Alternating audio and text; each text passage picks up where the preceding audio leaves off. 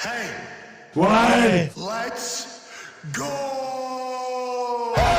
This show fucking stinks, and the fact that you listen, we are very, very thankful for. AJ, you never cease to amaze me with your toxicity, pal. You got a couple of these?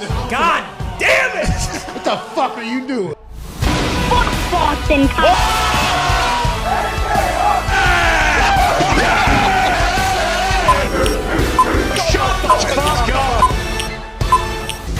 Hello, beautiful people.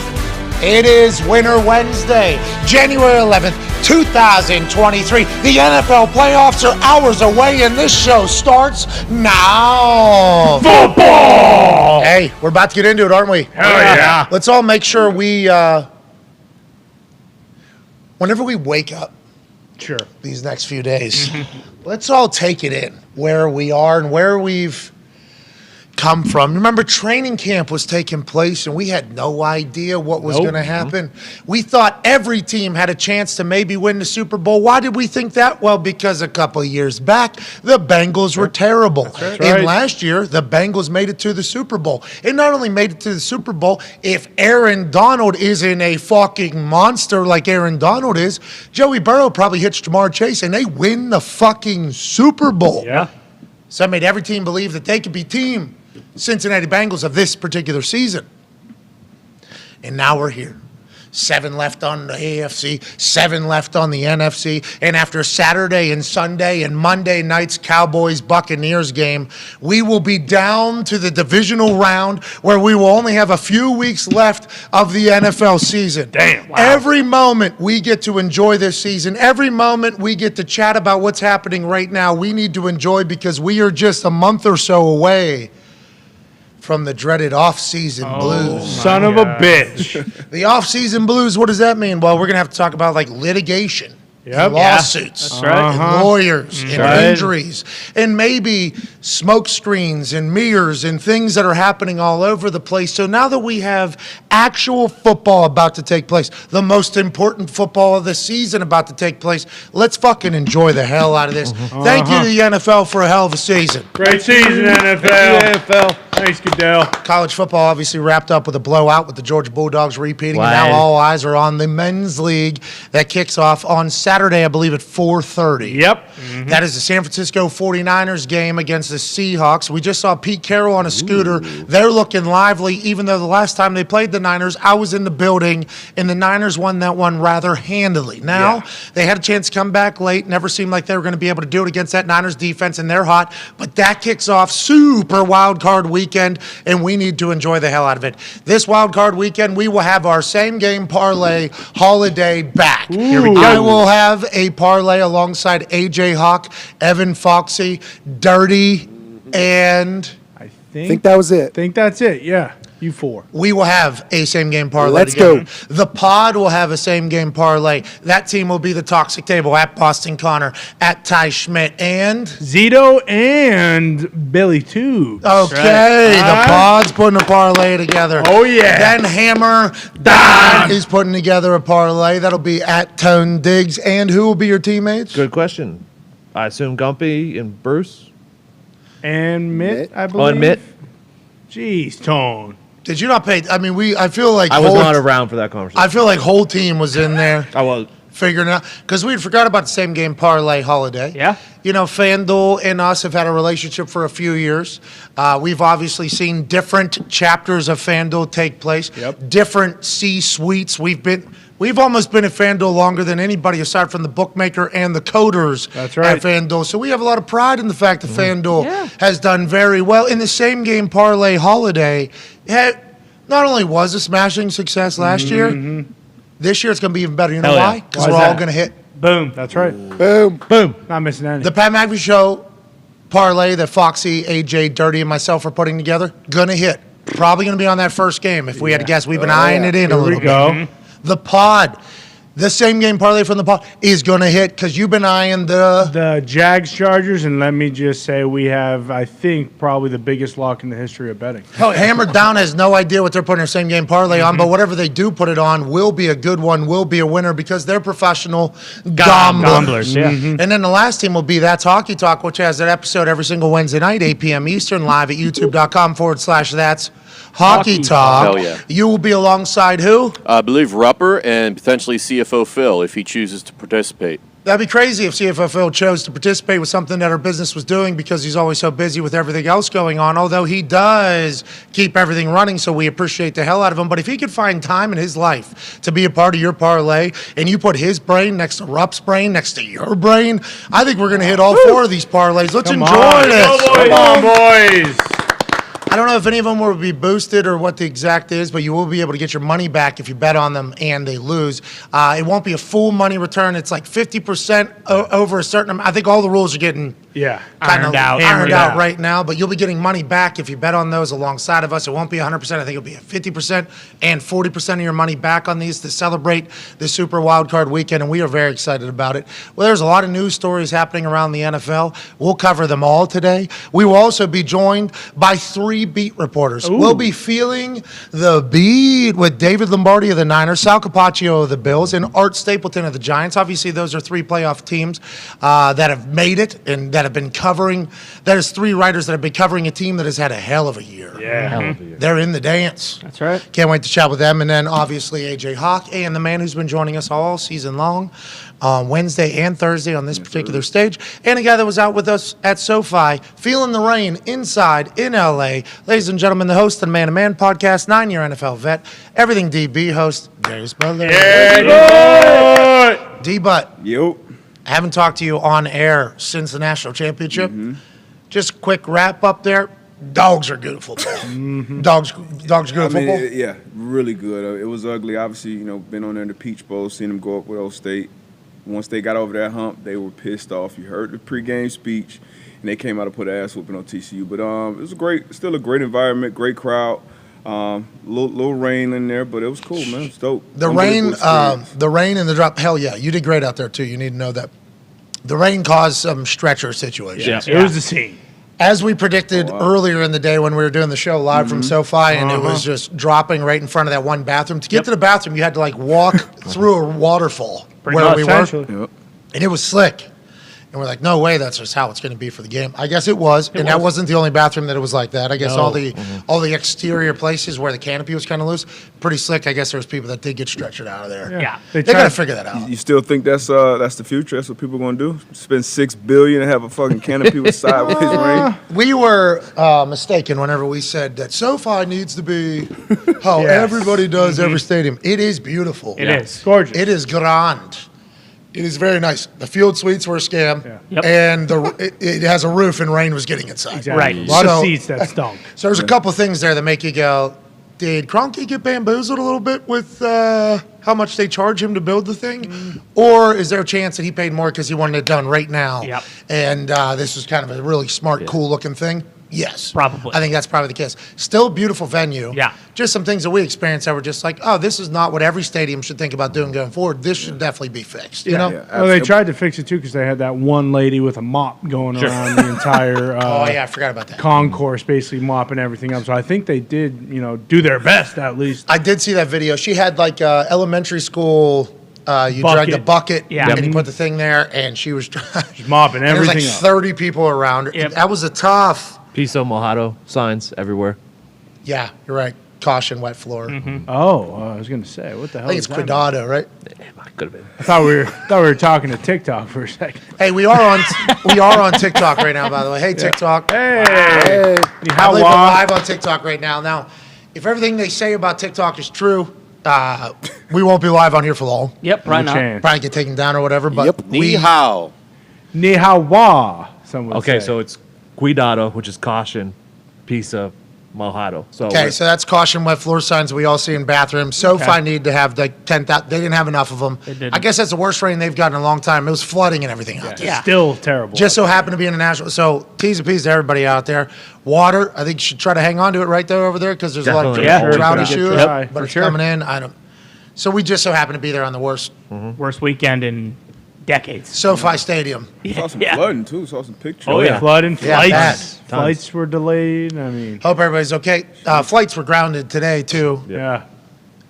What's going on there? Yeah, Sort of massive FAA technological glitch, which I'm happy I don't have to travel for a while. Just so happened to come right after the travel.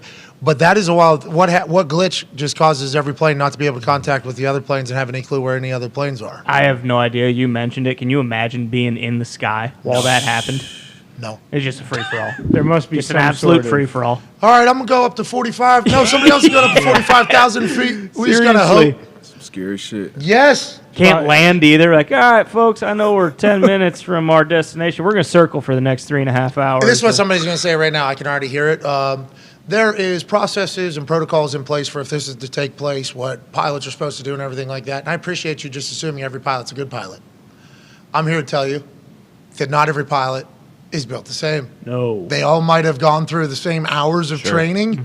There are some shit pilots out there that need not be put in a position where they're making decisions for other planes' lives.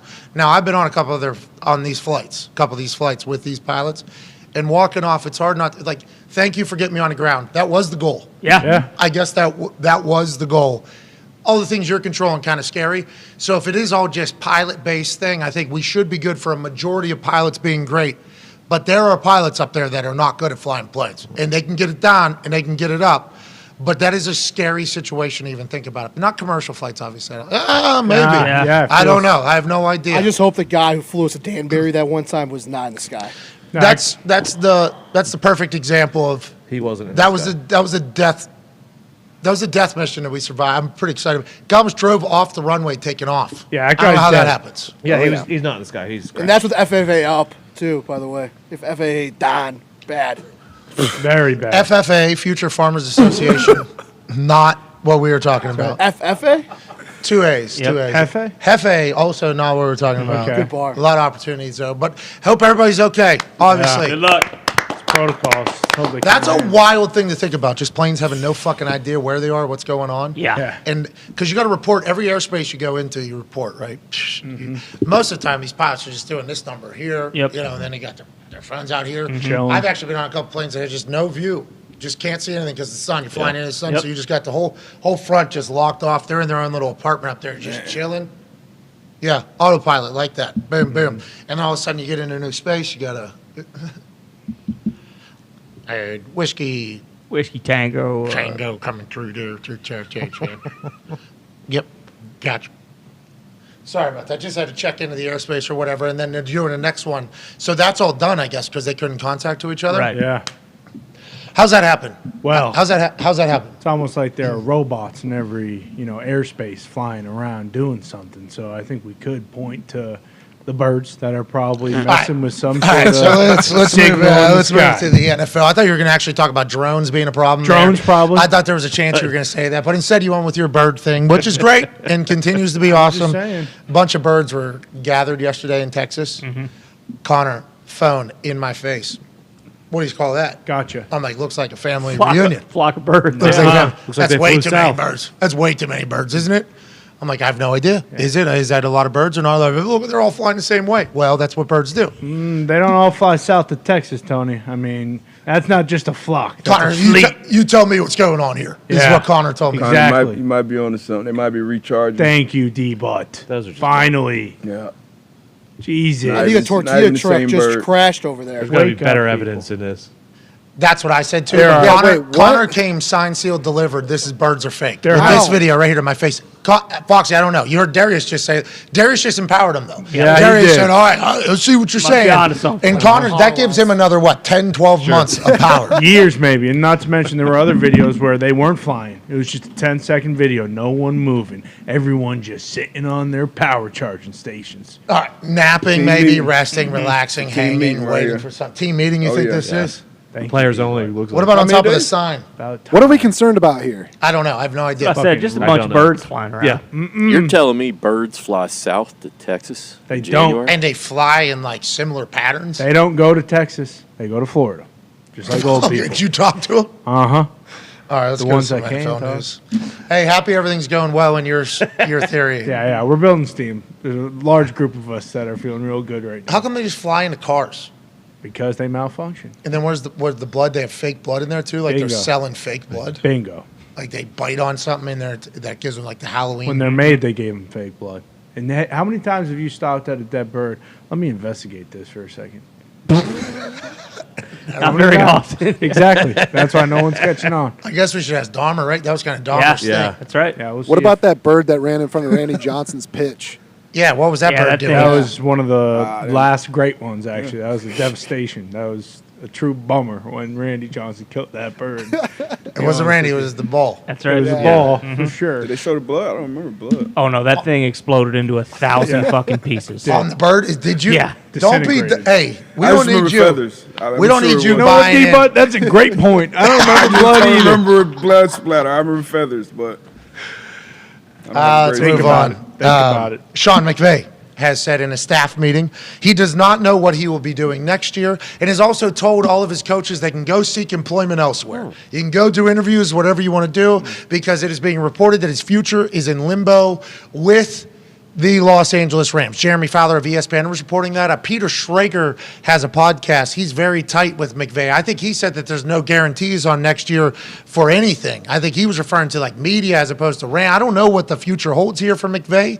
Last year it was talked about because obviously McVay had won a Super Bowl. He is the second coming, everybody believes, in football of John Gruden. And John Gruden, obviously not the best emailer 10, 15 years ago to a toxic organization. How about Snyder? How about Snyder just saying, everybody's killing us.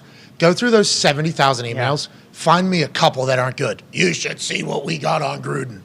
Fuck it. Send good. it. Yeah. Get it out of here. Pretty much happened. Gruden ends up getting fired. He's in the middle of a lawsuit with the NFL. But when he was in the Monday Night Football booth, he was a game changer for television. Yeah. He was built for television. High energy, great resume, obviously football acumen through the roof. Had a full buy-in, too, from the entire production room and from everybody that's on air. This is John Gruden's show. We're going to do everything. He was Madden there for a while. Yeah. They were building Monday Night Football around him. So a lot of TV execs and TV networks thought this McVay guy, he has a lot of the same qualities. Just like Madden, he coached when he was young, had success. Maybe he's burnt out, right? That's what happened with Madden. Madden goes to the TV booth, changes the whole game. Drives his bus everywhere, gets a video game, becomes the voice of the NFL, teaches football in what is that, USC? California? Yeah. Yep. Yeah, I think he was USC coach. He became the face of football for a while. Gruden, when he was at Monday Night Football, it was the fucking John Gruden league, basically, because of the spotlight and how great he was at his gig. Then he got Amazon trying to build an NFL network pretty much from scratch because they're getting all the Thursday night games exclusively. Trying to forge a new road in this whole brand new streaming NFL life that we are currently about to live for the next 100 years, hopefully, if we're all around that long. And the league is around that long. Sean McVay was allegedly offered $20 million by Amazon last year to call 15 Thursday Night Football games. Damn. Now that we're through those Thursday Night Football games, we saw what those games were. Yeah. We saw how a lot of those things went. Will Sean McVay make that game more must-see? That is what networks are going to have to chat about. And then you start bouncing around to where you potentially get hired. Is TV the option for him right now? NBC's got, Collinsworth, Tirico in their first year on Sunday Night Football. Yep. CBS got Tony Romo and Jim Nantz. They're paying Tony Romo $17 million, I think. Yep. Jim Nantz is making over 10 because of the Tony Romo deal. Then you go to Fox. You got fucking Greg Olson sitting in place for Tom Brady, who might be coming. Yep. And who's the Burkhardt. He's going to be with Tom, who's I with believe Olsen right so. now? I believe so, Olsen's yeah. calling the Super Bowl. Olsen's pretty good. Yeah, he's not bad at all. I'm a big fan. Olsen. I'm a big fan Yeah. of Olsen. You go to ESPN, and I guess that would also count ABC, because if ABC is going to get the Super Bowl, you got Troy Aikman and Joe Buck, who've been together for 30 years. Amazon's got a Black Friday game coming up, I guess. So you could talk about that. CBS has other crews. Obviously, Fox has other crews. But I don't know where that potential gig would be that was there last year when it was maybe $20 million. Not saying that he's going to regret turning down the $20 million. Allegedly, this is all being reported. Who knows? We're in the middle of conversations with Amazon at the same exact time. So that was a great piece of information to leak. Whoever leaked it, we do appreciate the hell out of that. Thank you. But I don't know if this is the right year. It's almost like some years you need a quarterback. and just so happens the draft class doesn't like, hey, this just isn't Yeah. good year. It's almost like if he was to go to TV, I don't know where he would go right now. That's a good question, but I feel like he would be Great. great Oh, yeah. on TV. Obviously, he was, the golden child in the NFL, couple Super Bowl appearances, got all those other guys hired that kind of, I guess, came from his tree or ran a similar offense. I would love to see him on TV, but I don't. Me too. I wouldn't see him there for long. Honestly, I would see him maybe 2 years and then right back into coaching. So they thought that was going to happen with Madden. Madden stuck Yeah. with it. Gruden stuck with it for like 10 years or whatever. He was in there a long time, but he inevitably had to get back into it. Go ahead, Tone. I'm thinking, is this just a really good way to get rid of your entire coaching staff that you don't feel like is cutting it because they've all been picked and gone to other teams without having to be the bad guy and firing and be like, hey, you guys go ahead, man. I don't know what I'm going to do next year. But I want to know if Raheem Morris stays or not because I know Raheem Morris is a great DC. So maybe he's like, hey, Raheem, we're coming Super back. babyface out of firing people. Yeah. If this is what it is. And you would call upon your media friends to be like, hey, I don't know what I'm going to do. So, Let everyone know. let them know that. Tone. That'd be a great play by Sean McVay. Genius. That'd be, hey, you guys get if you guys get a job, go ahead and Go get ahead, on. man. Oh, jeez, that's and honestly, I don't know what my future looks like. $20 million last offseason. I mean, Yeah. TV's gotten worse, probably more. Go do your thing. Raheem, he's getting interviewed by the Colts, I believe, today or tomorrow. Okay, so maybe. A few places. There's some interviews happening today for the Indianapolis Colts. I assume for other places happening today. There's a lot going on. We could maybe get that answer soon. Would have never thought of that. That's why I'm happy you're here. Yeah. What do you got, Connor? It'd be exactly like the Bucks. He could be like, "Hey, I wouldn't feel comfortable in a few years, giving this team over that doesn't have all these vets. They'll still have Stafford and Donald and Cooper Kupp. So maybe if Raheem Morris doesn't get any of those jobs, McVay might just pass the baton. Hey, I'm comfortable giving this team away because I know Bruce they'll still be Arians good." was coach for 50 years when he handed the baton over. Yeah. What's Sean McVay doing? He's handing the baton over and then just chilling? To Raheem, no. Then he's joining TV. I assume, and maybe this is not the exact right way to think, but if Collinsworth hasn't signed an extension, maybe pair him with Tirico. It was their first year. It's not as if they're tied to the hip. But Is Collinsworth up? Collinsworth ain't going anywhere. I don't know what his contract is. Oh, so you.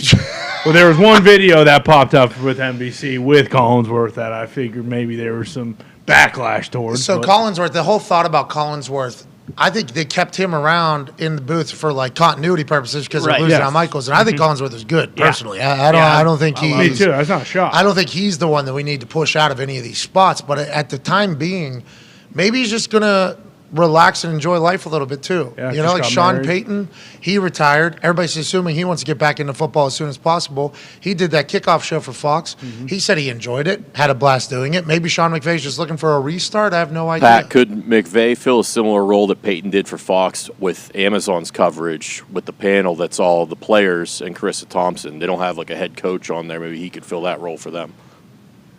Oh, you said Sean Payton because we're just talking about Sean Yes. Payton. I thought you were talking about Peyton Manning. No, sorry, Sean I Payton. immediately thought like, Yeah, like some sort of maybe McVay Sean cast. McVay. McVay cast. But to your point, like the thing about the not needing a quarterback, like that's a perfect analogy because no network is going to pay him a premium price and then have him be like the third game. Like if he's getting $20 million from somewhere, like that. And maybe it's not even the money though. Yeah, no. Maybe he just wants a reset. for sure. But just from But why would you at that age with a head coaching job? There's only 32 of them. You're in LA.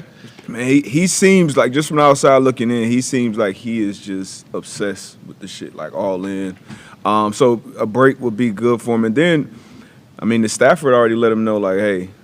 So that's a good transition right there because Stafford was on game day because obviously Georgia's playing. I don't know if you saw it. Checkdown had a video of Matthew Stafford, Stetson Bennett, Kirby Smart celebrating in the hallway, Oh. and David Coonan. Of course. Makes sense. The Let's video ends with David Coonan's face, literally the whole. Because I saw Stafford dapping, and this is a very inside joke. Sure. Except for a lot of people that know fucking David Coonan. David Coonan is a weapon of a human, also an agent at CAA.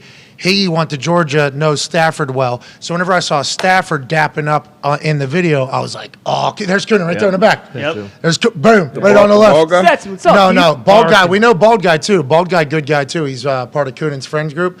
At the end of this video, though, yeah, that's Coonan right there. Looks End of the young. video. If this is the one on Checkdown, his face is literally the entire video. Like that, he's They'll do a photo. Kirby Smart will get out of the way. He just hits a camera. They'll take a photo. Kirby Smart goes, all right, now you two dogs take a photo. Yep. All right, here we go. Coonan, get in here. He takes a photo. Just wait towards the end. Be ready for the pause. You'll see it. There's Patrick 40 in the back. Met him this weekend. He was cool. Boom. Boom. Boom. Boom. Coonan right there. Boom. That's David Coonan. He's awesome. Oh, yeah. Dude. What a legend. Coonan is a legend. As I was watching that, I was like so incredibly excited to like, where's Coonan? Yeah. Oh, there's Coonan. All over. And then, Coonan's the whole video. Yeah. That's fantastic. But that is something like TV, maybe it's not about, maybe he did learn about Stafford.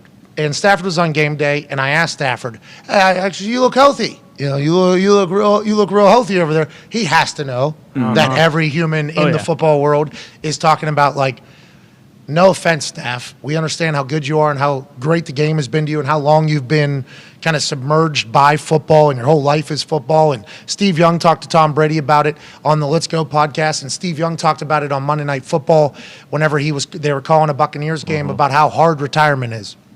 And you're a sack of bones at the bottom of a cliff is what Steve Young said after you retire. Just beat up, banged up, and you know that life will never be the way it was when you're an NFL quarterback, when you're giving your entire life to something and they're also giving you everything you need to be successful. So whenever you're a quarterback and you retire, especially whenever you've been that successful for that long, it's like, I guess, devastating. Like the way Steve, I would never know, obviously, because I was not.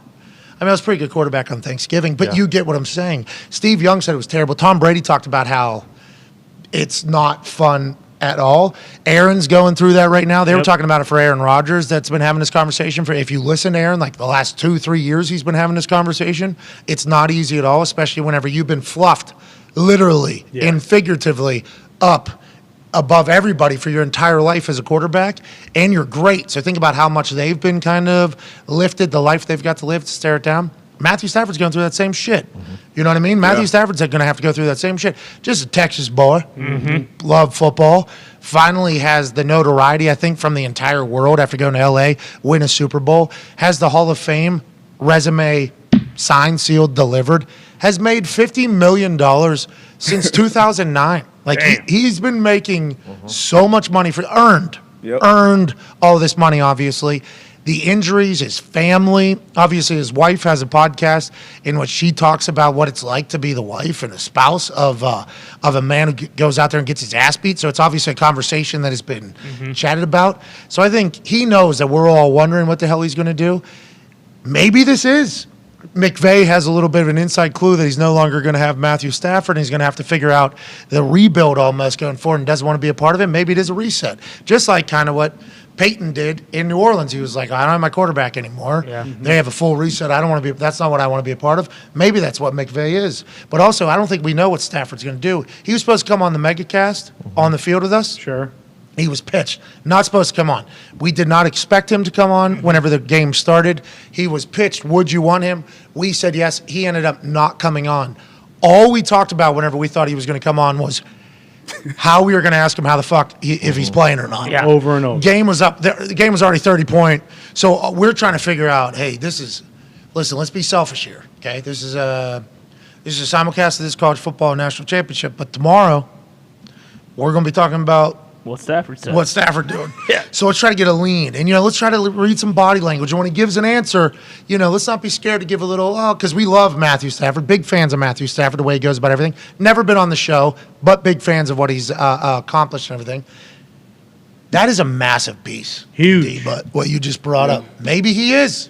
Is Matthew Stafford retiring? Is that why Sean McVay's willing to leave? Or is he waiting to hear what Matthew Stafford's doing so he doesn't want to hold everybody back and say, hey, you could go do what you got to do because we don't know what we're doing yet because we are waiting on Matthew Stafford to tell us what the hell we're doing. But allegedly he's been talking about coming back this whole time. Yeah, and if you're McVay and maybe Stafford is coming back, maybe he's not, you really don't have any of those picks because they went all in and won the Super Bowl and it worked. And there has to be that other thought process too where he's just getting married. Maybe he wants to, start a family, and whether he wants to coach or work in TV, just taking that year off, I feel like it's just such a clean reset. Be with your wife, be with possibly, a baby if you're having one, and then kind of going from there. Because, we've seen a lot of coaches take a year off and then come back and be completely okay. Like Doug Peterson just did it, and who knows if he got fired, kind of, didn't he? Yeah, he got fired, but then he took that year where he wasn't doing any interviews, not doing anything, and then he came back, kind of got to pick his job. And was that a firing officially?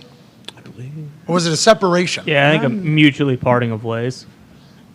That place was burning down, and now they're back. Number 1 seed in the NFC. Good for the Eagles. The reports are fired. Okay, so he gets fired, though. Sean McVay just stepping away as one of the 32 at the age that he's at. That would be interesting, just to do nothing. Yes. That'd be awesome. I'd be excited to talk to him sometime about that.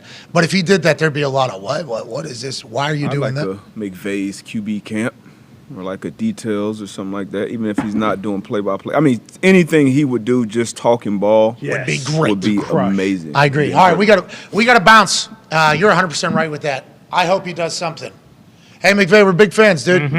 Hope you stick around in the football universe. If you end up leaving and just disappearing for a couple years, also fucking legendary. Have fun.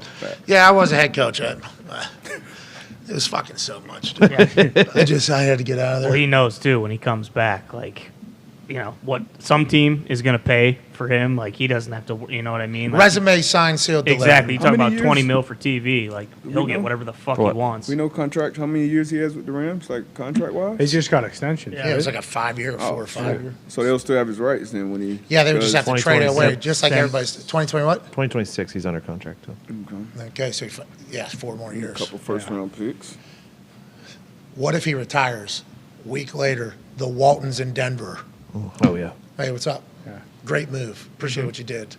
Yeah, we'll pay it back. Don't worry about it. Yeah, I retire. There's $50 million. We don't have any first-round picks because we got Russell Wilson, but we'll give away 2027, 2028, whatever. We'll deal with that later. Perfect.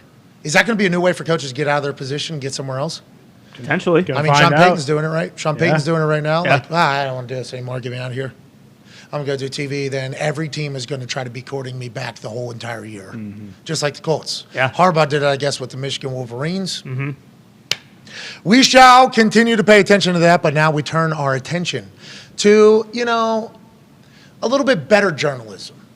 This is a segment we created strictly because we wanted to talk to beat writers from each team, but we're more so of a national dumbass show where we just kind of take higher level views at things. And by higher level, I don't mean more intelligent. I mean just more zoomed out. We do our thing. We wanted to get down into the weeds, though, of these teams, so we created an entire segment called Feel the Beat.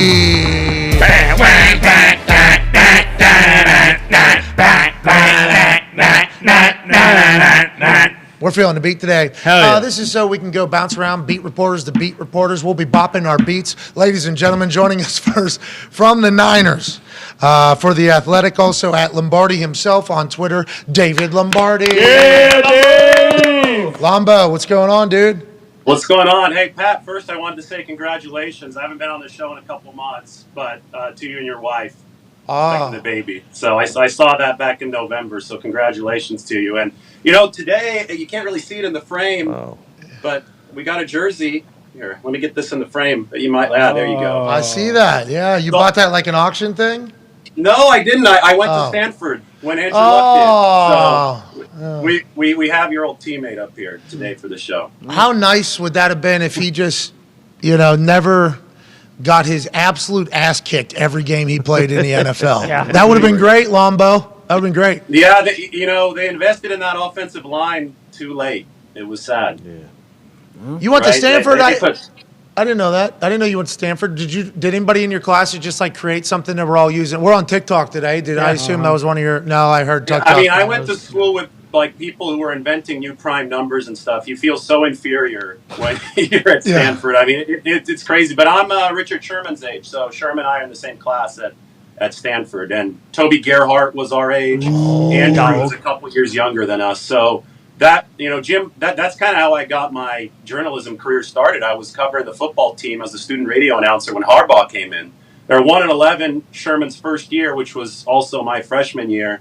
And then they beat USC in that big upset and really just took off 07 going forward. Well, Sherman was a wide receiver then, too, whenever you got to town. Then he flips over to corner. He was. Yeah, and obviously against USC in 07, he caught the 4th and 20 as a receiver. He picked up 20 yards in 1 inch, and that really led to that upset that set up the game-winning touchdown. Yeah, kid from Compton playing against USC, making a big play freshman year. That's huge. Happy for him. Obviously, that's what Sherm would do.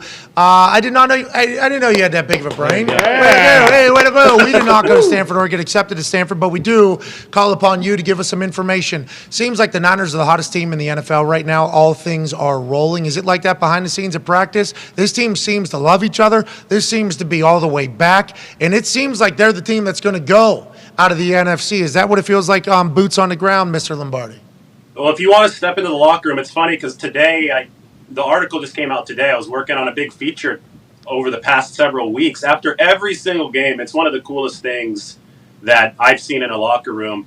Trent Williams and Nick Bosa have lockers on opposite ends of the room, but Nick Bosa, after every single game, pulls up a chair, sits down across from Trent Williams, and even when the media comes in, they're still there chopping up the game. And it's become this tradition, and, so I talked to both of them about it, and, this is the best offensive lineman in football, and what I think is the best defensive lineman in football, chopping it up. Yes. Against Washington, after that game a couple weeks ago, Christian McCaffrey swung by. And then they have George Kittle on the team. There's just so much star power on that team, but within the locker room itself, they're trading ideas. I know it's a cliche, iron sharpens iron, but you see it in the locker room. So I had to write about it because Trent Williams is sitting there with Nick Bosa after every game.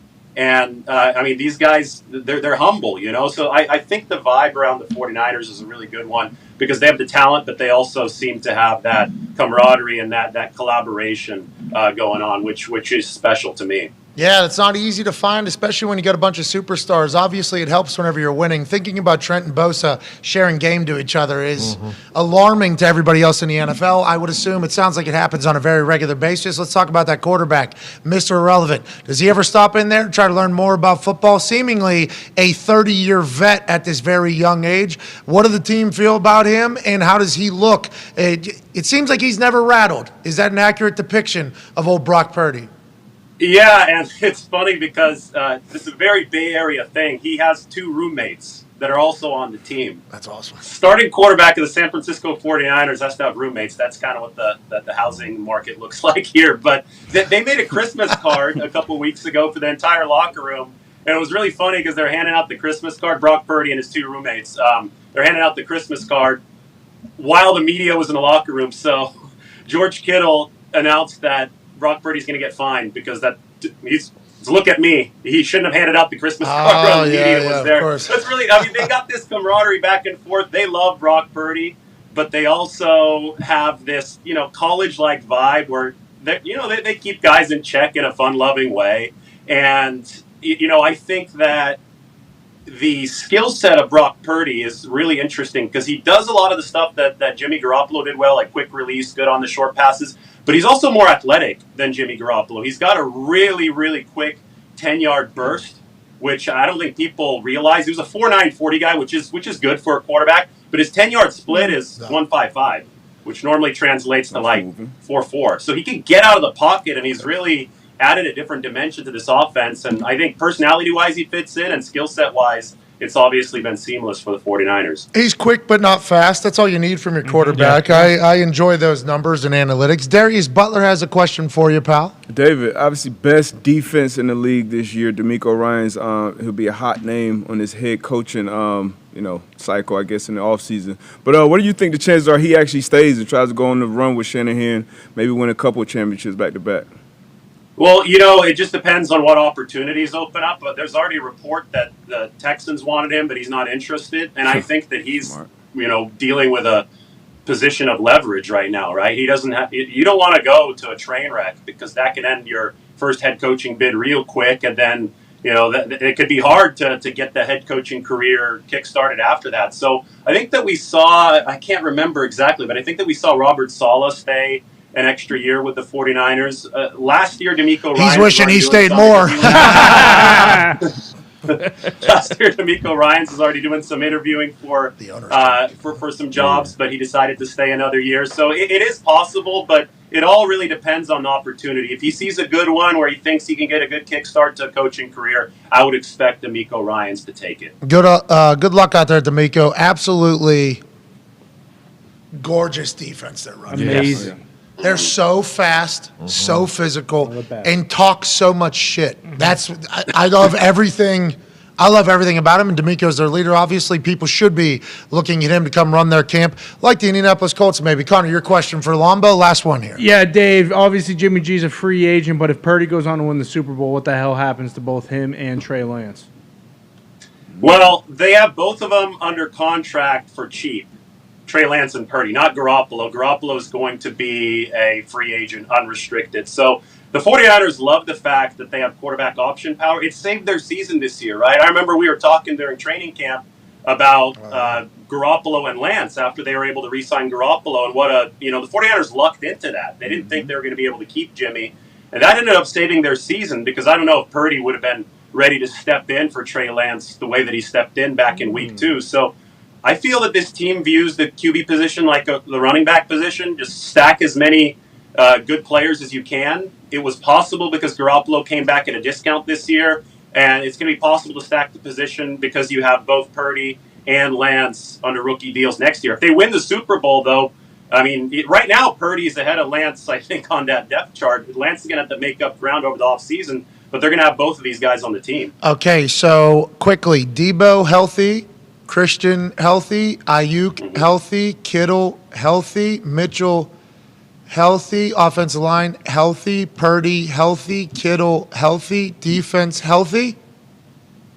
Yeah, the only real loss, and that was a season-ending loss, was Emmanuel Mosley, their starting corner. That was back in week 5, ACL. So that's the one potential weakness is that second cornerback spot. But, yeah, you're right. Everybody else, they're locked, loaded, ready to go. Good luck on this playoff run. We appreciate you joining us, you Stanford card. Ladies and gentlemen, David Lombardi. Yeah, Lamar! That was awesome. Yeah. Niners. Him describing Kittle talking, you know what I mean? Yeah. That was awesome. He was impersonating Kittle, being sarcastic. I enjoyed that moment there. You know what I mean? Stanford card, did we know that? I don't think so. I didn't know that. I don't know. I had no idea. That looked like an auction jersey. It did a little bit. It was right across the bottom of the 2 there. Just on a hanger. So I thought he was coming and talking shit that our team's been fucked since that guy retired and hung it up. You know? Check it I thought out. ladies and gentlemen, it's time to feel the beat.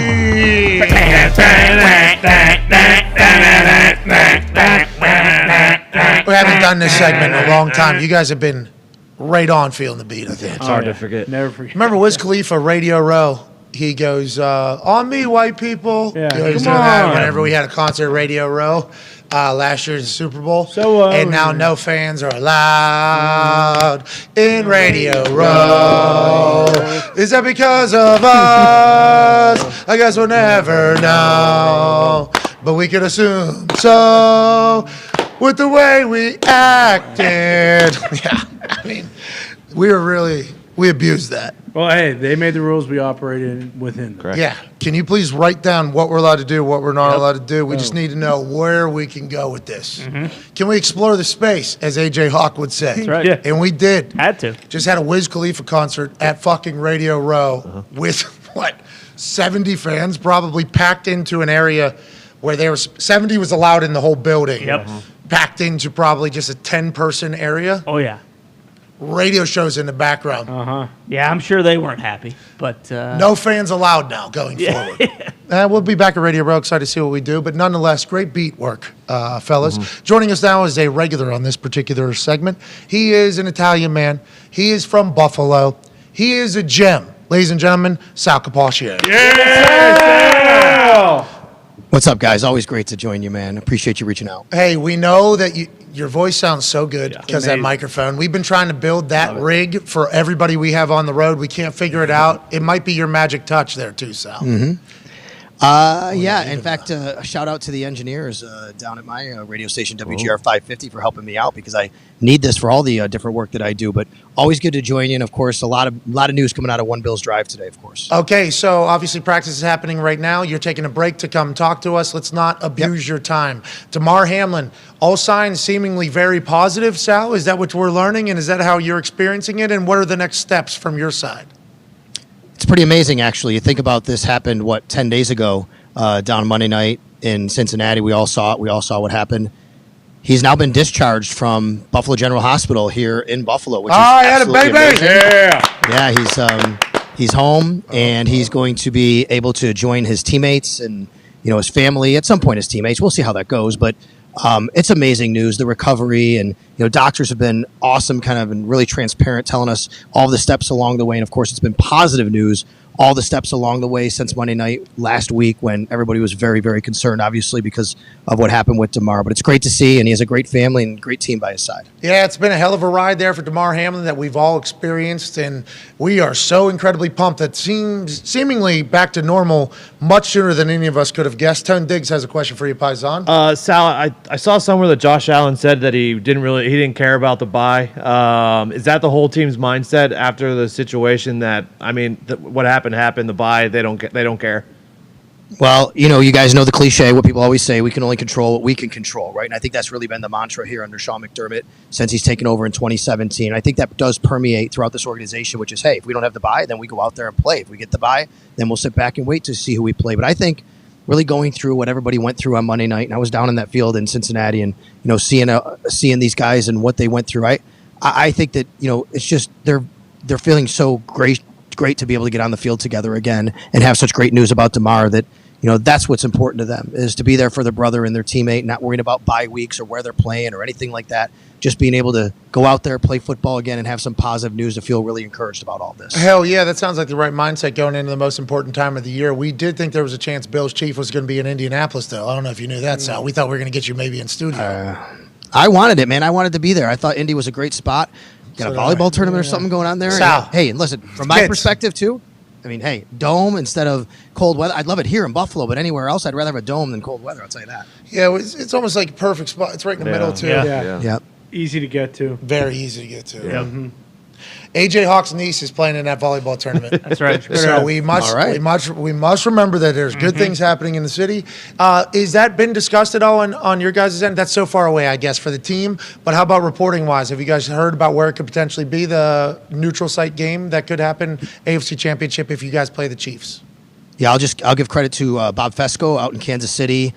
He was on our radio station this morning. I talked with him, and he said he's hearing Atlanta is very much in play. Maybe New Orleans could be a backup, but he said that the Chiefs don't want to travel east. The Bills don't want to travel west. This is actually about an 800 to 900 mile trip either city, plus because of all the different places that said no, like Indy, like Detroit, all the different buildings that you have to account for that those teams could be playing at that weekend. You can't really go that route. So he's hearing Atlanta. So we'll see. We'll see how this all shakes out. But obviously, they have a lot of experience hosting, big time games as well. Yeah, and it's very easy to get to for both fans. That is a port. That's right. You know what I mean? So it's easy to get to. Hopefully, it'll be the most fair. But it's a damn shame it's not happening in Indy. Congratulations to Atlanta. Ty has a question for you, Sal. We know you got to go soon. Sal, obviously the Bills lose Von Miller early, and Jordan Poyer's kind of been banged up off and on all year. In terms of the overall health of the team, how are the Bills looking going into this weekend's game against the Dolphins?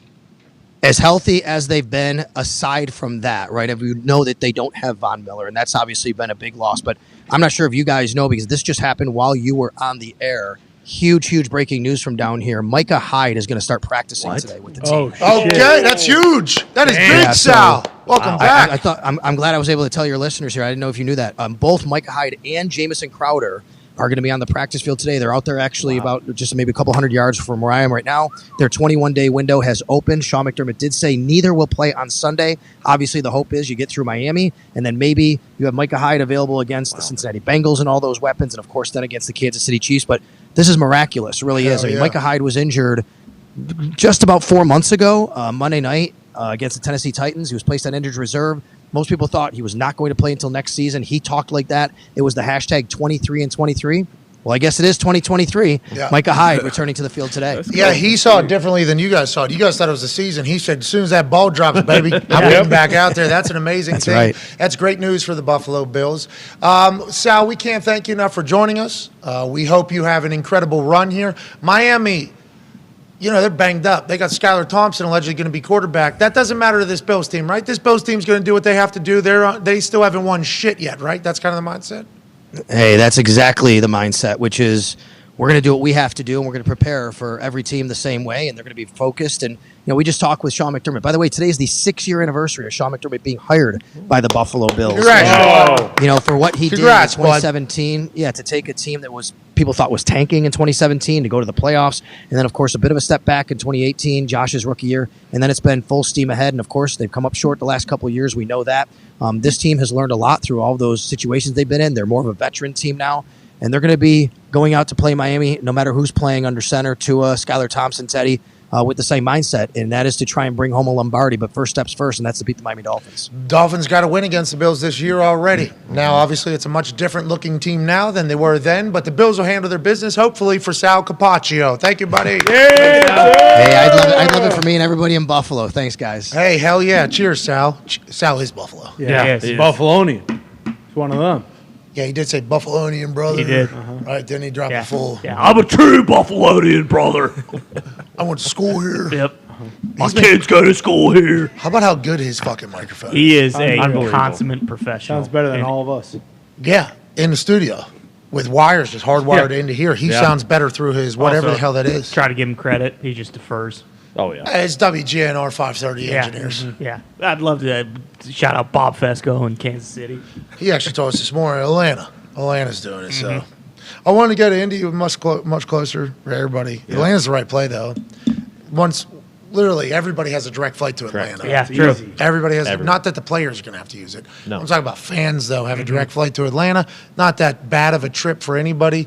And Atlanta's set up to host shit regardless. And that stadium is unbelievable. And Atlanta does business. That's so right. Atlanta's. They understand. They're going to say yes to an AFC championship game coming to town. That was more money to the city? Sure. And you're doing the NFL a favor. Right. Okay. Not that that's like how business operates, but that's how business operates. Yeah. You scratched my back.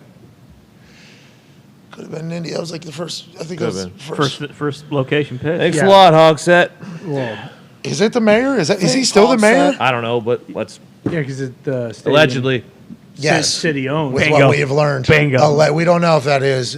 Nonetheless, let's get out of Indianapolis. Let's get out of Buffalo. Let's go over to Jersey and New York. Okay. Ladies and gentlemen, it's time to feel the beat.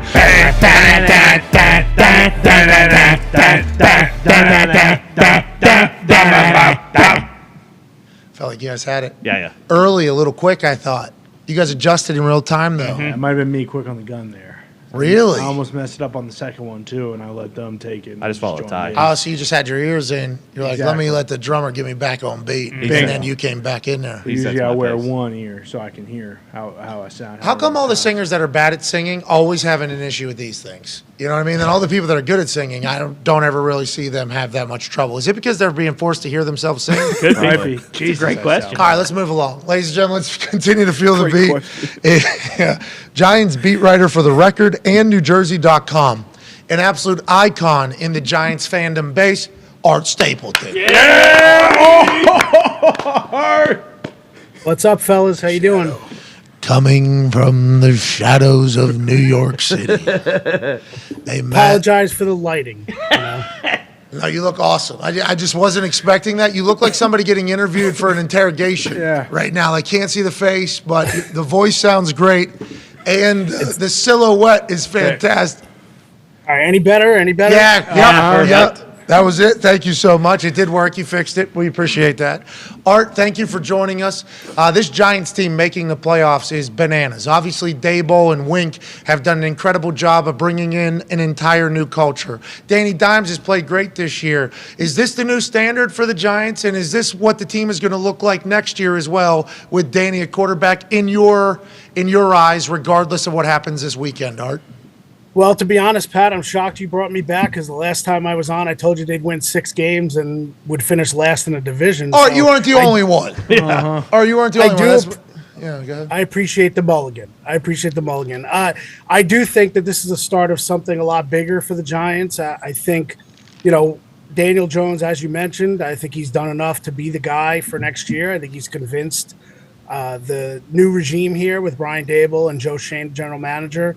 But Brian Daboll was also asked, if this is house money going into this weekend in Minnesota, and he didn't like that phrasing. The Giants believe they have unfinished business going back to Minnesota. So I do think that this team has won 9 games, and I think that they believe they can get on a little bit of a run here against the Vikings that they thought they should have won that game on Christmas Eve. Yeah, it's fascinating because Daboll obviously looks like he would be any white's uncle at a party that was having the most lit time. Yep. You know what I mean? Like that is what he looks like.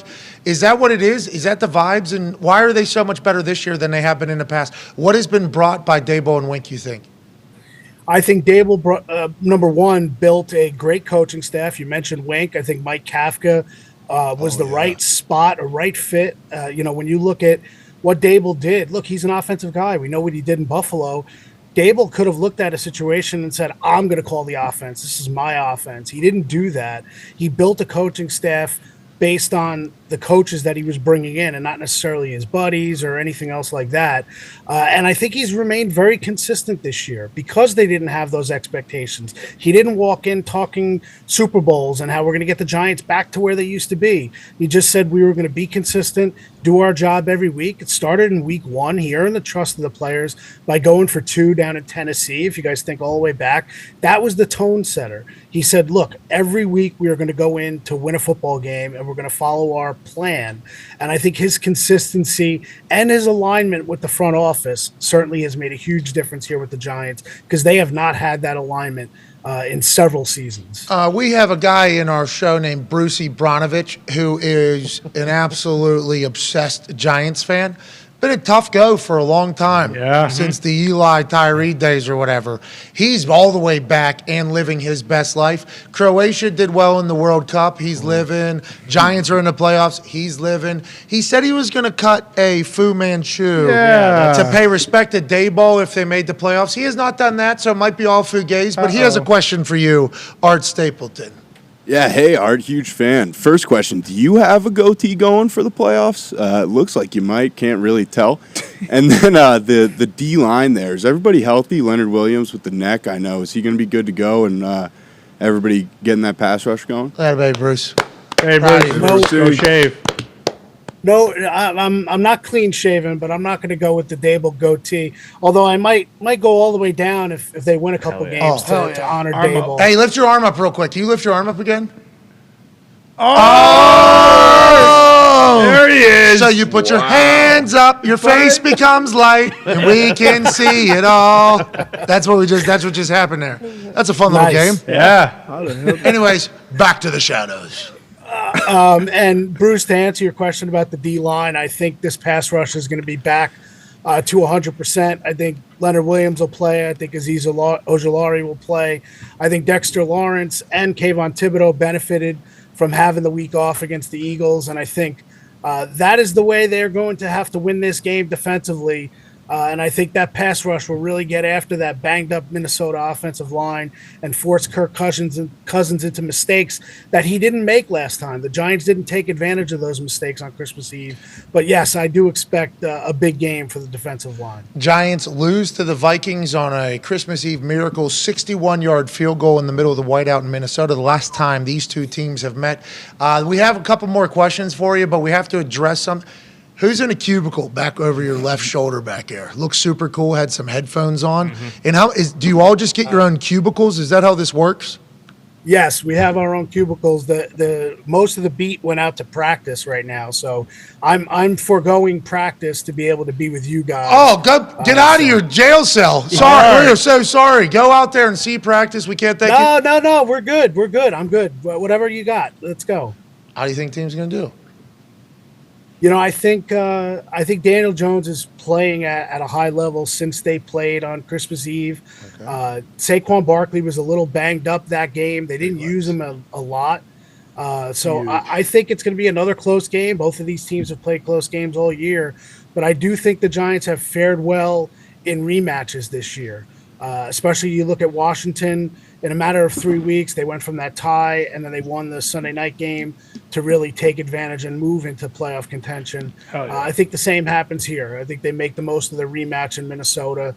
Big game for Saquon down the stretch, and I think the Giants end up beating Minnesota this weekend and moving on for a rematch, presumably with the Eagles, as long as the 49ers keep winning. Okay, so Art is saying at one point in this year, I thought the team that covered was going to win 6 games. They look like trash. Yep. Okay, we're talking about competing for top 10 pick, Yep. this particular team. Hey, welcome to the team, Dayball. The F-250 blue thing is sweet. We're going to suck at least for a year. We'll be back. Now he's come full circle. We're beating the Vikings first round of playoffs. That's right. Super wild card weekend. This is a repeat. This is an opportunity for the Giants, the G-Men, to kind of stand back in their rightful spot in the NFC. Good luck with that. Good luck with the rest of the year. I'm torn on that one. Yeah. I'm very torn on that one Close. because the Vikings have been a team where I've been like, hey, this is a brand new Vikings team. Big fan. But then there's been a couple games where the Vikings have just completely laid a fucking egg. Giants have as well, though. So it's Yep. it's like it's a interesting. The great can be great, the bad can be terrible. What will show up? Who will show up? We shall see. And last thing before you go, Zito wanted me to ask you this. Would you like to take this time to make your pitch to Odell Beckham Jr. to come join the Giants again? We'll give you full screen, 10 minutes, whatever you need. Well, I appreciate the audience that you guys have for Odell. I'm sure he's watching, but I doubt it. I'll keep my pitches like Saquon Barkley and Sterling Shepard said. I'll just text Odell on here. Next season. Absolute legend from NewJersey.com, ladies and gentlemen, Art Stapleton. Thank you, buddy. I'm not talking public like a bozo. I'm sending a text message. Love it. Legend. Respect. Sounds like Bruce Bronovich, you got a lot of good answers there, right, for the future of the Giants? Everything you've been saying, he kind of reiterated that. That going to make you feel good when NewJersey.com's finest says, hey, Bruce Bronovich, you're on the right page? Oh yeah, love to hear it from Art. He's the real source. He's plugged in down there in East Rutherford. Yeah, that's why he had to hide his face. He's like Yeah. Batman of the reporting industry. Now, I don't know science well enough. He did this. Was that because his palms were so white it was reflecting off of The them? window was overpowering the shot for sure. Oh, so he was blocking the window, the light in the back. Because I saw a buddy in the back get up with those sweet headphones. Yeah. Sweet Just kind of started moseying around. Yeah, that. Back to your. That's a tiny little. Yeah, what are they doing with Art? Give that guy a goddamn corner office, okay? Jesus He's plugged Christ. in down there. I Yeah, heard. blood, sweat, and tears to the fucking organization. They're sticking him in a 2x2 cubicle. And that's Feel the Beat. We started doing Feel the Beat this offseason to learn more about the teams because we only knew so much from what we read on the internet. We want to get an actual feel. And there's a couple beat reporters around the NFL who do not get enough love nationally that deserve it. Sal Capaccio has become a fucking a national treasure, not because of us, but just because people have gotten to learn more about him. These people love the team that they're covering. Yeah. They're in with the team. They're part of the team that they're covering. Yeah. They've been there before the coaches, before this whole staff. They'll be there long afterwards. Sometimes it's nice to kind of get their thoughts. There's a lot of jaded beat reporters. A lot of them. Yeah. A lot of people get jaded. Tommy. They start hating the team. Whoa. that they're covering. Who? Tommy Curran. That was quite a shot at a guy. I love Tommy, but he has completely turned, and there is a feeling that he hates the team. There's nothing Mark wrong with Caboli. What's Marco? We see, love Marco Caboli. Yeah. Yep. He What's ate he a get sandwich wrong? in his Caprice, He did. That's right. which He- no, not Caprice. Cargos. Cargo, May have been Capri Hey, Cargos. I hope they were Caprice Cargos, cargo. yeah. the 3/4. Yep. Yeah. Yep. With the Slipper. fucking zip, yeah. Let his With calves the- breathe a little bit. Yeah. They got the toughest job, really, kind of in sports when it comes to the media, because they're in that locker room every day. They got to try to generate some type of story that the outside wants to listen to, and then you got the national reporters that come in for the big games and haul ass out of there. But I mean, it's always kind of got to be a hill, I guess, in the city. But usually, especially if you're covering a good team, like I'll be rooting for my team if I'm a local, because most of these guys, like guys and gals, they get huge Patriots. Like all the guys and girls that were in the Patriots, they all, Breer, Rap Sheet was in there. Mike Reese been there for a while. Tom is, Tom Karen Miami still there. guy who loves Tom. Yeah, Tom Karen. Yeah, so That is a real thing, though. Like you're talking about the handsome guy. Yeah. Jeff Darlington. Thank you. Boom. Handsome. He's in Brady's very camp. He's got good hair. He does have good hair. He has this hair right here. Oh, yeah. I got a haircut today. A little high, a little tight. It'll grow. But Darlington's got great hair. Yeah. Mm-hmm. A lot of those local reporters fucking hate the team. Yes. Oh, yeah. They get so jaded, so upset. We try to stay away from that. We try to get a little, because we like the actual thing. There was a lot of local reporters that were talked about in our locker room whenever things were said. Like, they were firing people before they were actually fired. And, like, we thought that was rather disrespectful because we had to deal with these people every single day, and they're part of our family. But they got a tough job. There's no chance they're going to get paid a shit ton of money either, because the their maximum value is so much smaller than everybody else because they're now. Granted, New York, there's so many humans in New York, so the amount of subscribers, amount of views, amount of everything that you could drive is certainly higher there. But like in Indy, they are capped at the. Yep. It is just the Colts fans that are reading a lot of the stuff. That's why I thought the Athletic was a good idea. You can kind of bring all of the beat reporters together. I don't know how much money they've made or how much of a impact but I enjoy the Athletic giving me basically a rundown of all the beat reporters. I don't know how everybody else feels about it because they are a vital piece to the whole operation, and I'm thankful that they join us. I'm honestly very pumped that they join us. Yeah, and it makes sense for guys like Eboli who may be jaded to Tony's point because his team gives him the runaround and he's put in blood, sweat, and tears. And I mean, that guy blew his Achilles for the Pittsburgh. Both of them. Both of them. And yeah, you guys are. I would be disappointed if Pittsburgh had a beat reporter who wasn't jaded. there's not one positive one. Yeah, it's Pittsburgh though. Like, Yeah. I guess Pittsburgh. You're just- positive though. Like Sal had Roger Goodell on his show last week. Yeah. Yeah, it's Roger Goodell, obviously the commissioner of the NFL. Oh. Tone is calling him what House of Reps? Chairwoman, Judicial committee. Committee, Yeah, the investigation, the House Insight, Oh, I House, think, no, I think Inside you committee? might be onto Yeah. something. House Intel. And Walton.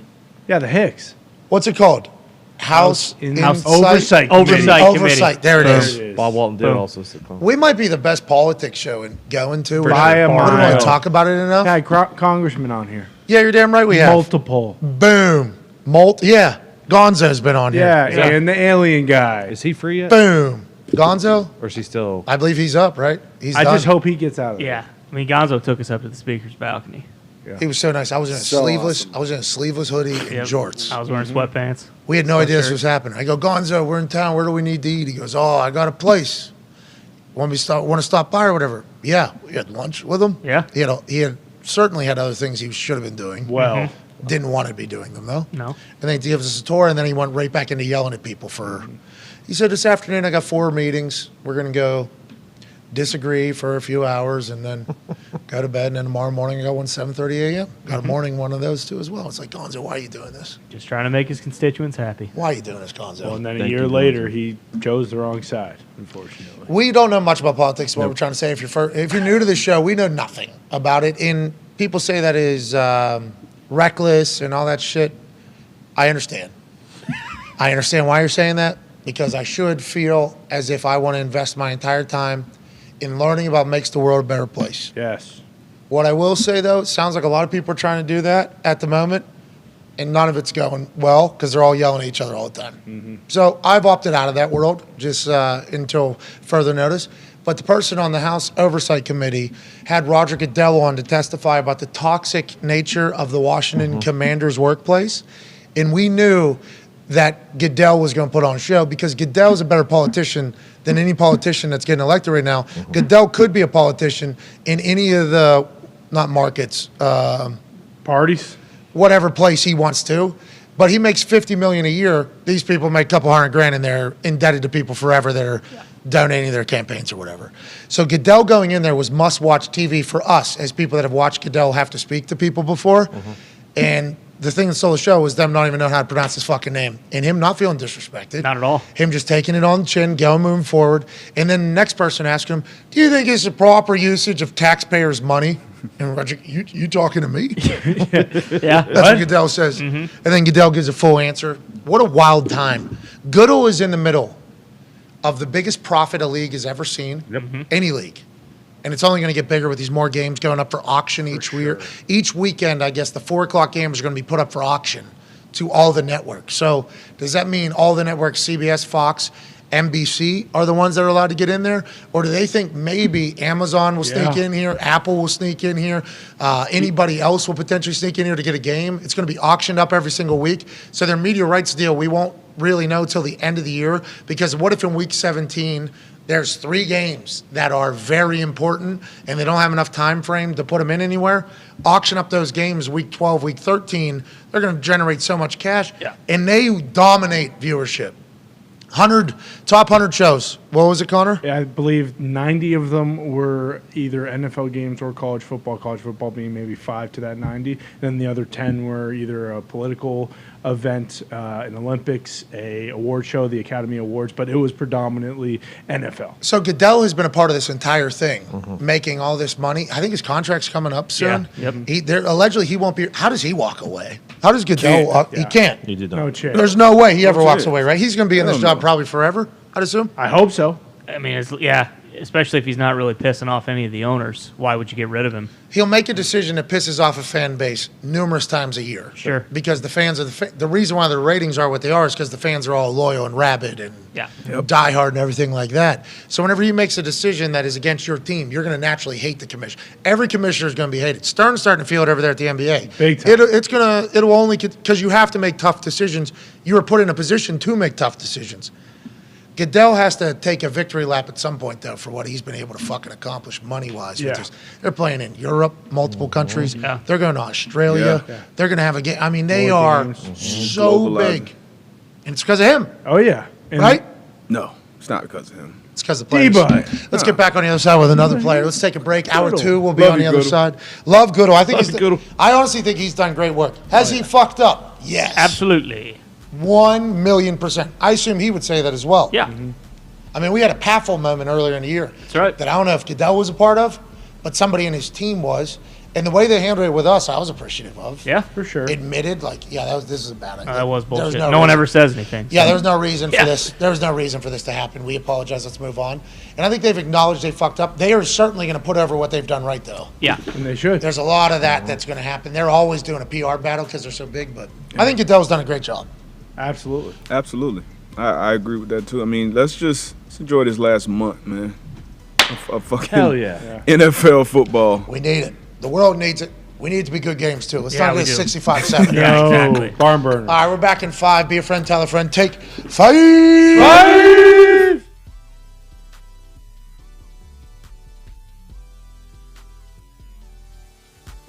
How'd you choose college coaching? I was coaching on the backside of the desert for a long time. I started off with youth football. We had one of the biggest programs in the country with ages 5 all the way through 14 and several teams of each age group. Name was Truth. Trust in God, respect myself and others, understand I have unlimited possibilities, try my best, never give up, and honor the truth in His creed at all times. Oh, that's a good one. And we took the whole state of Texas and we went and played all around the country. That's what I was doing for a decade. Then I got into high school football. Then after high school, I'm just sitting there, all the kids about to go, Shiloh. Bucky had graduated from SMU. Shiloh was at South Carolina, and Shador was getting ready to go play for Coach Taggart. I started getting the call. Phone started ringing. Let me really consider that. So I interviewed on a couple of interviews and knocked them out of the park, but it wasn't the time.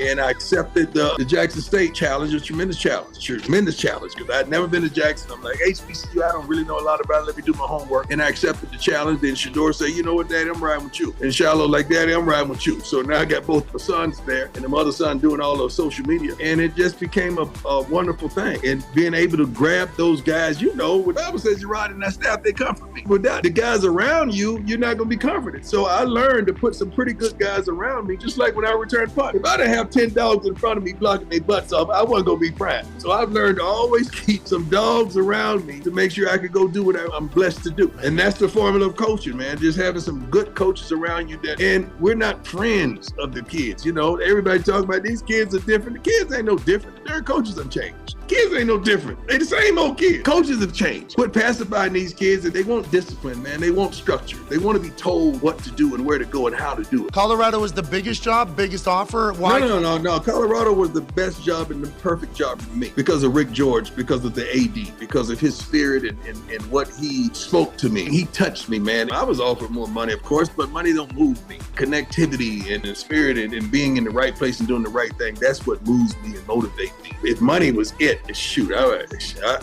have lost this a long time. You don't come to work because of the money. You come to work because you love doing what you're doing and the money seems to follow you. That's been my formula. I've sat in all 3 seats. I've been the kid on the couch. I've been the parent right next to the kid on the couch. Now I'm on the other side and the coach that you're talking to. So it's not nothing that I don't understand about this process. You want it prime, that's what you're going to get. I don't know how to dress it up and flip it no other way. I got to be me. I got to be me unapologetically. I'm going to be me. Hey, we have issues with that with some companies because of that. I assume you've run into that case as well. Yeah.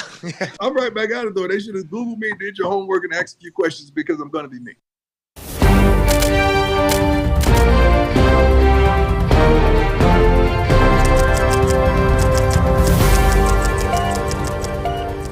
Hello and welcome to the special investigative report.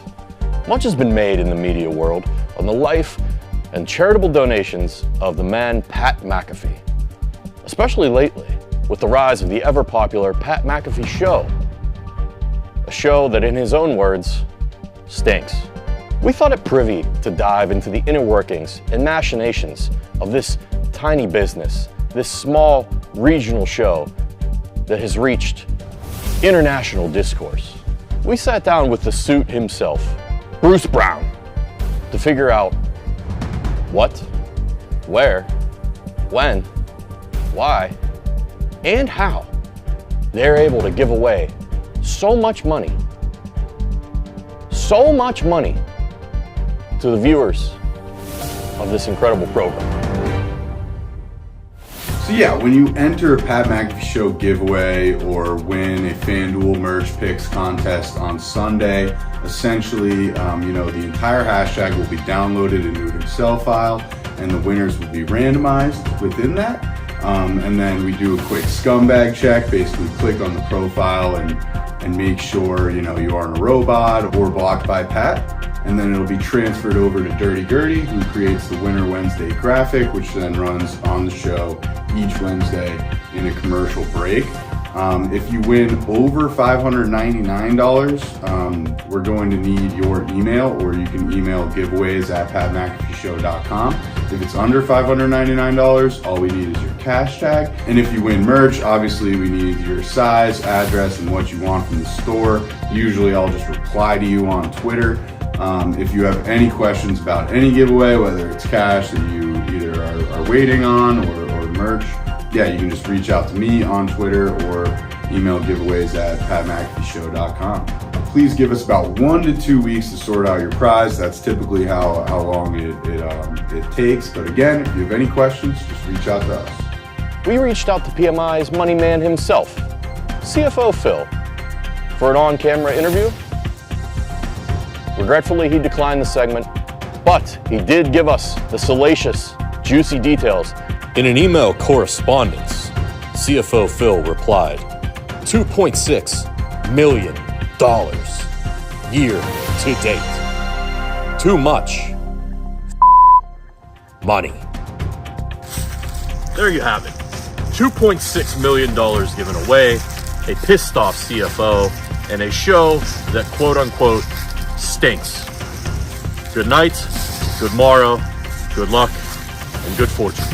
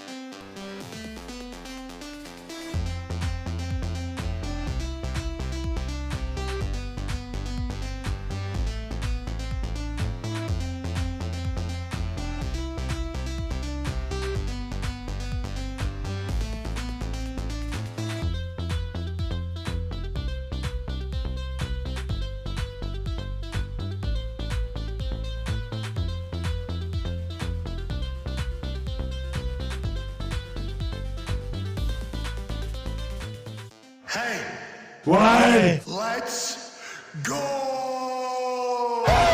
This show fucking stinks. And the fact that you listen, we are very, very thankful for. AJ, never cease to amaze me with your toxicity, pal. You got a couple of these? God damn it! What the fuck are you doing? Fuck Boston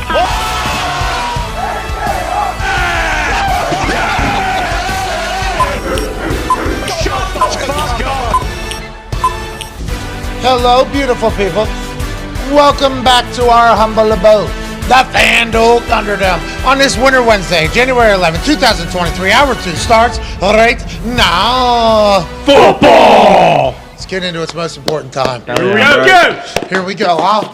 Super wild card weekends this weekend. We have a same game parlay holiday taking place on FanDuel. All 4 shows coming out of this particular office. We'll be putting together a parlay in an attempt for all of them to hit and all of us to be rich and all the same game parlay holiday vibes to be a positive one. The Talks Table is here at Boston Connor, at Ty Schmidt. They'll be representing The Pod, a comedy podcast that normally comes out on Tuesdays or Wednesdays. Wednesday.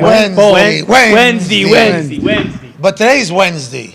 And Foxy, we didn't get a new pod today. Where's the episode today? Where's the pod at, boys? Wednesday's not over, boys. Yeah, Wednesday's not over, and funny enough, I thought you guys listened closely, and I believe we said last week there might be some delays on the pod next week. Nah, that must have been at the end of the show. I couldn't stick you don't around. listen to the whole thing? I thought it was your favorite show. You guys don't listen to the whole thing? I'm actually 4 weeks behind. Okay, I'm breaking it up 20-minute segments. So we don't have to do a show for another 4 weeks. I listen to it every dump. No, every dump. You want to listen every day like they promised their listeners they were going to do, so you break it up. This is not. I don't remember that. I listen to every dump to you guys. Is that right? Okay, and I haven't, with the way I've been keto, and there hasn't You're been taking as a lot many. of dumps. There hasn't been as many. You know what I mean? Normally there'd be a little bit more explosive. Longer ones, I get a little bit. I'd be able to catch up. I'm a couple weeks behind. Okay, sue me. But I did not see an alert of a new pod go out this morning like I normally do, and all the Podiacs get to experience every Wednesday. They're pissed off. They're so mad, dude. So mad. I gave them a heads up yesterday. I thought you had notifications. Look at the replies under that pod tweet. They're actually very understanding. They told us to take a week off. The Podiacs? Podiacs. I don't think so. Oh, yeah. They were like, you guys have been working so hard. That's not what the Reddit group said. They actually said take off this week. That's what they said. Tone is not a part of the Podiacs right now. He is a part of the Hammer Down parlay. Look, that show stinks, and not in the way that like this show stinks. That pod show actually stinks. No, it's my favorite show. I'm a Podiac. I might be the leader of the Podiacs, You are. brother, to be honest. And the Hammer Down will have a parlay. The pod will have a parlay. Right. Yeah, we will. Won't be delayed either. It's going to win. Yep. Ours is going to win. Me, Foxy, Amanda's about to join us, and Dirty. Yep. Nick has one with That's Hockey Talk. I think CFO Phil's getting involved. Here we go. It's crazy.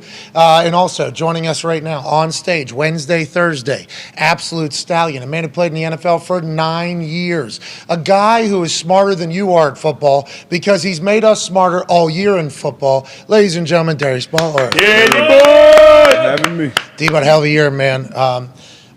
You're not a part of... I drafted you to be a part of the Pat McAfee Show parlay team, but then everybody got pissed off, and then we didn't know how many people we could actually draft to teams. Yeah, so sorry. You can't have that. So it was a little bit of a... I want to let you know you were the first pick of the draft, though, to me and the guys about to join us. Ladies and gentlemen, guy who's in an attic in Ohio, college football national champion, Super Bowl champion, Ryder Cup champion, Nintendo community... No, not just Nintendo, I guess. Video game community shit stirrer. NBA pundit, COVID survivor, father of 10, AJ Hawk. Yeah! AJ, our parlay's looking good this weekend for the SGP holiday, pal. Have we officially announced what it is yet? No, have we officially have you guys figured it out in that group text? No, not even close. Man, we're getting there, though. We're getting there. We're doing the groundwork. We are workshopping. We don't want to be the one that doesn't hit when everybody else's hits. Don't be the weak link in the chain, AJ. That's because you're only as strong as the slowest wolf. That's right. You know what I mean? That is what exactly right. That's what they say. Everyone hit Well, last year, right? So And what's good for the gander is good for the goose. Boom. You know what I mean? The whole what thing. does that mean? What's that, pal? What does that mean? What's good for the gander is good for the goose, exactly. Well, they say How what's would good you for the interpret goose that? is good for the gander. And I believe that's male-female gooses. Yes. So they're working as a nice. as a couple, I think. Happy right. wife, happy Tandem. life. Exactly. Bam. That's what's good for a goose, good for a gander. Yeah. Nonetheless, we can't be the ones that fucking get it wrong and everybody else gets it right. I appreciate you putting your brain into ours because there's a chance we hit 4 SGPs in the same game parlay holiday. We haven't hit 4 all year. Nope. Could you imagine? We will, though. This is the first time that we've done it where the whole crew, everybody's doing one, right? Yeah, well, we're strategic. Darius, you're on our team. Darius, you're on our team. No, Yeah, we want Darius. No, No, we need him. Derek. Darius is on our No, team. that's not fair. Darius is on our team. Great to have you, Darius. No, keep me on Thank you every to be- team. But- What the hell? Glad to be here. Sometimes house rules. All-time No, better. Sorry about it. Sorry about it. Bullshit, Sorry about Dad. it. I'm still a Pontiac. I'll be better. Oh, you're on our alongside- team. No. Yeah. No. Yeah. No, That's I'm what it on sounds this like. one. Anyways, You're a Pontiac, brother. Anyways. Can't wait. can somebody add him to the group text, please? Because we cannot be the ones. that Add do him it. to ours, Adding him too. now. No, you're not in. No, he's not on your team. That's He's not on- fair. Which game we got? We got Life's two not of fair. his We teams announced that that he's yet or rooting no? for. We announced the We game. are attacking that Niners Seahawks game. Okay. Like that Kicking Remember, it off. We won on that one. That was the that was the McAfee. same game Middle. parlay that we hit on. So like strategy was, we've already seen this. We've already done this. What? We'd like to contribute to the same game parlay holiday. Because goal here is to hit all four. All four hit. Massive bonus for everybody in office. And also we'll give away a shit ton of money, mostly because that would be awesome. And that's kind of how this whole thing works. So we split up. We focus in on one particular game. Pontiacs, you take your game. Chargers, Jags. Thanks, brother. Another good game. Hammered down, hasn't even thought about it yet, but we just assume they'll get it right because guess what? It's the holiday season and they're gamblers. Yeah. Hockey talk? Come on. Huh? Come on. Who's Hey, scoring we a were goal? close last year. We were real close. We were 7 yards away from Deontay Johnson. That's what I'm saying. Like, but you guys are going to hit this year. Yeah. What game are you guys on? Do you know? No idea. They haven't even talked. I know they haven't talked. Okay. Why? We It's only all right. been doing? We talk hockey. No, you guys took the baton, and you guys picked your games. We'll figure it out. We have the Saturday well said, games. Tom. We have Thank you. Saturday games. Well said. Well, You guys were super passionate about what games you wanted. No, Connor was super passionate. Yeah. Hey, you asked a question and I answered.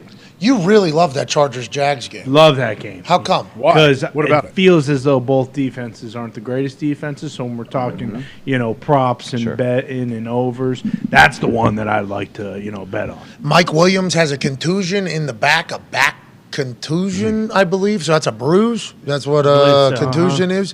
And our sources are telling us that, it is a painful injury for old Mike Williams. There's a chance, I guess, that he plays is what is being reported.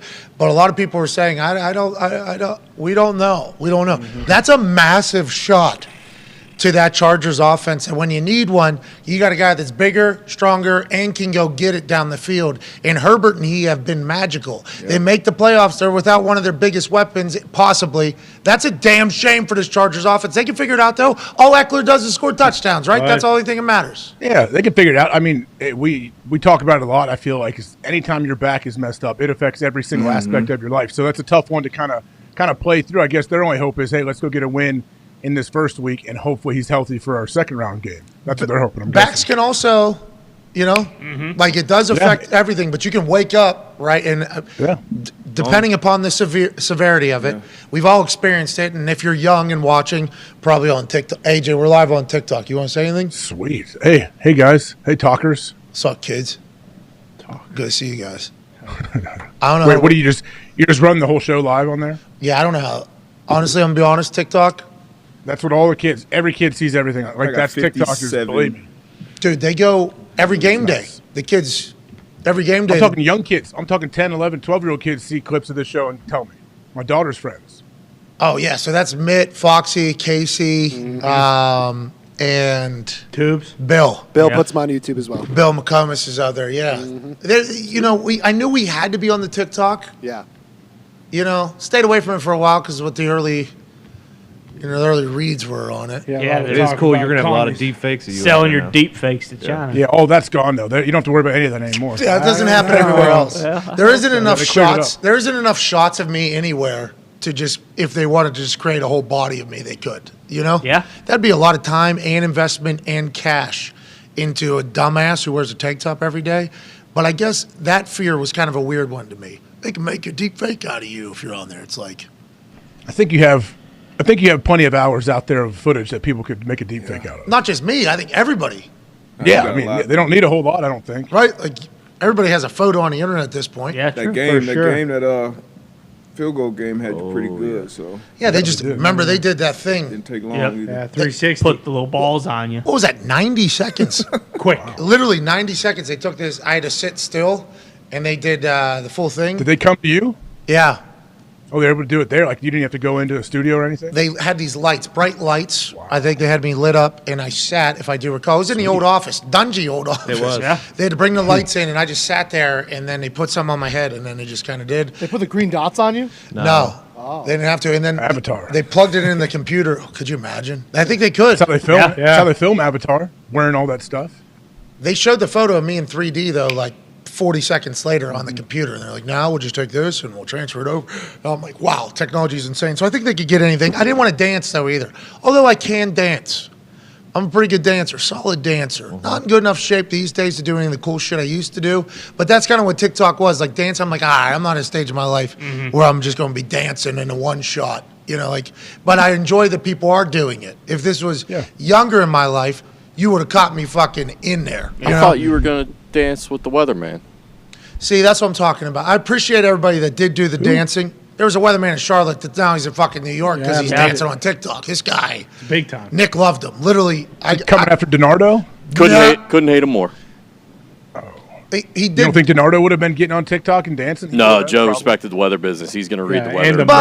But I would have hoped that somebody around Joe. Rest in peace, Joe. Thank you, Joe. Rest in peace, Joe. There we go. Needed you in LA, Joe. Look how good he looks on the We left. did need you in LA, Joe. Maybe they wouldn't have put a canopy in a place that was going to have a fucking torrential downpour on national championship night and people inside in a city get rained on.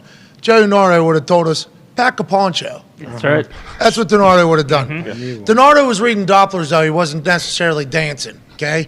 Old buddy who was dancing did serve a great purpose. He kept me entertained. Yeah. But I think somebody around DiNardo would have told him, hey, we should put your readings of the Doppler onto the TikTok. You don't know what that is, but these people need to know about this as well because this is your gift. You need to present it to the world. And I feel like TikTok is a relatively positive place.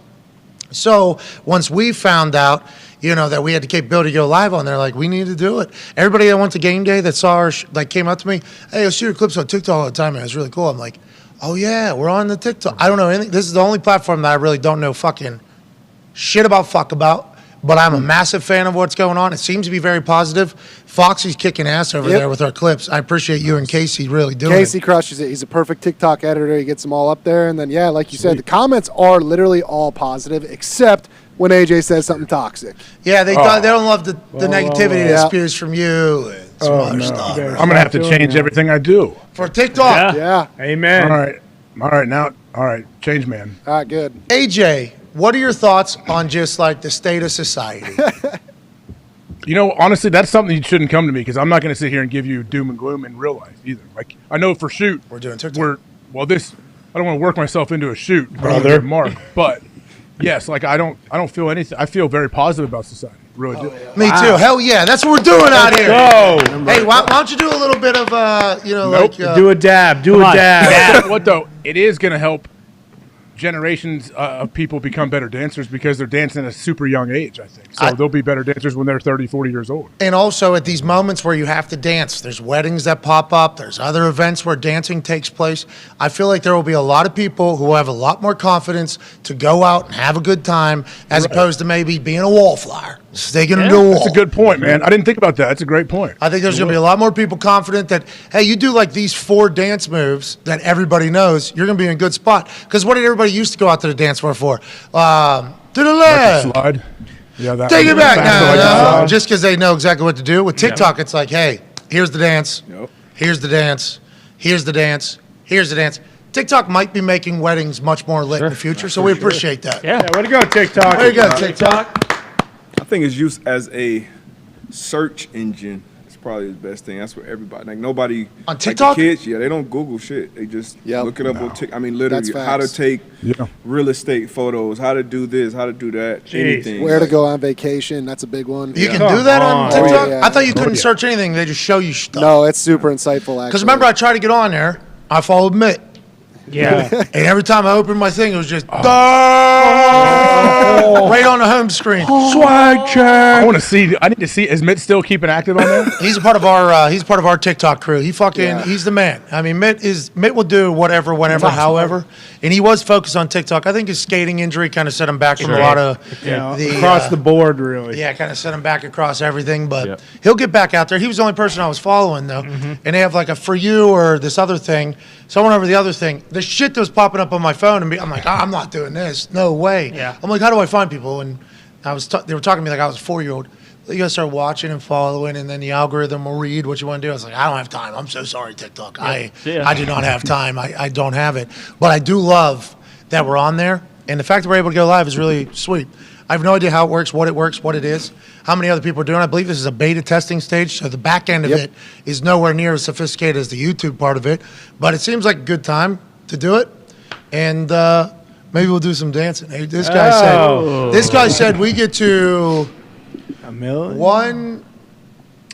No, I didn't say anything. Million? Like That's a good. Yeah, 1 million. I'm sure you already have 1 million. Like people get 1 million followers on TikTok overnight. I feel. Like. Wow. Yeah, I don't think we do. But thanks for TikTok shaming us. And that's one of the things what the fuck? We don't follower shame. Okay, that's not what TikTok is all about. You know what I mean? hell? TikTok's supposed to be a positive place. That's one of those things in the comments.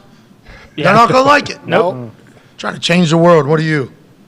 Well, people Could have 20 million What's our live viewers TikTok's right name? now. What's our TikTok's We name? have no Pat idea. McAfee Show official. Oh yeah, because obviously Oh, we're live on it right now. Tony, you're on the whole talk. conversation, Tony, you're on talk. whole conversation we've been having. Now you can just Google search it. Hey, shout out to YouTube, TikTok. Which apparently is Yeah. now Google's Shay, now Shay, Ask TikTok. Jeeves or Yahoo. So What?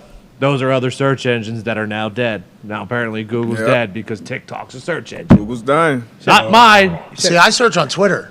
I will go to Twitter first before I will go to anywhere else. I go Safari. But if it's like spelling a word, definition of like Google has. DuckDuckGo.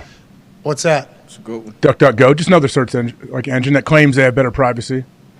Better pri- Duck. So when it's a AJ black They don't market. take all Yeah. your Great info. privacy. It's a black market. searching search big engine. milkers on there, he doesn't have anyone porn. following his Hold tracks. on. What's going on? What do They you claim mean? they don't.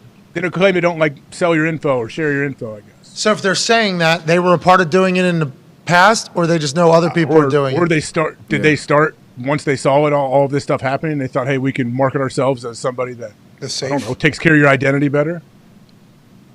I don't know. So they control that, not the phone or the. They would Cookies control thing? that.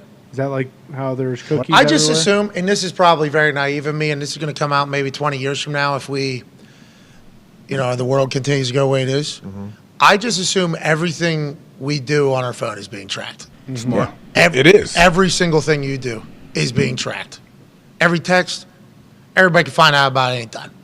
Every photo, anybody can find out. You should assume. You should definitely assume that always. What if you use the private browser?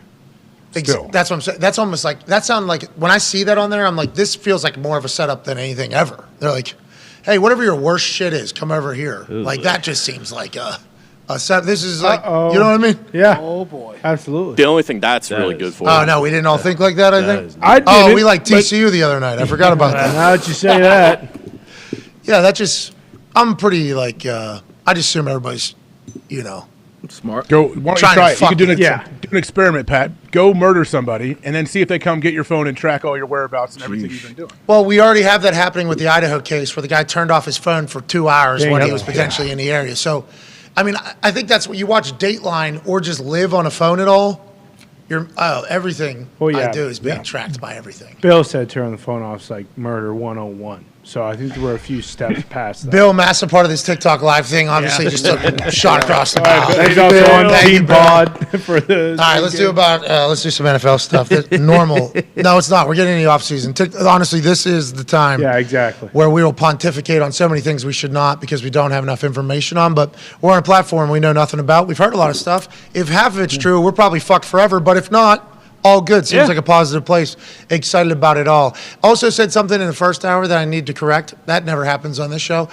Said that the 4 o'clock games are being auctioned off. They are being auctioned off, not for financial value though. Networks will be allowed to pick the teams that they want or the games that they want to have on their channel. Because in the past, Fox would always have NFC, Right. and there's a chance that Fox, because they're about to get Tom Brady, would want some AFC games because obviously he lived in New England in the AFC East for fucking 20 years. 20 years or whatever. So we think that that's why the rule was made.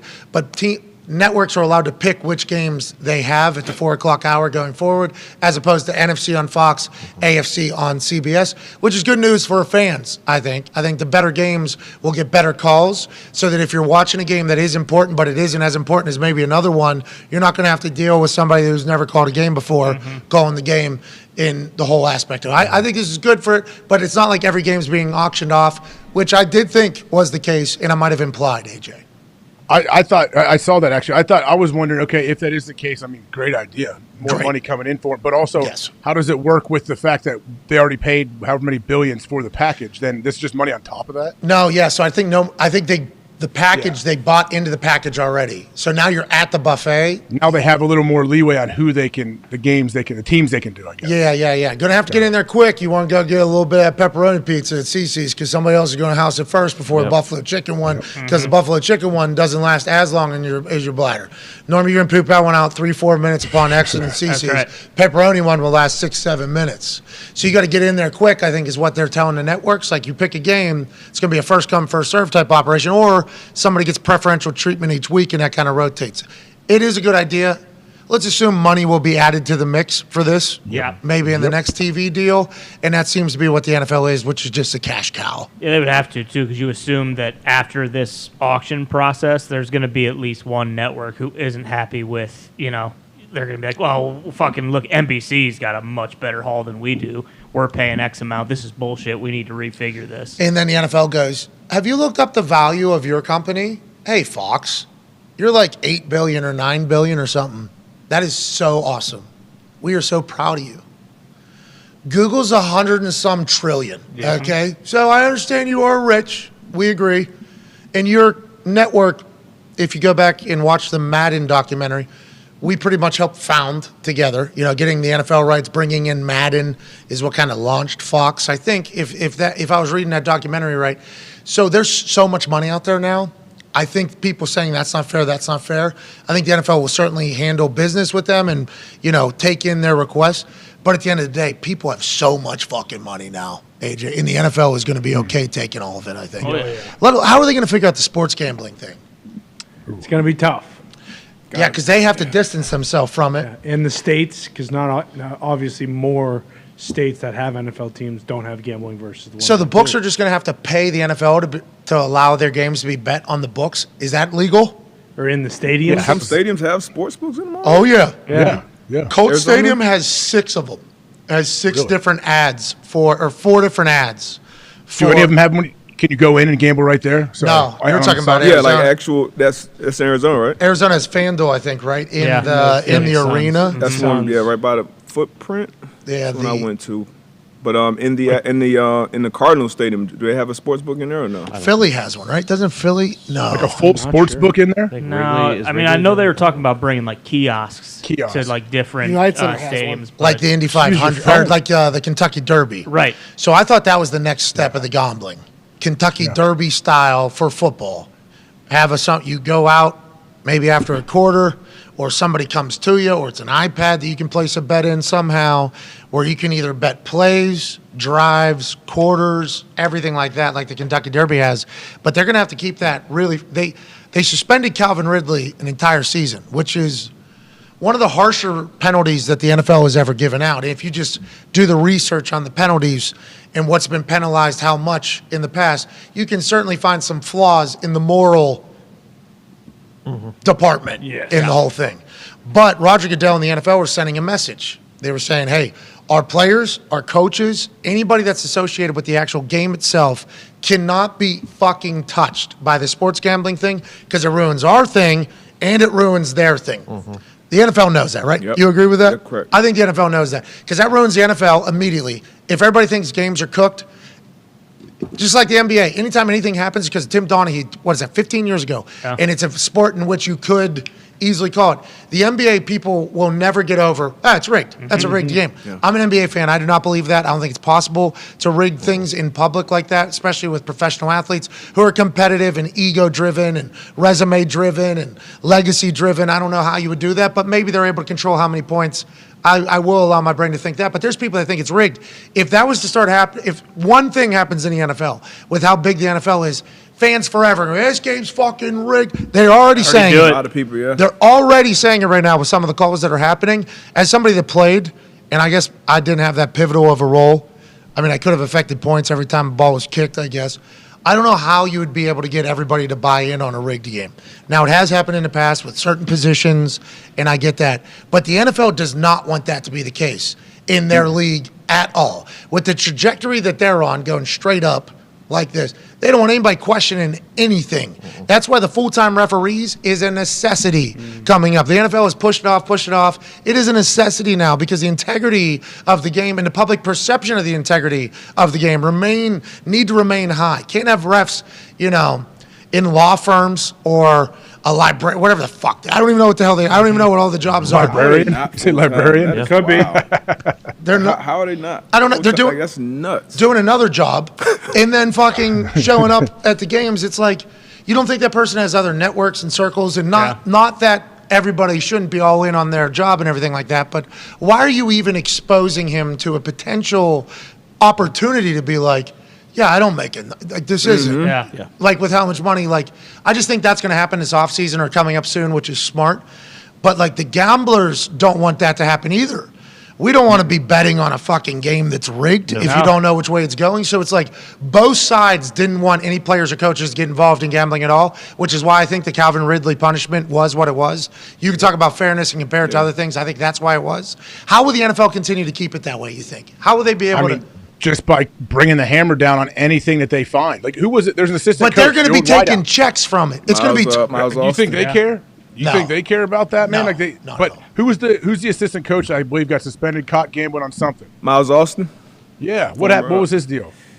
I'm not sure exactly, but I'm assuming betting on them games. And I mean, even when we were playing, like, that was the one thing that we were probably scared most shitless about is getting caught gambling on a game. And I know for me, I didn't know anything about the books or gambling anything at that point. But they came in, I was more scared than getting caught, using roids or some shit. So they got to protect the integrity of the show. If it affects or potentially impacts that bottom dollar, that's when they're going to bring the hammer down the most. There's a lot of signs everywhere. Don't be the Pete Rose like it is. And with it becoming legalized, I think they probably have stressed that even more. Like, hey, don't even. But they're going to be collecting a check from them at the same time. They already are. So it's a tough thing, I think, to sell to the people and to players. But that is vital for the future of both industries, I think. It just happened to Bernie Kosar last week, and he's just calling the games on the radio. He placed the first bet in Ohio or something like that, and he's a radio voice for the Cleveland Browns. I think he's out. So he has an NFL job, is how they worded it, and said, nah, you can't do it. Yeah.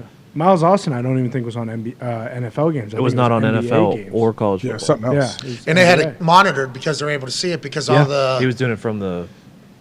from the book? No, from the building. Oh.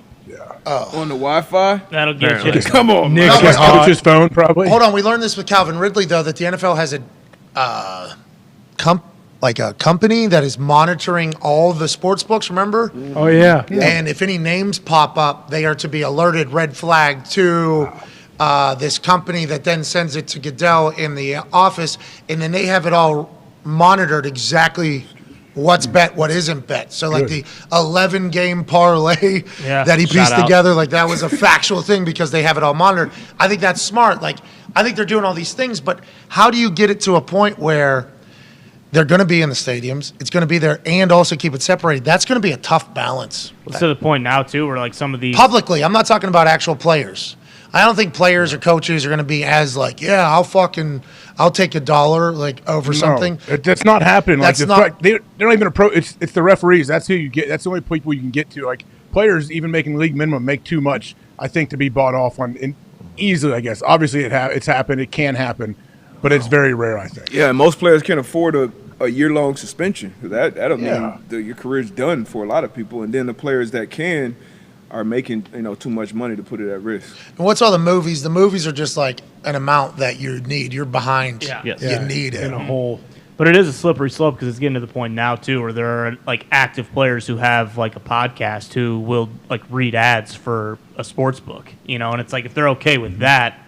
Well, fantasy was okay for a long time. Remember, Fantasy's pretty much what that was the early stages of gambling, right? Yes. Picking players, money, opt-in. Daily fantasy was like you're basically doing live parlays. Yeah, that's legal in most states. It's but the NFL also promotes it, and Yeah. players are promoting Right. daily fantasy and everything like that. And I don't think that's bad. I don't think my biggest thing is the public worrying about it being, at what Because stage. there's a big chunk of the public, I think, that believes every player is on juice and all of them are on the take, and they're all like, and every game is rigged. Like, I think there's a faction of people that truly believe that. And I guess that's how they'll always be, right? Yeah. Those people just have no faith I get in it though. anything ever. Imagine if you look. Yeah. Imagine if you look at the players. If you see a player in person, you're like, "There's no way that." Like you see any D lineman, anyone, you're like, "That guy's got to be on everything, right?" Well, and I think if we zoom out as well, those people probably just assume that nothing good can just happen. So if you're that cynical, like You know what I mean? you can find Yeah. 2 or 3 things in every single NFL game if you really wanted to. Be like, oh, this shit's fucking rigged. You kidding me? This guy never fumbles. What's going on? Lane Johnson can't stay off the juice. That is Some people thrive on that. That is a tackle in the NFL, though. By the way, Jeez. Absurd. maybe That's not fair. maybe he's right there in that group that we're taking on the aliens that show up. Yes. Need him shirtless off the bus. Yep. Maybe right in the trenches, kind of making sure they stay back. Yep. Protecting Tom Hold Cruise's on. blind side. Do you think they show up and we show? Do we show up in buses? You think in that particular battle? I don't know where are we meeting. Convoys? Antarctica. Are they coming to us? If we're meeting on Antarctica, then we can just send all the No, we're not planes going to that them. are already up there to fight the aliens. I don't think we have the ability to go to them. They have the ability to go. Honestly, probably want to go warm climate. If they're that much smarter than us, we can assume that we can beat them up, Yeah. right? What if they can live in the water though? They don't have enough time No. to focus on everything. No. But if they're smarter, they might know our pressure points and Sure. One, This is two, like mixed martial alien arts. bingo. Like fucking MMAA. Seagal's been training him. Boom. How? Yeah. Oh You're my out. God! I'm tapping 3 times. Yeah, can't move. Tentacle in your ear. MMAA is a problem. I didn't even think about that. Yeah. That's the smart fighters. And if they're looking for a new planet, we might not want to go cold because their planet might be cold and uncomfortable. We might want to go to hot climates, and they might be out of shape in that type of environment. Yeah, but they're inside the planets, right? So it's probably pretty hot in there. Are we sure? Or at least temperature controlled. Oh, you think they just got a big AC? Yeah, maybe just 65 everywhere. Like at that all ski times. resort that's going in the Middle East? Yep. That's right. Boom. I've never seen an alien on the sun. Me either. That's right. Good call. Are they inside the All right, so we're doing this. At the Florida. equator. We're doing this in the Caribbean. Yeah. What's that? Florida. No, we got to go to what if it the rains? equator. Oh, yeah, yeah. Meet Equator. us at the equator. We got to go to Ecuador, right? See you there. I don't know. Floridians might be a bunch of people that you do want around if you're Damn right. in some shit. Hell yeah. Rain man. bath Yeah. salts on them Yep. and have them just tear those aliens apart. Yeah, that's northern central Florida there, right? The bath salt community. I mean, anywhere, honestly. Oh, yeah? Perfect. Florida. I mean, it is kind of a different state once you go past probably Palm Beach. It's kind of a different yeah. state, a little more of a Especially the melting west pot side. down in South Florida. But I mean, I like our chance. Any Florida man meets alien. I like how that turns out. Yeah, because Florida man is, noted dog. Yeah. Just willing to do the things. Let's give them humans- drugs. Let's get them addicted to drugs. Who? Dude, The the aliens? The aliens, yeah, and then they'll let's go. eventually just kill themselves. I think we should at least give them weed first. And I know everybody says it's a gateway drug, but I think it will chill them out. And it's also like the peace pipe is something for real. Yeah. Yeah. I think maybe that's the first thing we show up. We bring them Laramie Tunzel's gas mask, Okay. and we tell them strap up. Welcome to our planet. Bring Wiz and Willie Nelson. Maybe have them play a couple songs of the different genres together. This is what we have here, Yeah. and then take it off, and then maybe we have a little bit of a negotiation You on how think this. aliens have skunk weed or No, that they got the dank-ass fucking weed? loud pack. For real. Yeah, they're smoking. Jay Glazer's real the loud. negotiator for sure. Jay Glazer's negotiating? He's No, got to be. Someone's got No, to speak for us. Mulligata. No. Yeah. Yes. If Glazer, It's Mulligata. Gotta be if Mulligata. Glazer's You're right. negotiating, he might go fucking spinning back fist Yeah, on we- someone, and he won't like that. We can't trust Glaze to not just say fuck it and just like Spinning. yeah, exactly. Knock Spinning one of them back out. fist. Yeah. Can't do it. That's his move. He had some good. He Oh, did. He did. Good His movement. He's got lightning in his hands. Bro, his feet, if you watch, and obviously I had to dance Ray with Leonard. fire. That's right. I had to did. dance with a lightning bolt that is Yeah. Jay Glazer Yeah. at the Radio Row. We were doing a little shoulder roll thing. I don't know. I guess that is a warm-up practice, and he had the leverage on me. We were going in there, so I got to feel the strength of Jay, and he was in there, rocked up. Jay is an animal. Watching that video of him about to fucking bouncing. He's quick, man. He is. He really. Yeah. Here, boom. He's all right. Yeah. Look at his movement. You can't hit. You know where you can hit him. Bounce, boom. That was a good left. Gotcha. Yeah, OT's a dog. This guy shouldn't let his guard down. And then boom, right into the fucking put your arm around the guy's throat. Leg slam. Die. Glaze ain't fucking around. Like, they might be sparring, but 2 hits. Me and the fucking spinning back fist, and your head bouncing off the mat. Glaze ain't fucking around. That was a clean. He thought he was fist. gonna catch him there. He was gonna force on that. What if he catches that? What happens? That guy's dead. We have to remember Jay Glazer is in a fight camp with AQ Shipley. Yes, yep. They fight in the basement of a very wealthy man in Arizona. Who's the wealthy man? I don't have to say his name, but like, how does he get involved? Why are they? I've heard he's a good guy. I've heard he's a good guy. AQ Scares me. AQ meets some other guy who's in the fighting world, okay, and they befriend each other. AQ starts sniffing around in mixed martial arts. He loves everything. He's a fan of it. Hey, you guys want to work out? Sure do. Okay, he's kind of mixed with a crew now, and then they get invited to go, I think, to Rich Man's basement. And then all of a sudden, that's all within like a 10-day period. He meets person, he's in Rich Man's basement with the group 10 days later. As an onlooker from outside, certainly fascinating how this is all panning out. Then he tells us Jay Glazer just showed up at the fight camp. And I'm like, oh my God. What basement are they in? Great question. Maybe we find out at the Super Bowl. Maybe. You ever seen Foxcatcher? Yeah. He is kind of like Steve John Carell. DuPont. That's in Ohio, right? West Virginia, No, I think. it was not in Ohio, but John DuPont. I mean, it's a true story. Yeah. Yeah. That's the wrestling, right? The whole wrestling? Murder. Yeah, with I think it was Channing West Virginia. Tatum. He had a team. He brought a team in, had all those guys. He paid him money because wrestling to try to go to the Olympics, they don't really get paid, so he pays for their camp. Unfortunately, yeah, he took one of them Pennsylvania, out. actually. Yeah, Crazy I thought guy. it was PA or It's West PA. Virginia. Yeah, it's Is it PA? Yeah. We must remember in a time like this that Pennsylvania did create the game euchre. So, yeah. for all the bad Yep. things. Just not true. I didn't know we created Foxcatcher. I don't think that's a bad story. Guy just wanted He to was win. snorting It was coke. and- just that 1 year he killed a guy. The What about documentary the wasn't a years before? put-over doc. That was No, that was no. that was a don't you don't want to be associated. It was just That's not outside how of I Philly, took it. though, so. It was the years before, though. He did very well. He killed a guy 1 year. Like, let's think All right. about all the work. Yeah, the guy he just did. wanted to win. All right, we will move on. This is not an accurate depiction of how these guys peers Come on. or killed a guy. He had one bad year. That might cancel out all those other goals. Yeah. I think so. How many gold medals he win for the country? The guy he killed, or John DuPont, Schultz? No, the guy he trained. Aside from the guy he Well, killed. he killed him. The guy that was his head trainer, he killed him. I was gonna say killed the guy's brother, so I'm guessing that guy held a little bit of a grudge. And Yeah, but before that, Yeah, there was good times. You're saying. yeah. Yeah. Well, it all turned like the worst it could turn. So not good. So there are no Good times there's no until they all equation. moved in. All right, let's move on. There's no like X gold medals equals one No. killing guy. There's Tink nothing. tink. Yeah. Well, he won Pistorius. bronze, so He's not American either, so. yeah. How about that guy? Huh? Who? Tink Tink. Tink Tink? Is he still in jail? Has to be. Slicing people up. He with got the out for gloves. self-defense. He got out for like 3 weeks, right? And then a new judge came in and go, "What are we?" Yeah, no. Those things Get his ass aren't. back Those in legs there. aren't metal anymore either. They're wood. Oh, peg leg. Let's move on. Yeah, you can't have that. It can't be kidding me? plastic. What is it? Plastic? I think it's actually a Is hard he on, like, foam, You think he's Old on just school like peg like leg? a roll, like a He's on double back, like a pirate? back roller. You know, like that type of. that hard guy foam. could really run though. Whenever he got those things He rolling, was Told you moving. guys we covered this the last time we talked about this. Okay, they duct taped his nubs to a skateboard, and that's how he gets around in that prison. with an oar. You mean like Sid Have a from couple like oars? Sid from Toy Story? Yeah, Pretty I've seen much. that. is it 2 skateboards? No, one skateboard sideways. Yeah. So he's always People kinda, do that. He's goofy, and that's what they call it, right, Yeah. Mitt? Goofy, Yeah. goofy dubbed or goofy If you're right, footed. if your right Right leg foot. is forward, yeah. Yep. Yeah.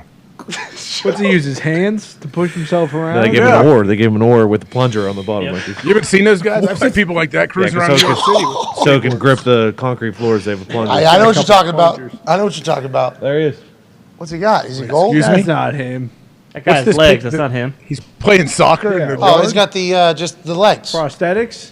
I don't think that's not him. safe. That's not real. This he is never doc- put shoes on. this those is ways. doctored footage. Yeah. They just letting this guy go out and fucking take PKs whenever he wants. You kidding me? There was no reason for us to get to this Allegedly. conversation. Who's that guy on the bottom of that photo? Some gangster. We're speaking about Oscar Very popular Pistorius for mafia anyone that doesn't know. So a guy from the mob got him last. Thanks, AJ. I said no that- clue. said his name earlier, but Yeah, I don't think people exactly. thought I said a name. I just said Pistorius. That is Which that, we knew. Is that we did? Yeah, big O. He's an Olympian who ran track 200 yard or meter 400. 400, I think. 400. We all know him because he literally had no legs below the knees, so he strapped into like these blades. They were calling him Blade Runner. Yeah. Cat Williams affectionately called him Tink Tink because of an unfortunate situation that took place at the beginning of one of these track meets where they were giving Tink Tink to run around. Yeah, they were. And all you really heard was him Tink Tinking around everywhere. Yeah. This was Pistorius. He was racing against. This was not the special. This was the actual Yes. Olympics. Yep. Racing against everybody else. Not the Paralympics, yeah. Paralympics. There it is. They have hockey. Oh, yeah. The Paralympics have hockey. That's awesome. It is awesome. It is. Pittsburgh has a team. I think Pittsburgh has a team. Kid we went to school with is on it. So I've watched kind of sled hockey for a long. It's awesome. Highly entertaining. I agree. I concur. It is awesome. Anyways, this dude was beating folks, right? Yeah. Oh yeah. Dominating. Became a phenomenon. For those that don't know, murdered his girlfriend. Yeah. Yes. Just shot her. He claimed self-defense, didn't he? Well, Yeah. somebody was pooping in his bathroom or something like that. No, he went. He He, was was in the pooping. bathroom. in the bathroom. He's eligible for parole in 2023 this year. Don't let him out. What? Jeez. Cannot do that. Oh, now the guy who says. Now the guy who says If this one. guy- yeah, how if many this- gold Hey, medals? One hey, death. If this guy won a gold, then maybe I'd have a different thought. But he won bronze, so You're a keep pig. him in there. All right, let's talk about the Cardinals. They're trying to trade DeAndre Hopkins. He has 2 years, $34.6.5 million left on his contract. The Cardinals currently have no GM because the GM resigned, Steve Keim, after taking a health absence at like week 13 or 14 or something like that. Jordan Schultz, little latte. This man's dad runs Starbucks. That's right. Obviously, I drink a green tea from there every day. This Jordan Schultz guy could get away with it just sitting on a $10,000 couch in a penthouse in New York, staring at some 95-inch television, living a life of luxury. Could do that every single day. Oh, yeah. He could hide from his dad, who has obviously a great work ethic, in different penthouses around the country. We only know that because every time he's FaceTimed us, he's in a different postcard. That's right. He was in the middle of the fucking mountains in Tennessee in a 15,000 square foot log cabin spread. He has FaceTimed us from a penthouse in New York that he just slipped into because it was too loud out of there. Just happened to be in the neighborhood. Seattle, obviously, he's plugged in. He's got a Florida resident. This dude is living a good life. He's choosing to be an insider, which is a miserable existence. You just have to text people all day, every day. Normally you have to have 2 phones. Any dinner you're eating, that's a dinner on your phone, not with any humans around you. You're traveling to glad hand everybody. You have to. It's a terrible job to pick if you're a bazillionaire. Oh yeah. Jordan Schultz has done that. He has. Hell yeah. So every time we read a piece of news that's coming from this guy, we have to remember this dude is a psychopath. He should not be an insider. He is. He is reporting that the Cardinals are trying to move on from DeAndre Hopkins. No GM, no head coach, moving on from D-Hop. Kyler will have input in who's going to be the coach. And with that saying, if he thinks he could get along with the coach, will be added into the conversation, I assume, is what will be the conversation there with Kyler. How do you feel about this with the Cardinals, the whole situation? And if you'd like to tag on anything about Lil Latte choosing a life of insidering as opposed to a life of luxury. Well, first off, Jordan Schultz, Little Latte, as he so affectionately called himself, right? When he was shooting free throws in high school, they would chant that to him. Correct? Yeah. Well, Zito is the one that really hammered it home. I don't know. Did you create Little Latte, or that was the? No, that was what they used to chant at him, like Yeah. trying to make him miss free throws. That's not a bad nickname. No, Not at all. No, Opposing it's High school kids, it's pretty good. Yeah, not a bad nickname. Yeah, of course. He made those free throws, though. Oh Yeah, yeah. For sure. Fundamentals, Definitely. elbow in. 97 career Beef. free throw. Then he thrust his hips at the student section after that. Every time he said Hey, big latte here. College Yeah. hooper, right? Three whipped cream for you. He hooped in college, right? Yeah, he did. Yeah, Kentucky. Latte. Yeah, so shout out to him. Anyways, let's get back to Arizona. What are your thoughts on Arizona Cardinals? shout out to him. D-Hop, I mean, do you think he wants moved? Is there a chance that he wants out of there? Yeah. I would assume, For man. sure. Yeah. But 2 years, $34 million, that's not too much to take on for him, I feel like. But it said he's seeking a new deal. Yeah. He has a trade clause. Was too, Arizona doesn't trying to come after some of his money, you think? Because could they try to come after some money with his suspension? I would assume guaranteeds could be potentially attacked or whatever by the Cardinals if they wanted to, and maybe the Cardinals would want to do that. But this is DeAndre Hopkins not knowing what he was signing up for, right? That's what this is. Yep. And maybe the Cardinals aren't going to want to pay him, but with the new wide receiver market, D-Hop certainly deserves whatever the hell he's going to make, $234 or whatever the renegotiated price is. He's a game changer. He's a game wrecker. The Cardinals' offense is vastly different when he's on the field, when he's not on the field. It appeared as if he wasn't getting along maybe with the quarterback as well and just over the situation. What do you think, D? I mean, it was a lot of cameras, a lot of coverage. I'm sure those receiver quarterback conversations probably happen a lot on the sideline. You see it happen with Diggs, here and there. Oh yeah. But when Hop went to the Cardinals, I want to say he was the highest paid receiver at the time, and now was that 2 for 34. This guy's making damn near 30 a year now, so it's probably a money thing. But if you're a head coach, and even with all this shit with Kyler that has happened, he's still the best quarterback available on these teams that have a head coaching vacancy. And him having input, I don't know how I feel about that. But without D-Hop, you still like it? I mean, just talent-wise, obviously he got to figure out the shit between the ears, which is huge at the quarterback position especially, but talent-wise, it is so much. You're talking about if the coach is only picking from the quarterback situation, Kyler Murray is by far the best situation that is currently available, Yes. more than Russell Wilson? Yeah, in my opinion, yeah. D-Hop changed anything? D-Hop definitely changed that. Even when you saw he got put in there in the middle of the season, he was, I think, probably got targeted like 15 times his first game back. So he's still a dog. And obviously this offseason and this beginning of the season was set back with that suspension. But I still think he's at the top of his game. Go ahead, Connor. Yeah, you wonder, too, if them having to re-sign Marquise Brown has something to do with it, because obviously him and Kyler played together at Oklahoma. They just got him. So you wonder maybe they want to extend him, not enough money for both of them. Maybe. Writing on the wall, D-Hop is saying. Yeah, exactly. He's got to want out of there. He wants out of there, I would imagine. He would want to win, you'd assume, right? Yeah. Mm-hmm. And maybe the Cardinals do. Hey, Bengals made the playoffs after winning 5 to 7, whatever it is. That's right. 5 games. Made the Super Bowl with winning 5 games. So maybe Cardinals are able to turn it around with a brand new culture. I mean, Deion Sanders said just yesterday, how do you want me to flip the culture, but you don't want me to change the people? That's just not. Yeah. I don't know how. That's not. Work. That's a great. He could change the culture, I guess. We can need to bring in new people. Kyler's staying. Seemingly, this is a build around Kyler. Yeah. More power. Contract. They have to. Contract is set up that they have to do that. So whatever your take is on Kyler, whatever your thoughts are on Kyler, if you're a Cardinals fan or an NFL fan as a whole, that's what the Cardinals are going forward. This team is being built around Kyler Murray, and we'll see if he can have success. Maybe he can because the talent level's there, obviously, AJ, to Darius's point. Yeah, it is. Who do they bring in? Like, that's the question. Like, who does he mesh with? What kind of coach meshes well? And also, when is he going to be 100% healthy? You think it's going to be a speed dating thing with Kyler Murray? That's the input he has. He'll be sitting at his locker, and these coaches will have to come in, and they'll get option of a couple stools or seats, whatever they want to sit on, in front of Kyler. Obviously, Harbaugh is grabbing someone's seat back, flipping that, sitting backwards. Yep. Yeah. Hands on that Sup, thing. Kai? AC Slater. Sup, Kai? Yeah, absolutely. AC Slater. He's a pretty good wrestler back in the day. Oh, He beat Nedick, remember? Yeah, he was pretty good. Harbaugh's selling him, and then Kyler is giving him a score on compatibility levels, and then he's turning that into Bidwell. Yeah. That sounds pretty. Does Kyler talk to him, or do they just talk at him while he's gaming?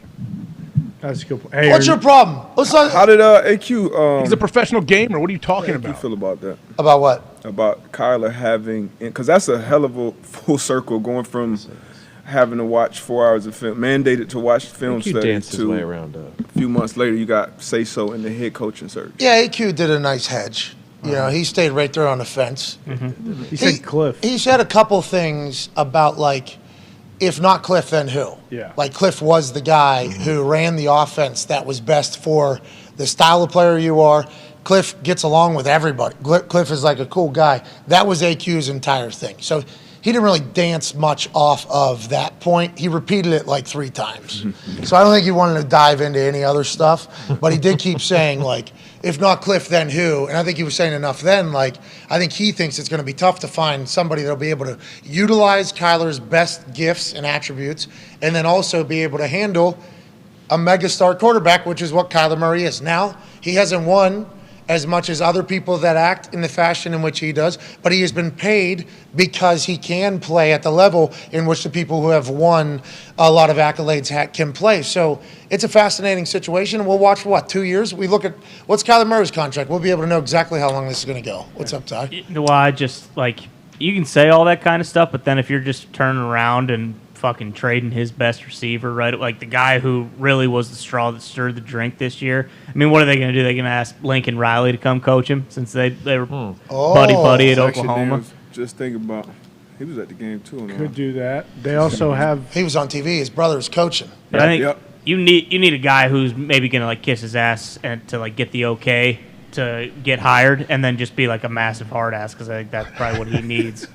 Kyler's dead cap goes through basically 2026. 2027, it goes down to $7.2 million. They'll eat that by 2027. The salary cap will be $310 million. Yeah.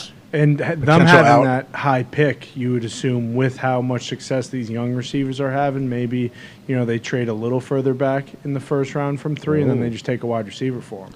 Yeah, let's talk about the top of the draft. The odds have come out. Bryce Young, odds-on favorite to be the number 1 overall pick. C.J. Stroud, second best odds to get drafted at number 1 overall. This is not them placing them in order. No. This is not placing them in order. This is strictly for the number 1 overall pick. We believe 2 in some other positions aren't going to go quarterback, so I think this is just for the number 1 overall pick. Have to think about that. Bryce Young at the top, C.J. Stroud number 2. I mean, Will Levis down there plus 3,000 or whatever. I think I was lied to about him being up there talked about with Bryce Young by my particular source. And that's what we have to – Will Levis plus 2,000. That's what we have to remember from this point forward. These sports books don't know shit either. Nope. They're reading the same thing that we're reading. So you can kind of get a good tell on what they're hearing and what they think, but it's not like private information. We have actually changed the sports book in the picks a few times now in the odds from information that we have gotten. So that means they had the NBA dead ass wrong a couple hours before the draft. It was minus 1,400 or something for the kid out of Auburn to go 1. Paulo going 1. So with that, they think the pick's being traded, or they got the Bears taking somebody over fucking. Oh yeah, that's the conversation this morning. I don't know if you heard this. AJ Hawk Tannenbaum, who works on ESPN, he's on Get Up. I don't think he's ever on First Take. He's on Get Up and probably on Jay, Keyshawn. Max.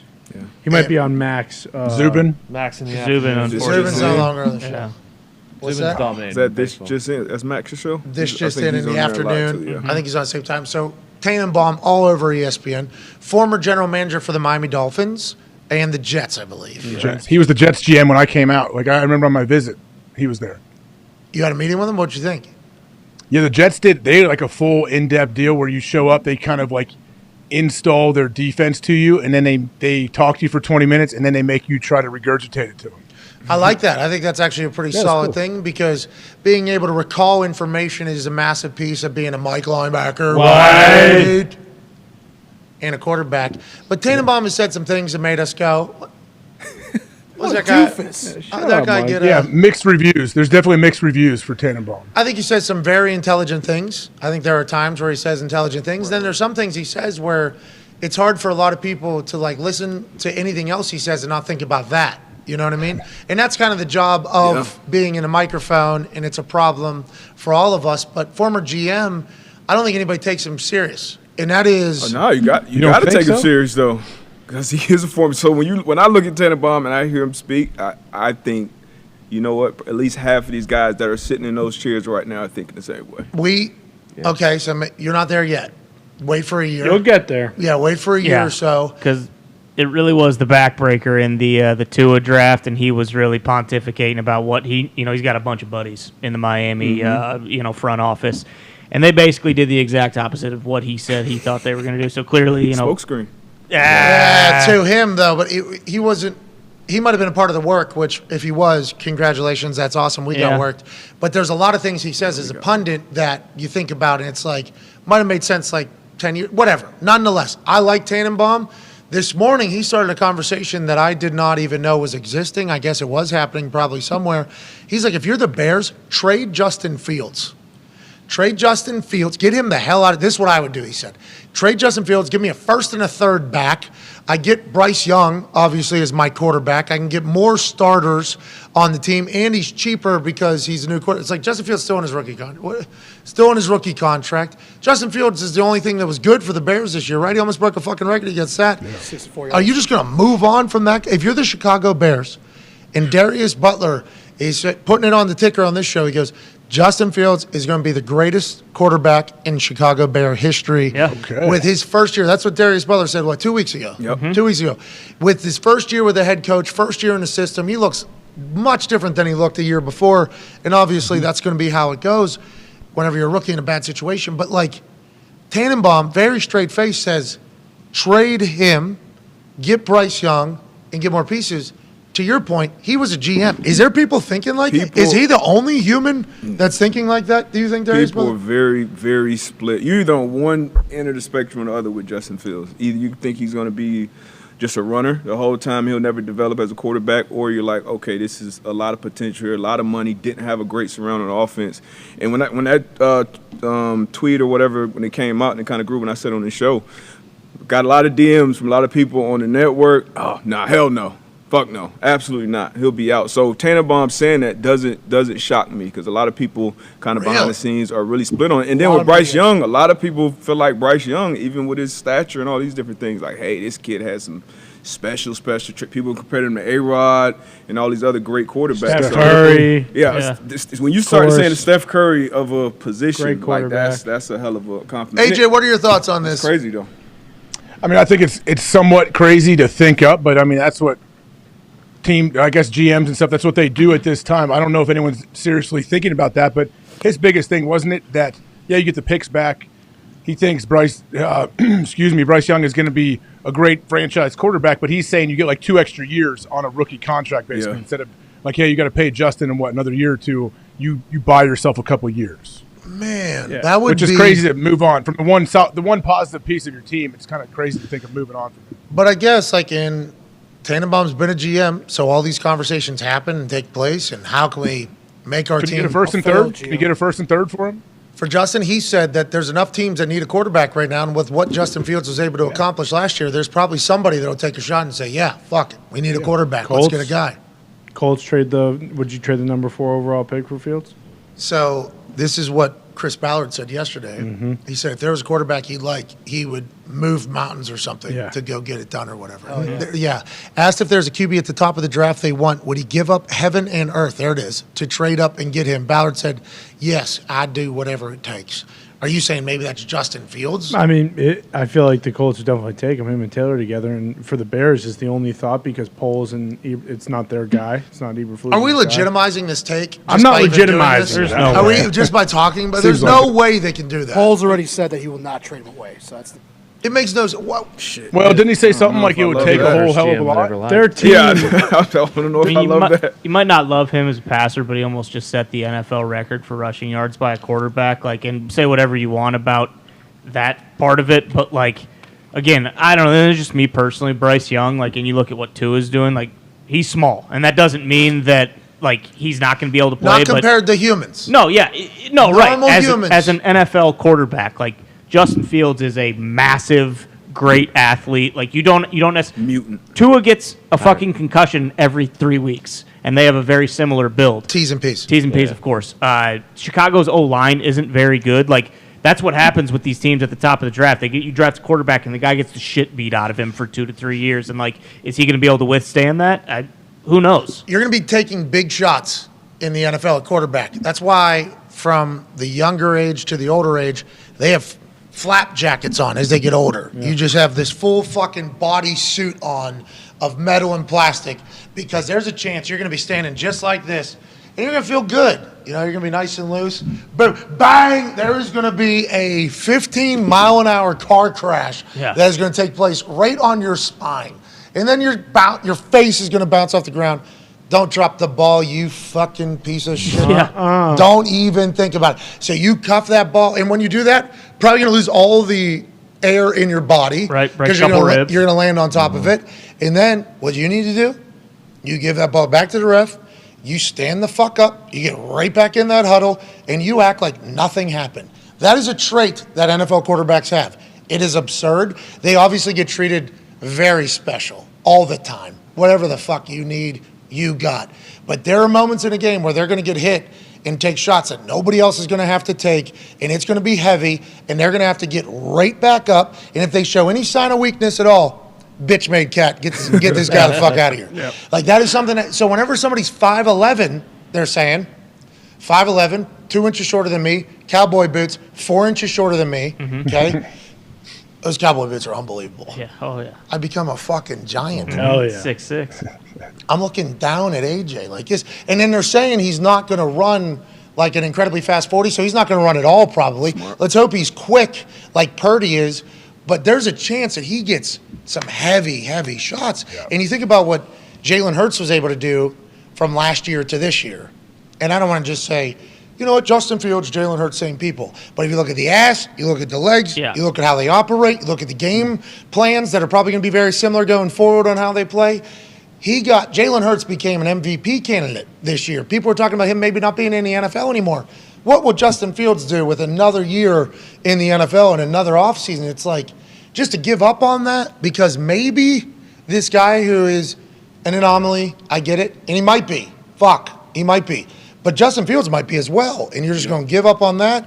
Because that doesn't make any sense to me. So whenever it was said by a guy who's a former GM, I'm like, is this how they have to think in this part? Or why are we even thinking like that? I don't even know why that would even – but Justin Fields might become a bust, I guess, and Bryce Young will be great, and this is draft season, so you got to do the whole fucking song and dance. I just don't make no sense to me. Well, and I'm sure – like, I don't know how Zeke feels or Chicago fan feels, but, like, I mean – there are it's like him and Lamar Jackson who can run with the football as a quarterback, like, and they're not the same, but like no one can provide explosive plays in the running game in terms of like this upcoming draft like he can. Probably won't be another guy for a while. And again, you go back to the like not only I personally don't really trust. I mean, the Alabama thing. Like, guess what? The Bears aren't going to have the guys at skill positions that Bryce Young had every single year at Alabama, where it's like guys are wide open. I mean, it's the same thing. It's like Alabama is unbelievable, but you're going from arguably the best college football team. They weren't this year in Georgia or whatever. Well, Pollock said. Yeah, exactly.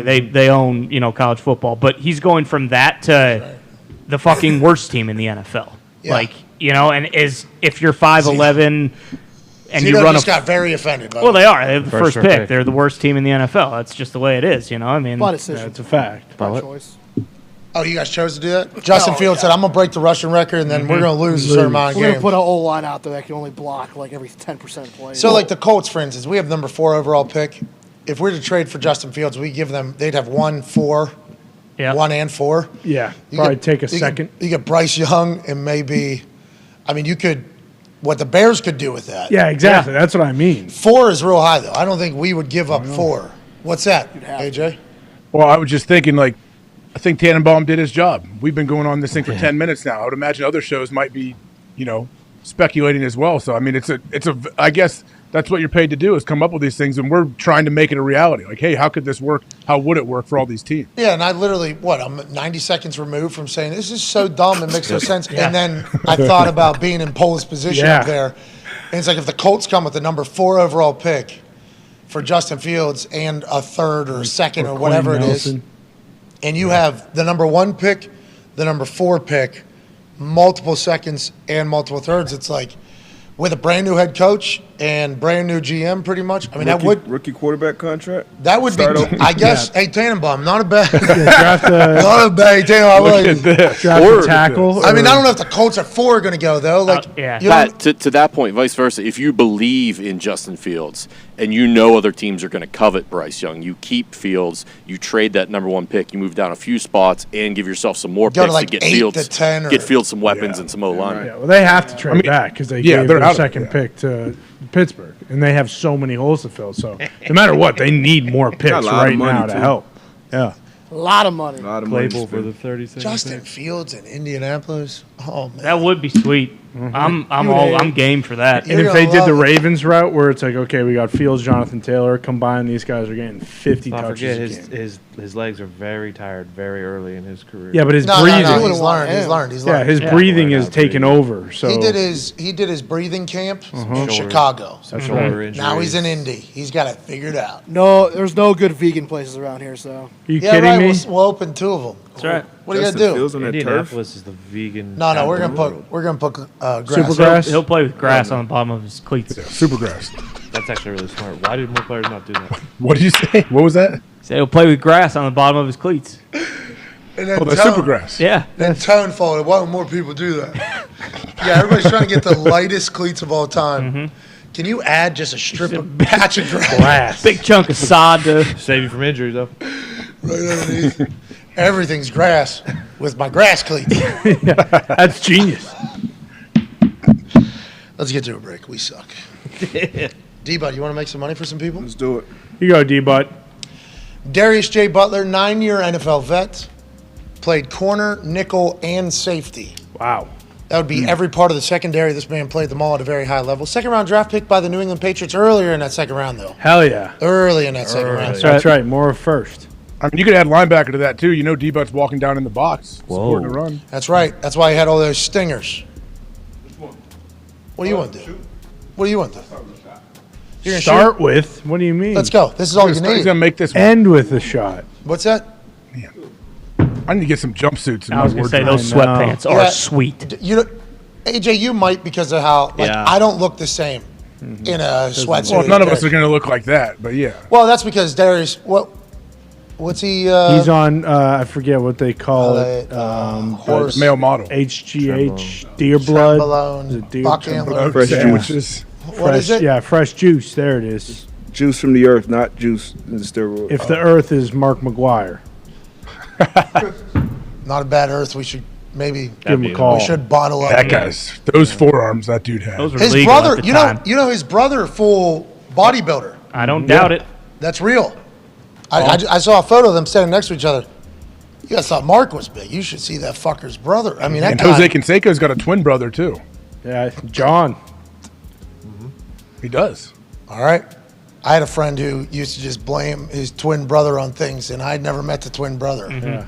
But I'd seen him certainly convince others that this person existed, and that was one of the best things I've ever seen in my entire life. I thought that's what you were talking about right there. No. Was that Elias?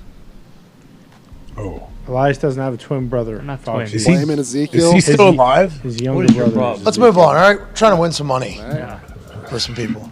Speaking of big marks. Win money for people. Big marks. Oh, okay. That's right.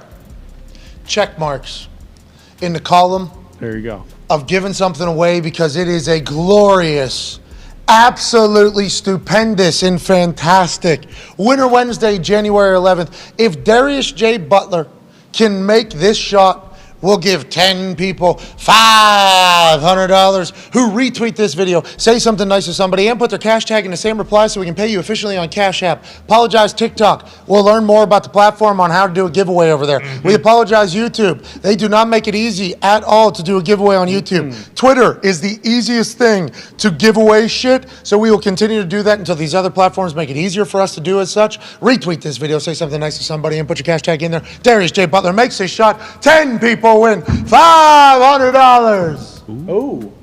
Oh, halfway down. Same rules apply. 10 people, 5. Bonus ball. Oh. Ball gone. All right, Darius, we've gotten to the point of the show where it's time to give away some money, man. If Darius J. Butler can make this shot right here, first try, we'll give 10 people $500 who retweet this video, say something nice to somebody, and put their cash tag in the same reply so we can pay you officially on Cash App. Darius J. Butler, 9-year NFL vet.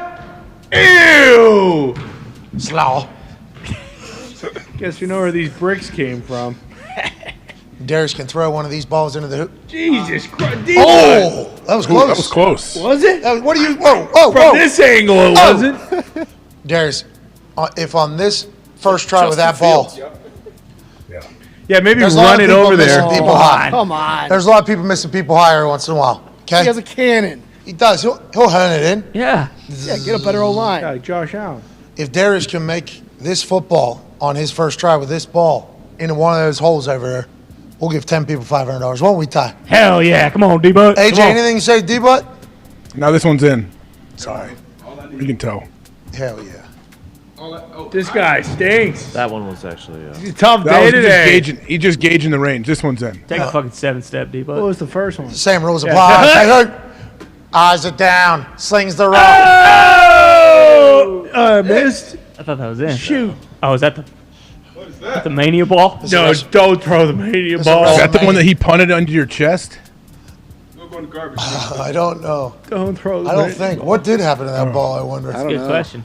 That thing went through your body out of the stadium. Yeah, I cracked 4 vertebrae. Dude, how come nobody cares enough about that? Ridiculous. I do. All right.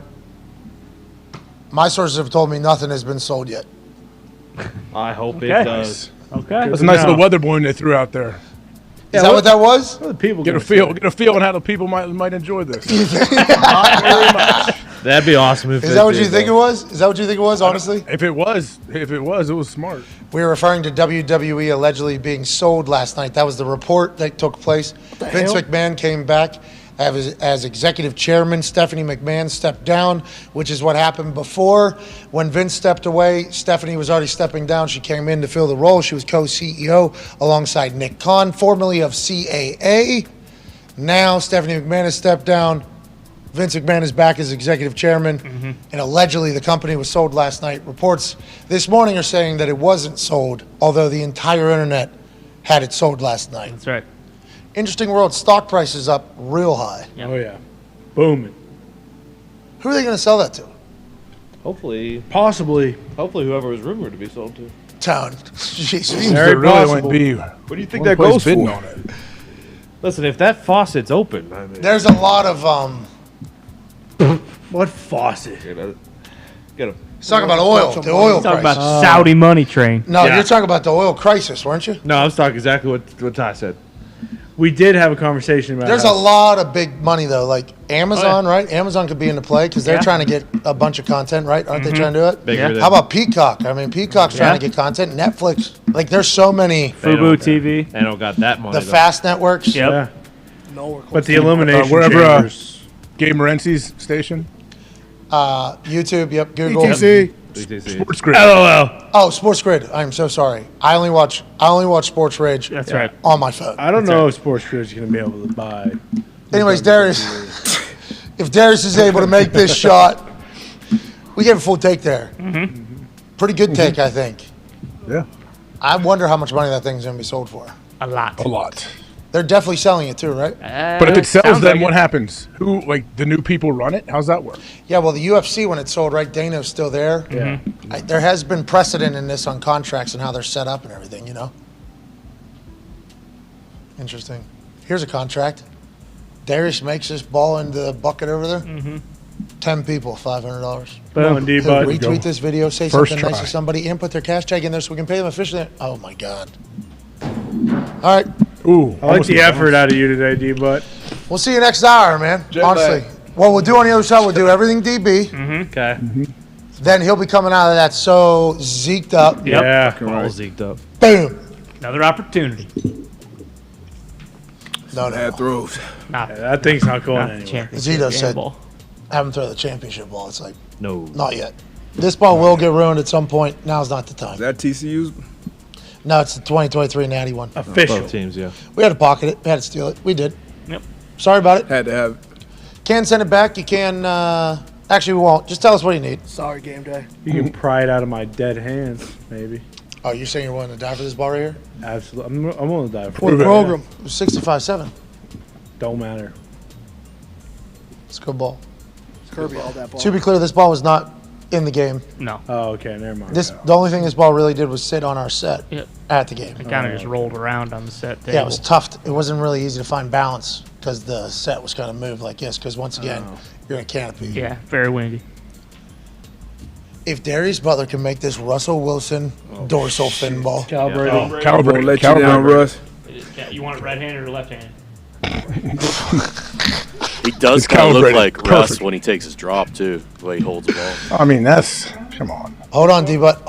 Remember, when everybody sees this clip, they didn't see everything that happened before this. First try, buddy. Don't aim for Just the like bucket. dude, perfect. Don't go for the butt. You're going over here, right? Yeah, aim for the net, Darius. Don't miss short on the Russ ball. Don't. What are you aim doing? for What the are you going for? But just slang that thing. Don't listen to them. Well, we do need to know where you're going, though. I mean, No, wherever it goes in, just like pool. okay, if Darius Butler could put this Russell Wilson dorsal fin football that has been calibrated to a right-handed thrower into any hole that's out here, we'll give 10 people $500 who retweet this video, say something nice to somebody, and put their cash tag in the same reply so we can pay them officially on Cash App. Darius Butler, 9-year NFL vet with the dorsal fin. Oh boy, that would have shattered that glass. Yeah. That was I'm humming. shocked that didn't go through that wall, through the wall, 3 walls behind it, and out into the parking lot. Can go. Hey, yeah, I'd say. That's one of the better throws I've ever seen with that football. Yeah, that maybe was a commercial throw for the dorsal fin. Yeah. That's not easy to do. No, it's not. That thing has actually been titled the worst throwing football in the history of throwing football. You were able to get that fucker to spin so hard to put a hole in the wall. Oh, yeah, there is orange on the wall right there. Oh, yeah, you kidding me? It's about Thanks for breaking the Thunderdome in. We needed it. Broke garbage can the other day. Hell yeah. about 18 inches left. Well, see, calibrate that thing Perfect. left-handed, and that's fucking zip. Just a little stuff. Perfect height. Great height. Yeah, that is in. Yeah. It's only 1 foot off. Next hour, you're making it. Yep. Actually, we're not even getting to that point. Yeah, we won't need the dorsal fin. You want to make some putts? Holy shit. Ladies and gentlemen, Hell yeah. before we get to a break Here here, we go. we just had a on a whim idea. Maybe we give away some money, huh? Sure. Yeah, why not? Why not, huh? AJ, maybe we give away Feeling some good money today. on this Wednesday? Why not? I mean, we don't do this very often. Let's do it, D-Butt. Drain these things. Yeah, you're right. If D-Buck can make one of these putts, we'll give 8 people $500. Hell yeah. To retweet Come on, this D-Buck, video. just Say one. something nice to somebody and put their cash tag in the same reply so we can pay them officially on Cash App. First putt. Oh, rim job. How many? You just got to make one or what? Man, this Just would be one a- out of the 5, AJ. This would be a real killer if we can't get one of these 5. There it is. We got it. Butler. Wow.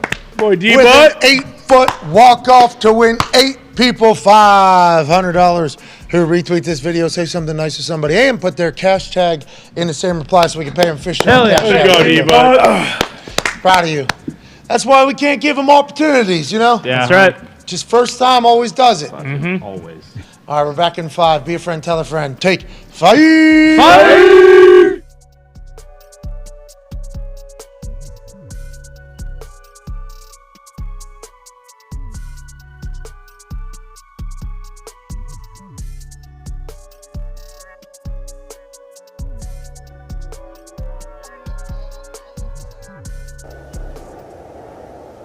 We're talking hockey. Roldy and Rupp are talking hockey. That was the first time I found out it was Mario Brothers.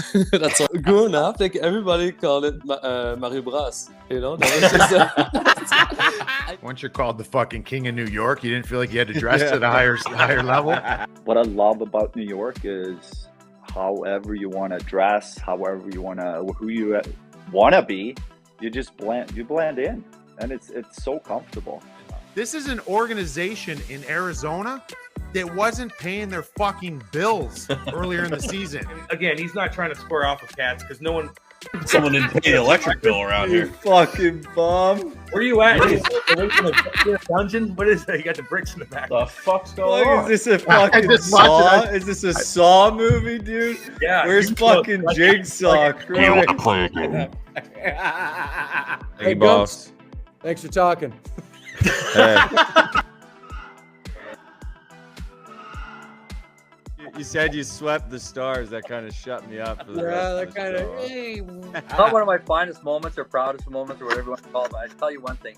It's infamous in the sense that I go into schools and young kids will come up to me and they go, "Oh, you really gave it to Bellows." And I got to oh, kid, Yes. you know, that was computer generated. Get into the Blues alumni kind of unofficially / officially.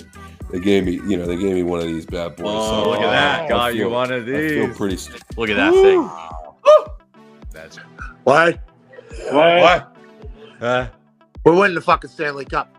The Red Wings are almost as bad as Fox internet service right Whoa! there. The Bruins are getting fucking ran out of town tonight. Your biggest luck, I got it. And Ty knows, even though he might be Mark Stoner in this thing, the Vegas Golden Knights fucking stink. Texas, what's that known for? WrestleMania's coming to town? Wally Mania's coming to town? Not the goddamn Dallas Stars. Let's go, Pens. We can't lose with 7 in the stands. Now, hey, great haircut. Good to meet you finally. Great. You know, we're just outside in the chair. I love it. It's as simple as this, okay? You gotta have fuck you in the game. Oh, yeah. And if you don't, you're missing something. I said, sir, if I could just speak up on his behalf, this is like the second greatest player ever. And Mario turned and looked at me and goes, second? Behind who? All 4 of those guys aren't rolling, or it's not enough to win one round. This is supposed to be a team good enough to win a cup. We're talking about one friggin' round. Aaron Burrows told me, and he said this to Henrik Lundqvist's face at dinner. He goes, "Henky, you know how they did the renovation at the Garden for $1 billion? It's all you, bro. It's all you being in the net. $1 billion renovation at the Garden, paid for in 5 years. It wasn't because the Knicks were in the playoffs. It's because the Rangers went on all those runs, and the stud on the team, among several, was their goalie, Henrik Lundqvist." Gino, honestly, he's one of the funniest guys you can be around, and he probably busted my chops more than anybody. Why are you so slow? You old. Like, he would look up, like, my old contracts and be like, what? No, you're no good. Thanks for having me on. This was good hockey.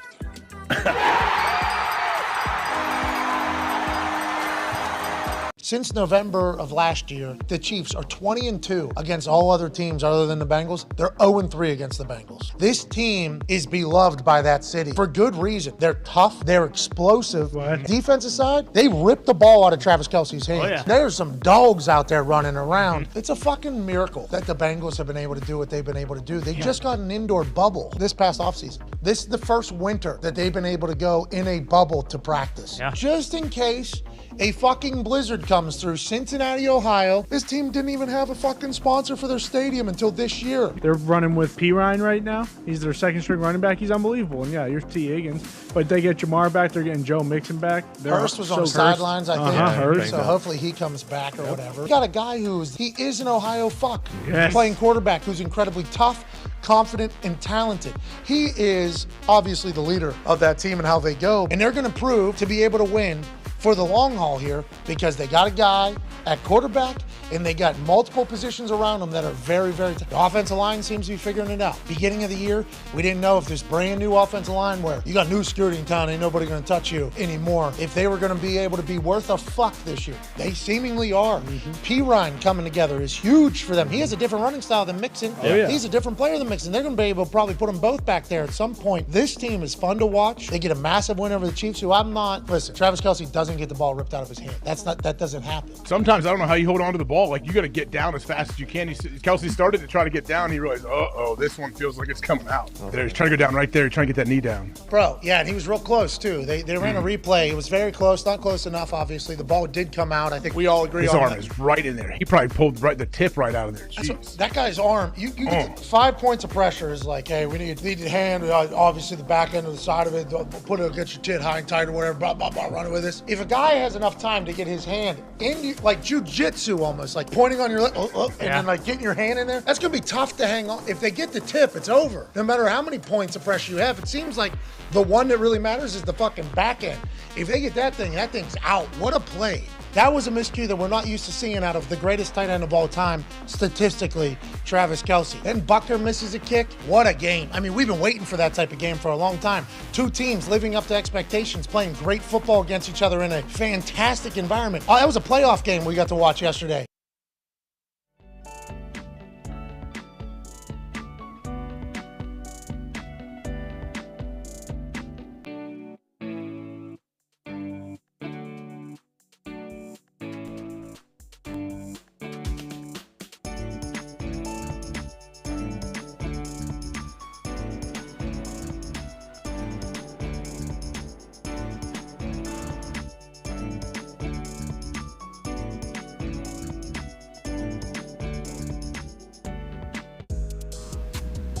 Welcome back to the program.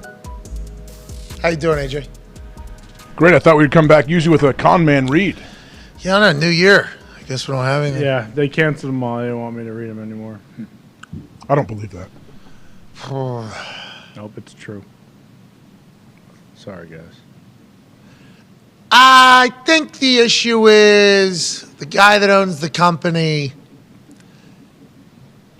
doesn't love you might read it? some of the asks. No. Would love. Is that what it is? Just some of the companies. It's tough to. It's a fascinating thing. Our business runs on ad reads, and I mean, a portion of the business runs on ad reads. Obviously, we have sponsorship partners and independent contractor stuff that takes place, and a merch business, and obviously there's a lot of stuff that potentially takes place. But the ad reads is like the backbone of podcasting. You know what I mean? Like, hey, get it. Yeah. Company invest in you, ad read. The ad agencies are a group that I've mostly come to hate, so don't love to deal with them as much.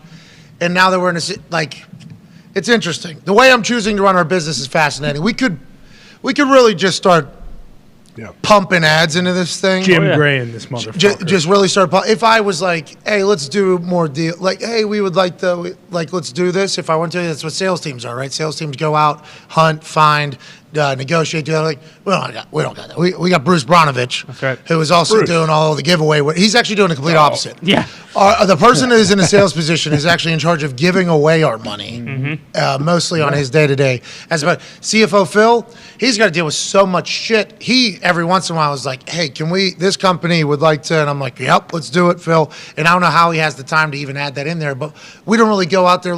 Bad business operations, but also I feel like pretty vital to the vibes of the show, too. We can have Connor read every once in a while, but there's some shows that it's like... Where it turns into like a normal old school radio show. Every 9 minutes, they take an ad read. It takes forever. And the ad agencies are geniuses. They know exactly what works, how it works, and everything like that. So we've opted out of a lot of those, but we do have a couple on the way that have been... Okay. We're up to something. Whoa. Okay? Uh-oh. Actually. Okay. We are up to something. AJ, this is a big one. I think you know what it is. Don't give it away. We got a big... I don't think I could. We got a big partnership coming up. Let's just say that. Hell yeah. It's big. Mm-hmm. Huge. Just hunting for blue chips now. We haven't even chatted... We haven't even chatted about this at all. No. That's how much we have evolved. Mm-hmm. If this conversation had taken place 3 years ago, the announcement we're about to make, it would have been 2 weeks worth of the show. Every single segment would have been brought back to something's coming. We're a little bit, spoiled at this point because of the incredible amount of time we've been able to spend on the internet doing this whole thing. We got a massive partnership coming up. Let's go. I'm pretty proud of us. Yeah. Darius, I'm proud of you, man. Proud of you guys. D-Bot? AJ, I'm proud of you, man. Proud of you.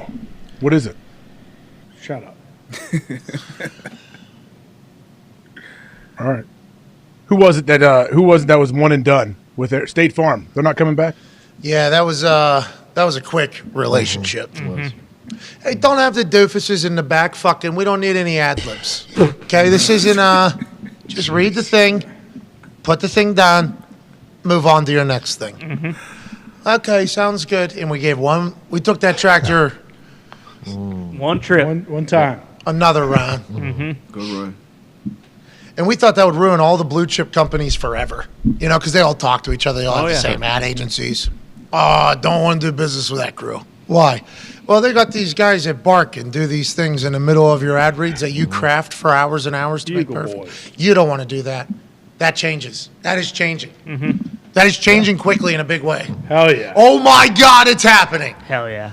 I should be more excited. We didn't sleep much the last couple of days. No. So we haven't really got to grasp this entire thing. We've been working on this for a couple of years now. Long time. Couple years. Yeah, legit. Good for us, team. Way to go. Good run. Could run up the score, though, if we really wanted to. If you think, is Pat ever going to sell this company or whatever, if you see us start just reading a bunch of ad reads, bam, bam, bam, bam, that's just to run up the score for the gross value of the company, so then we could do that whole thing. And I would only do that if we still remained in full creative control and everything. But if somebody else wanted to deal with the semantics and the bullshit, I think I'd be okay with that as well. So just, keep an eye out. That could potentially happen. If you get Connor coming back from 3 breaks an hour and every read is just the same, maybe the whole show is just read after read, trying to run up the score. Sullivan Steakhouse. Bingo. Yep. This question brought to you by Morton Steaks. Whose voice you doing there? You like steak for lunch, Tom? Who's that? That's Jim Gray. They had an ad for every question. That was awesome. That was such an awesome strategy. Oh, yeah. I think they worked. I think everybody went to every business. Oh, yeah. Yep. Oh, yeah. Every question. All 200 people listening. Jesus. Allegedly. What is your problem? We just It's a travesty. It's a travesty that nobody knew that show happened. Yeah, that's why I'm pissed. Is it gonna? It's probably not gonna happen ever again, right? Yeah, probably not.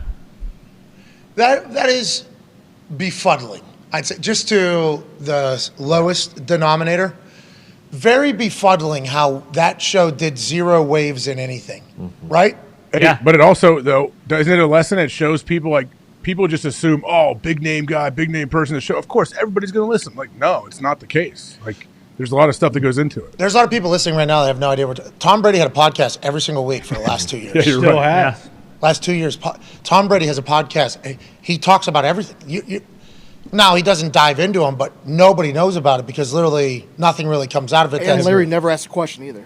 Larry's never on the show. Larry's not. Larry Fitzgerald was supposed to be on the show at the beginning. We just saw him. Yeah, we saw him 2 nights ago. He looks good. Yep. Larry still looks good. I didn't know if we were allowed to request him to come on the show or not if we were at the stage. And he talked shit to me about never asking him to come on the show.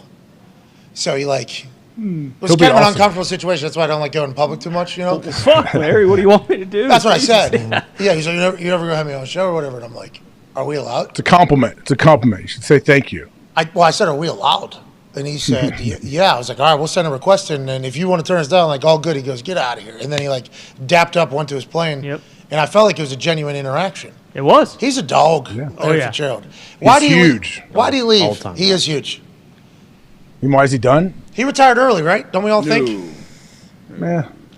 What did he play? He played forever. Yeah, He played for a long time, but Yeah, but he still had a $10 million a year offer, just waiting, and other teams were interested. finally got a really good quarterback. 11 Pro Bowls. He was part of that sale, part of owning the Suns, right? Yeah, he's part of his sons. He's also in some Good golfer. Yeah, some golf course. He's a member of the golf course, like a bunch of billionaires. He ain't worried about that. He had a great run though. First ballot. His hands were just impeccable, right? He was just incredibly tough as well. He played 17 seasons. More tackles than drops. And I say Jeez. Yeah, that's insane. I said he ended early just strictly because he had a lot of offers still. Yeah, the Cardinals would have paid him. He'd still be a Cardinal this year if he wanted to. And I think other teams, too. Yeah. I think there would have been other teams that would have offered Larry Fitzgerald if he was available. He just kind of stepped away, stepped back. I guess it's because of business reasons. He was supposed to be a part of Tom Brady's podcast. We never saw him.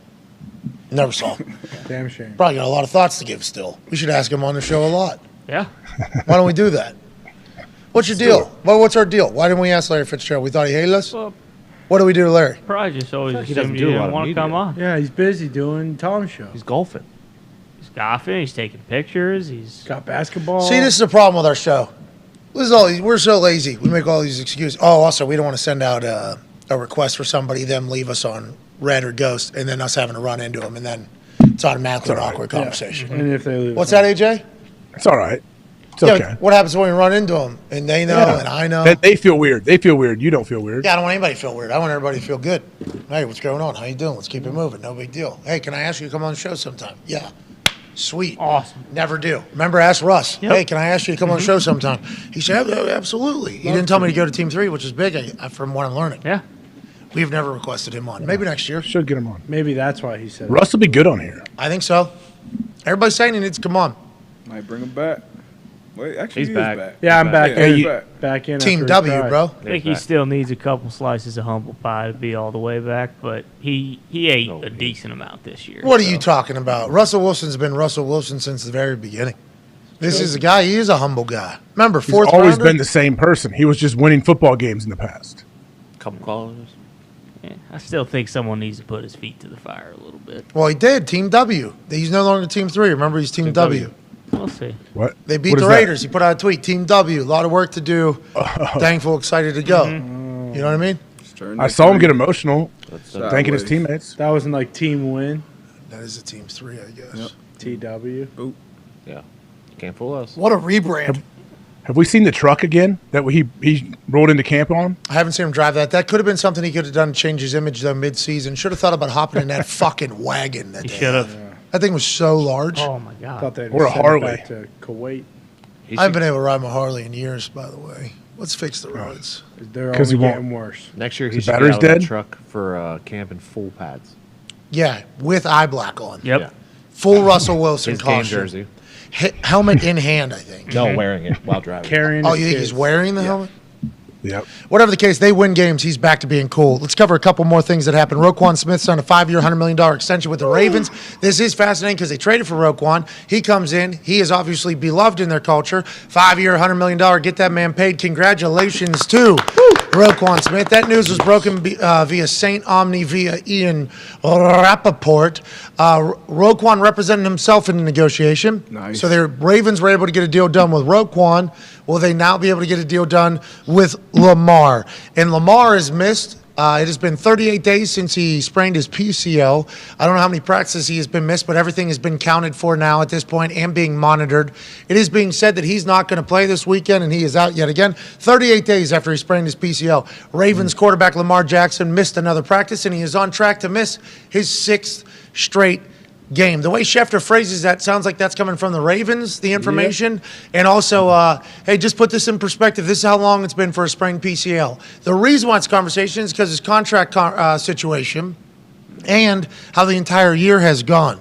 I'm fascinated by it all. He retweeted somebody last night explaining the situation, saying his knee is like actually fucked up, really hurt or whatever. So I think he believes his knee is actually injured. He hasn't signed his long-term deal yet. He has missed a lot of days, but it sounds like the Ravens and Ravens fans are like, hey, come on, we need to get back in here. What are your thoughts on it, AJ? How do you think this whole thing ends?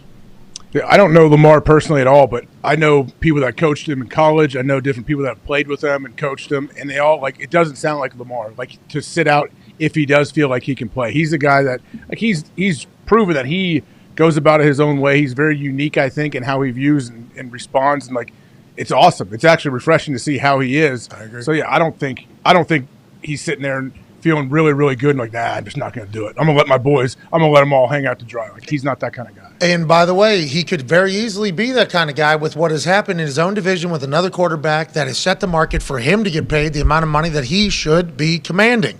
$230 million was guaranteed to Deshaun Watson. Deshaun Watson had not taken a single snap for the Cleveland Browns. The Cleveland Browns are obviously inside the Baltimore Ravens division. He's the next quarterback up. He's already won an MVP and a playoff game. He is the franchise. He leaves. Your fans probably going to be leaving as well. He's what sells the tickets, the merch. He's the Energizer Bunny, and he's the full focus of your offense. When he's not playing, you guys stink, and you're boring to watch. I have no idea why a deal has not been completed with Lamar Jackson. Yep. He put out a window and said, if we get past this, a timeline, we're not negotiating anymore. If they would have went to him with what he was asking for, or at least close that we can maybe move a little bit. Remember, Deshaun, $230 million guaranteed. That is not Lamar Jackson's fault that Deshaun Watson, David Mulligetta, and the Cleveland Browns set the quarterback market right there in their division. That's not Lamar's fault. Lamar's doing business how business has been done. Business has been done by comparing. That is why comps are a very real thing. So Lamar's doing good business here by asking for at least what Deshaun Watson's getting, but they could have been able to get to a point, I think, where he signs a deal where we don't even have to question this whole thing, which is what Ravens fans are clearly doing in the way Schefter puts out that tweet, clearly wanting people to potentially do as well. Darius J. Butler. And to go back with what AJ was saying, I agree. Everything he said about Lamar. We even said he could have, maybe should have been a little more of an asshole,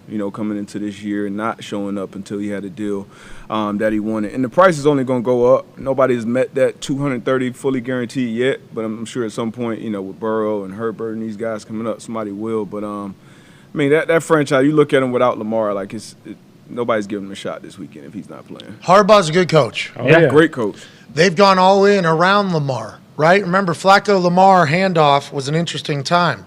That first offseason, they cut a bunch of people, changed their entire offensive system. They go all in around Lamar. We're going 3 tight ends. We're fucking Patrick Ricard is a defensive end. He's coming to fullback for this thing. We're going to load up in the running back game. So we're going to run old school, use what Lamar does. We'll throw every once in a while to a tight end after the play action works. We'll score a touchdown. And it captivated the world. Oh, yeah. Lamar Jackson was must-watch television. You're talking about the oldest form of football, power, just running, gun, and everything. Lamar's hitting spin moves 17 yards down the field at 20 miles an hour. It was a must-see affair whenever Lamar's playing football. Now this year, injury takes place. Yeah. Last year, there was COVID that happened, and I think an injury took place, and the deal's not done.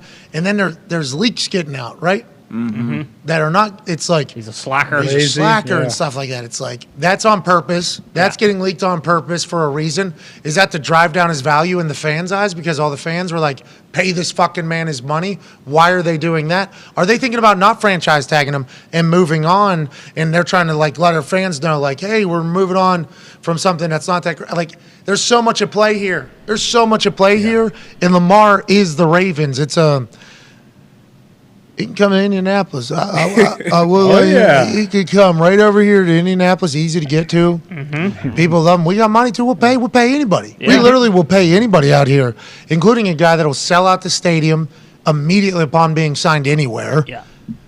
Lamar's in an interesting spot, but we're all here because a deal wasn't made, and I think a deal could have been made. We'll see. I mean, a lot of stuff can obviously happen, but it seems like as where things stand right now, like it's very possible we have a Kirk Cousins situation where they'll just tag him, and then boom. All right, let this guy go be a free agent because we haven't really. I mean, obviously they stopped the negotiations, but they were so what was reported. I think it was Mort or someone reported it when we first heard about it. They were so fucking far off from what he was asking for. It's like hard to believe that you are that far off, and then all of a sudden. Again, it's not You're true. gonna make up for it. Yeah, right. Like it just. I don't think that's. These owners are very shrewd businessmen. And it just doesn't seem like all of a sudden out of nowhere they're gonna find $90 million for him. Well, not all of them. One of them decided to pay $230 million to a guy that hadn't played football in a couple of years. Could be a long con, great move to get some of these other quarterbacks out of the division. Yeah, because if you're richer than all the other owners in your division and you reset the market, and those owners can't keep up with the market. All of a sudden, you're banking on a rookie quarterback every 4 years. Yeah. Every 3 years. Every 3 years. So not a bad play. Maybe the Waltons come in the game, too, as well. They tried with Russell Wilson. Whoever buys the Commanders, Bezos, I assume he's going to pay. Oh, yeah. As much as he needs to for a quarterback. Bezos goes, from my year of having Thursday Night Football exclusive rights with the NFL, it goes as a quarterback goes. Our ratings whenever good quarterbacks were playing were high. When there wasn't a good quarterback, guess what? Nobody was there. So I will have my hand in the day-to-day football operations because I've been able to do a lot of other things and expedite a lot of other things and buy a lot of other things. We need a good quarterback. That's mission number 1 here with the Commanders. He'll fucking pay. Oh, yeah. And then that's a whole new market. Jerry Jones is going to have to keep up with that one. Mars going to have to keep up with that one. Daniel Jones, inevitably what's going to happen? Have to happen. Jalen Hurts' next deal. I mean, there is there's like some divisions that are going to get heightened quick, and that's because of the money that's coming into the league. Because these billionaires aren't coming in to fucking lose, are they? You know what? I want to get in the NFL to do what? Suck, just lose. Tepper's fired 100 people. Yeah. Tepper's like, fuck, I'll pay fucking. We were getting a winner here. Entire one of his businesses bankrupt just because of the mismanagement of different things. He doesn't care where his money goes or what he has to do. No, he's talking about the facility that was being built in a town in North Carolina, and because North Carolina didn't hold up its end of the bargain quick enough for the finances, he said, fuck it, I'll file bankruptcy. Now there's a building half built in a town that's supposed to be their facility. Now that's shrewd business, man. Yes, it is. That is the epitome of it. Brand new to a city. We're building a facility, new place, going to be great. And then the city doesn't hold up their end of the bargain in his eyes, which I could see how that would take place with government, being a government. And say, all right, it's the game you want to play? Cool. Fuck it. Hi, Carolina. I don't get fucked around with bankruptcy. I'm not paying anybody either. You guys got to fucking pay him. That's what you guys are doing. I'm moving on. That's crazy. He's an owner. He was the richest owner in the NFL at the time. He filed bankruptcy for a company. That's the type of business that is being run by some of these guys. Shrewd. I wonder, How does the city feel about that? They can't feel great he did that. Well, the city, I think if you're a Teppers, should have. Yeah. We had a deal. I did my deal. You didn't do your deal. This is what happens in the real world. Welcome to the real world. Bang. City, yeah, they're probably going to be a little jaded for a while. You win a Lombardi, though. Exactly. Panthers get good. Forget that real quick. You win a Lombardi, though. You're A-OK. Couple more things. Tua probably out versus the Bills. Skylar Thompson expected to start. NFL viewership's up across the board. We hit that. Raiders are looking into Tom Brady. This is a real deal now. Unequivocally a fact. Per the Dan Patrick Show, I believe Breer said it on there. Tom Brady and the Raiders, potentially a future thing. And I guess at the time it was breaking news because somebody wrote a fucking article about it. We said in one of our think tank sessions live into microphones that happens on a regular basis, we have a 4-hour show basically every day. We were like, Tom Brady's going to Vegas. There's 100%. We got to the point where Tom Brady's going to Vegas.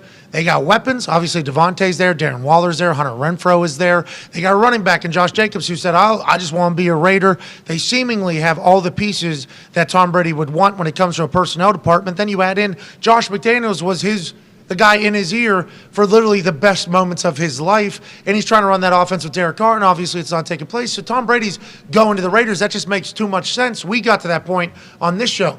Now it's being talked about that the Raiders are certainly going to look into Tom Brady, and also Jimmy G, I believe, was the other report, because Jimmy G has history with McDaniels as well, and he'll be on the move. Your thoughts on it all, Connor? Because I think you've paid attention to it pretty closely with McDaniels, Tom Brady, and Jimmy G. This is basically a New England reunion potentially happening in Sin City. Yeah, you definitely think if Tom Brady goes there, they're immediately, they slide right up into those top 5 teams that are favorites for the Super Bowl. And even with Jimmy G, if Jimmy goes there with McDaniels, because you've seen what he's done with McDaniels. They won, 3 Super Bowls, obviously, during, 14, 16, 18 with Brady. And then even when Jimmy G came in during the Deflategate suspension years in 2016, Jimmy G played lights out for him. So this does feel almost too obvious to the point where this is kind of confirmed in my mind. This is how it's going to go. There's no other way I see this happening, especially with the offense and weapons, and because of what happened with the Buccaneers transition. It was much more obvious, it felt like, after the fact, looking at the Buccaneers, like, oh, he's going to go there. Of course he is. They have wide receivers that are unbelievable. He'll be able to implement his own offense. And now with McDaniels, it feels like we've learned from that situation now. It's like, oh, he doesn't even have to implement his own offense. He just come in and play the football he did for, 20 years and add in Devontae Adams and Darren Waller. Same language, too. Same language, Hunter Renfrow, that these guys already know. He doesn't have to go through that awkward, trying to learn or teach a system. Like, he's going to a place. And McDaniel's system, we would assume, is similar to Bill Belichick's, which is what Tom Brady, we're talking about, like, day-to-day, how things go. Bingo. Changing plays Friday, Saturday, changing concepts Sunday. It seems like it's too obvious, I think is what we said earlier. Would you like them as favorites if he went over there? That's a tough division. I mean, when you name the weapons they have on offense, and you have Max Crosby and Chandler Jones on defense, I mean, it'd be hard not to take them serious. Darius's face is signifying some disagreement. Just don't trust McDaniels at that head coach's spot. And they got some. What about Tom? Tom would be the head coach, really. That's what we thought with the Bucs this year too. But you've seen a lot of dysfunction there. It looks like a completely different team with BA gone, in my opinion. But obviously Josh McDaniels been an offensive guy. They already have that relationship, that understanding there. And they were reportedly, wasn't Brady going there with Gronk a couple years ago? Yeah, Dana White had a deal done. Reportedly, so Dana White, that's the first time we talked about him because how much is going on in football. What the fuck was that? I think he's doing a press conference about it right now, I believe. I thought I just saw it. I saw some people tweeting me, how come you haven't talked about Dana White? How come you haven't talked about Dana White? It's like, I did not know what was happening with Dana White. There was something rather large happening in the NFL world. Somebody died on a field, came back to life. We're in the playoffs. That was crazy. Uh-huh. Yeah, I thought that was a fake video. Oh, yeah. It was also on New Year's Eve, and we were working that game until, well after kind of the fallout of all that stuff happened. I saw Dana White's name in the headline. Dana White's name's always in the headlines because everything going on in the NFL and college football happening at the same time. I didn't really get a chance to catch up with it all. I thought that was fake. That was real. Oh, yeah. Oh, yeah. Can't do that. Nope. No. Can't do that at all. That's terrible. Oh, yeah. Is he really having a press conference? I don't know. It makes sense. He came out and he talked right away, and then so I thought he was trying to, stay under the radar right now. I haven't seen enough of the follow. I saw the video for the first time full like very recently. Did that happen the same? That happened Monday night when that Monday night game happened, or Ohio State, Georgia game. That's what I'm saying. I didn't see it. Yeah. To your point, we've been kind of in the same world right now. Yeah. Football just had a buzz. I mean, we're talking buzzsaw of 10 days here to start 2023. Not good news. Obviously, the DeMar news, not good news at all. The college football playoff, the NFL, everything going on. It's like, I didn't see it. I thought it was fake. Can't do it. Can't do it. Can't have it. I don't know what he's saying. That's going to be tough to explain. The wife slapped him. He slaps back is what I saw. And it looks like they're at like a basic dive bar. Mm-hmm. Yeah, they were in Cabo, I think, or something like that. But I mean, that was. Playing no games. That was a bad. That's not good. Don't Can't do have that. it, Dana. Can't see that. Can't have other people see that and think it's okay. That is not okay. And that is not how you show you love each other either. Okay? I know like this is. They came out. I think they both. I don't.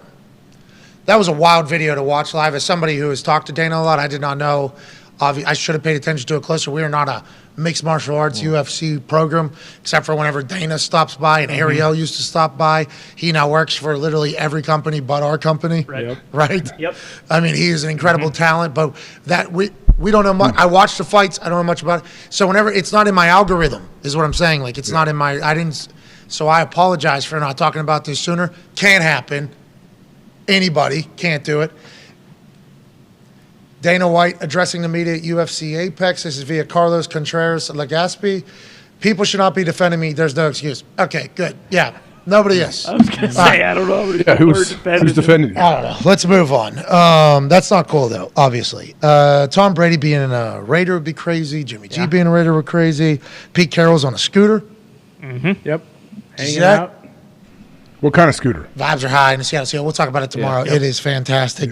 Megacast numbers are in. 483,000 viewers Hey. on ESPN2. Is that good? What does that mean? Well, see, there it is. There's the next stat. Up 206% from ESPN2's title game window last year as part of the Megacast. And as we do know, there's a way to make any number look good. You know, people do that for a living. I guess that's good. I guess that's good. Sports TV ratings quote tweeted this one and said, only 3% of the viewing market, though. Let's not get too crazy. And I follow the sports ratings. So I don't know what's good, what's not good. I didn't have any expectation. I will say I can't thank the people that watched along with us enough. That game was obviously hilarious and a blowout. But we had a blast, and thank you for making it a success if you read that one particular stat. And I think we're all, understanding of the fact that we're very lucky to do what we do for a living. Us getting to just walk that field. So stupid. So stupid. And, thank you for allowing us to do this to people that watched. Unreal. Right? I mean, I don't So cool. I don't know if anybody else wants to give thank yous or whatever's, but, legitimately fucking so cool, and thank you for that. And I'm happy somebody watched. Yeah. Well, and also I assume that it exceeded expectations if it was 206% better than, or more watched than it was last year. And also, I believe the game as a whole was the least watched game since the college football playoff started. So, only 3% of the ratings, but I mean, not as many people watched this year. Probably last couple minutes of that second quarter, all right, see what they're going over here. I told you, Barmageddon. Yeah. So big up. Vrabel was on. Yeah, Vrabel and Trace Atkins. Is he good on that? As soon as you did that report, they said the numbers for both the game Yeah. and ours Tank. kind of tanked. So thanks for doing that from that suite. That's just what people were saying on Twitter. No, we appreciate the opportunity, though, and thank you for watching alongside of us. Oh, yeah. It was a lot of fun. It is more fun than I thought it would be, honestly. All right, let's take a break. Everything DB will be on the other side. I think we wrapped up everything we had to talk about today. Yes. Got some stuff for tomorrow. And then, obviously, we're about to dive into the playoff weekend. Yeah. Oh, yeah. I get to wake up at home. Here we go. It's huge. And go to bed at home. Cherish it. Friday, after the show, and this has happened a couple times this year. It's been nice. Yeah. I'm going from here to my house. Oh. That's crazy. Nice. It's been a long time since Not downtown anymore either. Your house is, Right there. much more malleable than where it was. That's not true. It's Lake Monroe. Well, that's what I said. I mean, it's still Yes. 45 minutes away, but it used to be, an hour and 15. You got the truck now. Yeah. Well, the saving the planet thing. Yeah. So it basically can drive you home if you want it to. Big report on nightly news last night about the storms coming to California right now, the rain, and then there's snow everywhere in California, I guess, as well in different places. Really? In Southern Cal? No, in the No, in the mountains, but the snow is heavy. They're talking about the snowstorm being super heavy, and then obviously the rain is alarming because it's a place that doesn't have a lot of rain normally. So mudslides. Sinkholes. I saw 2 cars in a sinkhole. There's a lot out there. A lot that can happen to you out there. Santa Clarita, 2 cars down inside of a thing. Nobody got hurt. They got out, but thank God. That was an alarming shot. That's scary. Yeah, fuck that. Yeah. No, I can't. How are the That'd be electric cars in terrible. the floods? Isn't that like a big no-no? I think engines and floods are bad to begin with, but I would assume electricity also does not deal with it well. A lot of Teslas out there. Yeah, the one that happened in Florida was like over 200,000 Teslas had to be returned or something like that. A lot of Teslas in California. Yeah, a lot of nice cars. Self-driving Tesla just caused a little pile up in a tunnel, I think, in Cali. Saw that. No. 9-car Somebody pileup. crashed into that?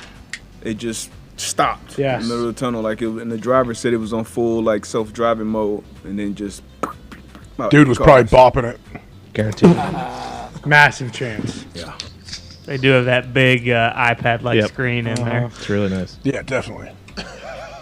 Is he in Get the back dash seat? cam footage. Is he in back seat or sitting No, shotgun? front seat just killing it. Front seat just beating himself up. He's in the driver's seat beating the hell out of his. Because you're supposed to have to touch the wheel every 10 seconds or so. So Well, he probably puts his feet figuring up that on. out. He puts his feet up on the wheel. Yeah. Hell yeah. Oh no! Sprawled out. Yeah. Yep. Left hand coming from underneath. Underneath, that's right. Oh, his legs on the windshield? Yeah. Basically. He had left foot out the window, Yep. Yeah. right leg up on the windshield, Mm-hmm. left hand under, touching the wheel every. Yep. Did he die? Did you follow up on that? I don't. That's I a didn't- tough I didn't see- position. I didn't Feels see like the- his pelvis might have been removed. He might have. Yeah. Might have Full crunch. squeezed his fucking baloney right off. You never know. You get hit hard enough from behind. This show is so terrible. We hope everybody's okay. But the Yeah. self-driving thing, another thing that, obviously you don't Is there a do. shift knob in those things? Going into A what? A shift knob, like a gear shift? What are you do it on implying, this. Nick? You do it on this. This is Okay, actually good. wide open. Good. They actually sell I don't maybe Nick thought he was posted up right in the middle of the console. Nick thought he was posted Oh, up right one there. leg on each. Oh No, just shit! Far right lane. Stop. Well, Stop. Stop. Oh, and then everyone behind him. Oh fuck! But Jeez, that white car back there. Look at the brakes too, not moving. Yeah, good brakes. Definitely good. And he gets out. He's- Pants yeah. hold on, we can see. Oh, his pants are down. They're not. I need some help. Look at him getting out. He's got to explain it to fucking 40 people. Yeah. Oh. I don't drive autopilot. I was Yeah, bumping. so now whose fault is it? This is what they were. How quickly did he get out of that car too? I'm trying to go the other way. I think if I'm I just got put him over. Help. probably a friend, maybe following. He's a hero, Darius. Of course. This car got hit, not enough to file an insurance claim. I'm out of here, Subi. This added 50 hours to some people's days. The amount of traffic after this. this guy's gonna help him get his pants on now. Wow, I've seen that video before. Once again, we do not know if the man Well, that was riding alongside autopilot in a Tesla that caused a 30-car fucking pileup to take place was bopping his beat or not, but huge chance. there could be. What are you doing? So you have to touch the wheel? So when the thing starts slowing down, he could have changed it? Can you override it? Have to be able to. I feel like putting your foot on the gas overrides. Yeah, like It's cruise like, control. yeah. Do you know how that came into the Tesla car? I have a Tesla, one of the first ones, no big deal. Thought I was saving the world. Then I started driving it. I'm like, oh, this is like the greatest car of all time. It's faster than everybody. It's quicker than everybody. I got to plug it in at the house. This is unbelievable. It turns out that getting the battery is not necessarily the most planet-friendly thing, which for every action, there's an equal and opposite reaction, obviously. I thought I was saving the world when I bought it. Turned out I might have been doing it quite a disservice. But the autopilot thing was literally just installed to my car overnight. Yeah. I got an email. Updates. Uploaded. Updates like a phone. I got an email that said your car now has autopilot. Congratulations. And I'm like, well, certainly not doing that. Yeah. What No are we way. even? It's awesome that they're doing it, but there's no way I'm doing that. I've never tried it.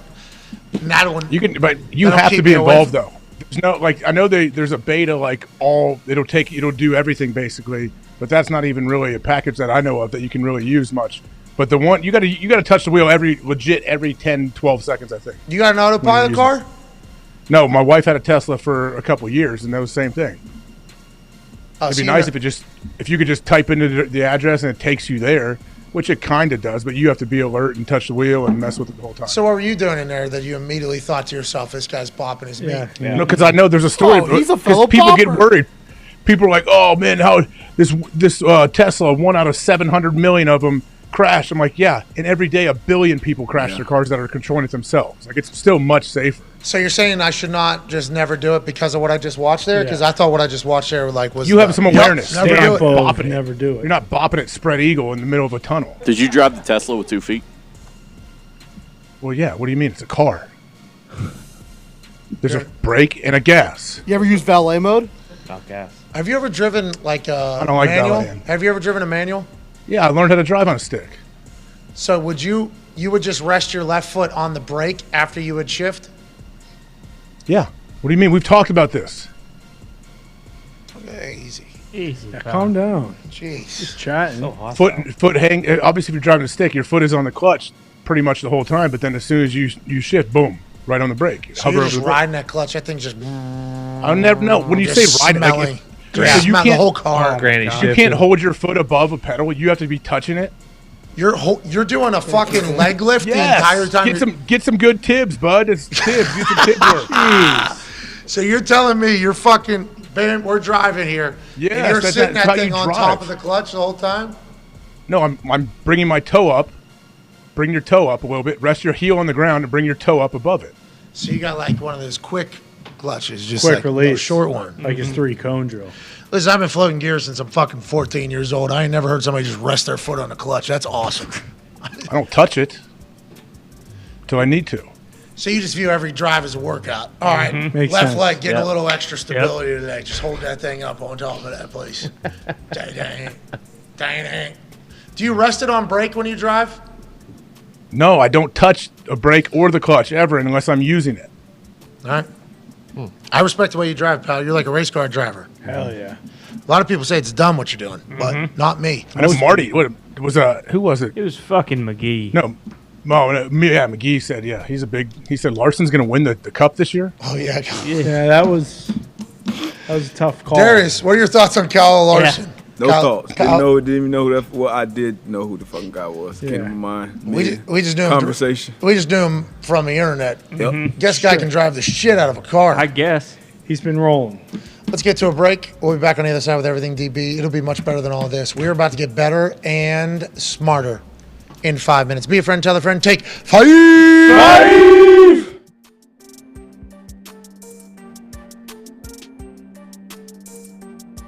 Punt return to win the game. Hell yeah. I don't know if they were trying to kick that ball out of bounds or they were saying, hey, just got to cover a kick. Let's cover a kick. We are a team that practices. We have a good punter. We got to do our thing. They're on the 32-yard line. He hits a bomb, end over end, right down the middle of the field. Not high enough, certainly far enough. A lot of field to have to defend. One cut, hit the wall, boom. Punter misses, and all of a sudden the New England Patriots, in a game that was 3-3 all the way until there was 8 seconds left in the fucking game, win with a punt return, and obviously that's Belichick. Belichick talking about it afterwards, knowing that this is how this game was going to be. The Jets are always a tough team. We're prepared. We're ready. They get a win. They're still in the playoffs. The Jets are almost dead now, with Zach Wilson saying after the game that he does not feel like he's let down the defense. No. Have you feel like you let down anybody? No. It moves on. As an offense, though, I mean, when you guys are only able to score 3 points, the defense only lets up 3 points. I mean, do you feel like you let the defense down at all? No. Well, he had 2 yards of offense in the second half. Garrett Wilson, wide receiver for the Jets, rookie, said, hey, that's horseshit. This shit's not okay. I mean, straight up, it's not okay. We had how many total yards we had? 100, a little over 100. Yeah, that shit's not gonna fly. So Bob Sala asked about it. He says that's dog shit. No, it's dog shit. Zach Wilson says No, problem. we'll move Cool. on. We'll gritty right through this whole thing. I feel like there's a chance that Zach's about to get packed and move on for the other team, not only because the defense probably heard that and is not happy about it, not only because Bob Saleh has openly said that the offense that he is running is dog shit, but because there's a veteran sitting in that building. Goddamn right. That is ready to take over those young Bucks and maybe get them on a run. But nonetheless, the Patriots get a win. A couple weeks ago, we're talking about how the Jets were awesome. You know, they're going to go on and be a good team. They're not. They're terrible. They're 6-4, but they're terrible. Possibly the worst 6-4 team in the history of the NFL. Jeez, now, on the Patriots side of things, yeah, sure, we only scored 10 points, and 7 of them came with 10 seconds left in the game, but that was the game plan the entire time. Bill, no. Get it to the fourth. Get it to the fourth, be in the game, and then let's just make sure they punt the ball with less than a minute left, and then we'll go down and score and, walk this thing off. And that's exactly what we did. I've sent some text messages to the Jets building to try to get a heads up on what they were trying to do. Were they trying to have him kick this out of bounds? It doesn't appear as if that was the case. I think it was hey, we need to go cover a kick. Let's go cover a kick. Let's get to overtime here as much as we can because you can't get into field goal range, even though Folk had missed a couple already on the day. We have to be able to flip the field with how much time was left and the Patriots having one timeout and Matt Patricia doing his thing. It's easy to say just kick it out of bounds, but if he kicks it out of bounds at the 35 or the 40 and then they have one timeout and they get in a field goal range and they lose 6-3, there's still going to be a conversation. So until I know what exactly they were thinking and why they were thinking it, that late block. And I appreciate them not calling that. Yes, good no call. I agree because he wasn't going to make the tackle before he scored, so I agree it was a good no call. I see that they tried to claim it was not a block in the back. I believe it was. Yeah, certainly a block in the back, but the NFL has come out and said, oh, it's from the side or whatever, and I think the NFL is coming to say on the side, like, come on, that guy wasn't going to make the play. None of that really matters. But by the rule book, if we're going to start doing that, let's start making some more common sense calls in games in important fashion. Also, must remember, they're in field goal range there, blocking the back. They're still in field goal range. Yes. Nick probably still lose the game. How come you slip through the draft, go undrafted, then you survive on the practice squad, then you show up and it's like, how has this guy not been on a team for so long? How many different moments were you like, I think I can make it in this league, I should make it in this league, and why is nobody plucking me off of this practice squad and signing me for 4 games anywhere? What was it about, you think? I always told my buddies, my guy Stanley Morgan was on the practice squad the first year with me, and he's been a special teams guy for us, doing great things. But we always, getting out the mud type of thing, just waiting for opportunities. We've both been here for, this is year 4 for both of us there, so we always talk about getting out the mud. We always talk about on practice squad, our game day was Thursday because that was third down day. We got an opportunity to go against the number 1 D and try to show something, try to catch someone's eye there. So it's just a matter of staying patient and just waiting for opportunities. Whenever you became like a focal point for the offense, were you prepared? Were you ready for it? Mindset day to day going into the building different, or are you still that practice squad guy and will be forever? I think I'm still that practice squad guy, just grimy. I just got to be grimy day in and day out, and you can't get complacent. You can't let success stop your work ethic there. So I'm just trying to have some fun with it, make some plays whenever they come to me, and I don't know when it's going to come, but like in that play right there,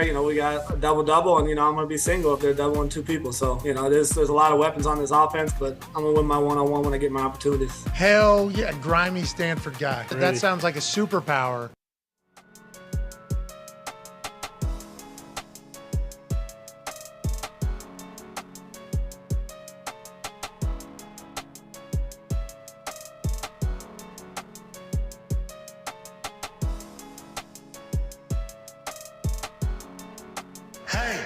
What? Let's go!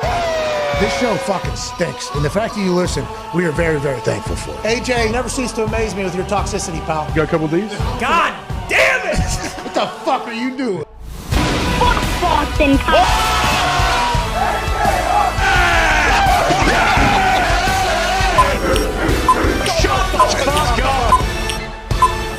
Hello, beautiful people. It is Winter Wednesday, January 11th, 2023. Hour 4, Everything DB starts now. Football is cooking. The playoffs are right around the corner. We are bullshitting about everything. That is AJ Hawk. The Toxic Tables here at Boston Connor, at Ty Schmidt. One half of the Hammer, Dahn. Cowboys Tone Diggs is here. A man who's the host of the Man to Man podcast and Everything DB. That's going to come up momentarily. Darius J. Butler. We appreciate you. Appreciate you. Zito just said to me, literally as we're coming back, I guess the video has been released of Odell Beckham Jr. getting escorted off of that plane from the cops' standpoint. It's 22 minutes long. We have not got a chance to watch it. That is taking place now. There's going to be a lot of conversation of his state of mind, what he was doing, how he was acting. Remember, he was on a flight from Miami to LA. LA, yeah. I believe, which is a long flight, planning on sleeping. Allegedly, there was a little badge-heavy flight attendant potentially that was getting upset with everything he was doing, and he said he was confused and baffled by it all. It sounded like no NFL teams are going to change their stance on Odell Beckham Jr. from the case. He was not intoxicated on any alcohol or being rude to anybody. He was just not putting his seatbelt on or something. The police was like, they talked to him first, and he goes, are you okay? He was like, yeah. And the flight attendant made the whole big deal. It was like, yeah, he wouldn't want to put his seatbelt on. And we kept tapping him and tapping him. He wouldn't do it. So he was trying to pass out probably before it even took off. Should have put the seatbelt on before he passed out. Amateur decision there. But since it all took place, it sounds like it got overblown. There's a 22-minute video now. We can watch it and see what our thoughts are on Odell Beckham Jr., which I assume some teams will be doing that were in the OBJ market just a few weeks ago when we thought he was going to return. Nonetheless, we move our attention to the secondary of the NFL. Ladies and gentlemen, it is time for the most recent episode, the season finale of Everything DB with Darius Butler. How you doing, D-Butt? Hey, you're good, D-Bud. How y'all doing? Good, you? Hey, we're good. All right. Good. Let's get through it, man. Let's Get through it. No. D-Bud. AJ, tell him. AJ. We're going to thrive. We're not getting through it, D-But. We're going to thrive. We're going to get better and smarter during this segment. Yeah, that's what I meant. Hell yeah. People try to get through things. Let's not get through things. Let's do things. Enjoy it. Let's Let's live these Let's things. Enjoy things, D-Bud. D-Bud. Sweet hat. Are you Week okay, 18. D-Bud? Is everything okay? Patriots I'm all right. What's up? All right, I'm just making sure, getting through things. Is that a bad or negative connotation on that? Yeah, like getting through is like, all right, let's fucking get through this. Yeah, let's put our head down. I guess your tone wasn't that way, but Sorry about it.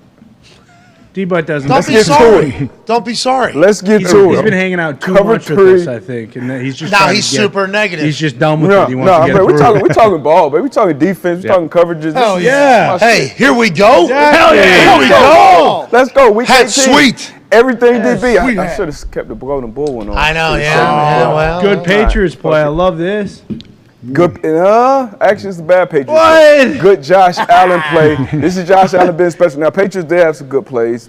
Really, Josh Allen, bad plays. But Come the thing on. about Josh is it's always really on him what he does. So you'll see the defense rotating down. But this is really going to be Josh Allen being special kind of on that second reaction play, extending the pocket. Going to keep an eye on his backside curl flat defender. This will end up being cover 3.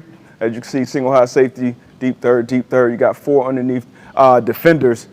And initially, they have pretty good coverage. It's going to be an over route from this tight split. So you can pause it here. So at this point, this is a true zone dropping. So everybody's kind of getting to their drops. It's not matching in the cover 3s. Up here the corner, he's going to get drawn up by this curl route. And now this backside curl flat defender, Miles right? Bryant. So he had Miles Bryant. So he has no work over here. So he's looking at, okay, what can attack me from the opposite side of the field? So obviously this run-through defender is going to clear out their post safety, and 16 is trying to run to open space, which initially is going to be covered. But even in zone drop coverages, once the quarterback extends these plays, as Josh Allen is doing right here, and then he's going to point and direct him upfield, this defender now with eyes on has to kind of plaster this guy and just run with him like a man coverage. He doesn't. Well, he does late, but Josh Allen, this ball, this is the best of Josh Allen. When he's playing at the top of his game, he's obviously one of the top, 2 or 3 quarterbacks in the league. that guy's got to stay on him, you say. He's got to. So pause it. So kind of right here at this point, you see Josh Allen breaking the pocket. So now it turns into a scramble drill. Big Ben, Aaron Rodgers. The reason those quarterbacks are so tough to play against is because they have the play initially, obviously, but once they break the pocket, now it's almost like backyard football. And that's what happened with Josh Allen. He sees him. He sees, okay, this is the only defender. Post safety's out of there. So he just tells him kind of go upfield. Boom, kind of point him upfield. You run it back a couple frames, you'll see the point. If you're like a coach, at what point does one guy get beat? You okay? Is everything all right? Good. We getting through this? getting to this. There you go. Oh, that was good. Hell yeah. That was good.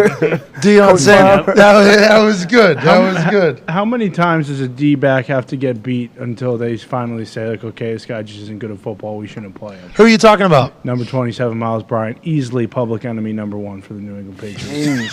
Hey, Not even close. I mean, I can't tell you how much the people of New England fucking hate this guy's guts. I feel bad for the guy. I've been that guy before in New England. It's tough out there. But you got to perform. You got to make plays. I'm sure Bryant will be great, but this is I'm sure he won't. Do you know he play. switched his number to 27 after J.C. Jackson left? Did you do that like after Ty Law retired? We're like, you know what, I'm going to be 24 now?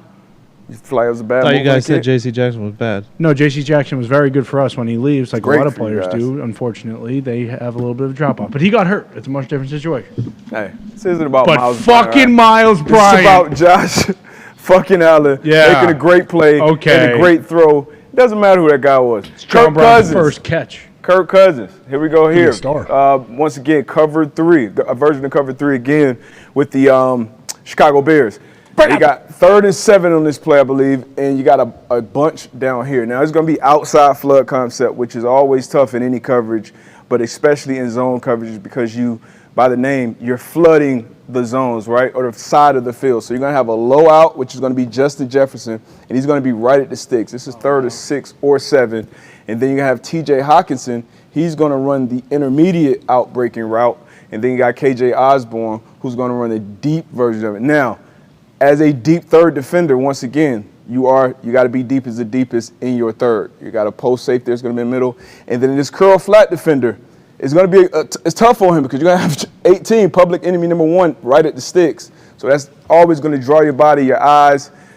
Run it back real quick. This is just a little coaching point here that I used to get coached on. And if you got this bunch this tight inside the numbers, don't really worry about a reroute. Same thing if you're a corner in cover 2, because by formation, by position, they've kind of rerouted themselves with that alignment.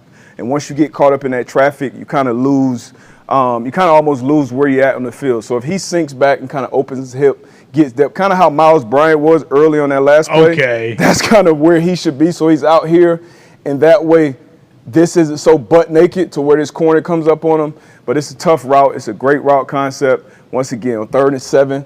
So Justin Jefferson running around the sticks, been a low one, and now you can see the trouble right here. Kirk Cousins standing there, taking a hit. Kirk Cousins he's going to have to obviously make some great throws, taking hits, but his line banged up like it was. Damn. But great read, great play design, and the great execution from the Vikings. That's a great play design, right? Yeah. Like nothing, they're going to get the first down regardless here. Exactly. The best way to play that, if you go back to the wide copy real quick, the best way to play it is for this curl flat defender to just get depth and width, right? And when you're a zone defender, width is also your friend. Width kind of equals depth at some point. So you get wide enough so you can see the routes developing.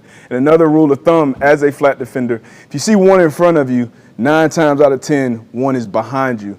So the only thing is you'll have to play this top down. Like you said, Justin Jefferson, if this flat defender goes back, Kirk Cousins, this ball is almost out of his hands at this point. Hey, we take the first down. Once he comes up, now it's all about what that cornerback does. And if the corner goes back with the deepest, then T.J. Hockenson is going to be wide open for a 20-something yard game, potentially more with a catch and run. But the corner, you got to be as deep as the deepest. Yeah, does he just think Osborne's going post or? Who's that? The cover 3 corner. He's too tight too. But he's too tight too. He should be wider as well because once he gets open up, because once everything's in there, you got to just keep getting depth, keep getting deep. So it's not KJ. He's got to see him. And KJ saw it immediately. Once he saw that corner come off with TJ, hey, throw his hand up. And a good ball from Kirk, too. You've shown bunches before where they're jamming. Do you not jam on a bunch when it's that wide, or is it because of the distance? When it's condensed and it's a bunch, I'm not a fan of bunch unless you're just in there. You got to go straight back. But if you have to get width, like if you're like a hook curl defender in a cover 2, where you're just trying to, AJ has talked about this before, you're just trying to fuck up the spacing, but you're going straight back. If you have to get width, once you try to jam, it's too hard to jam and then get width. You know what I mean? It's just too tough on your body. And you can get caught up real quick. You don't know if you only jam the point too, though. Yeah. Like you normally only jam the point. So if you're the curl flat, you're not going to jam the point because it already gets you out leverage. Exactly. Yeah, so he's got to go there, and he's got to go there. Yeah, he's got to just force a really tough throw. That's the only thing you can hope for here Yeah. if you're on defense. You got to be back and just if you throw it perfect, you got us here. Yeah, you definitely can't give that one up. Kirk Cousins slinging it. Yeah. Because if you think about it all, Justin Jefferson, 3rd and 7, Kirk Cousins, it makes sense why you'd want to jump the shorter ones.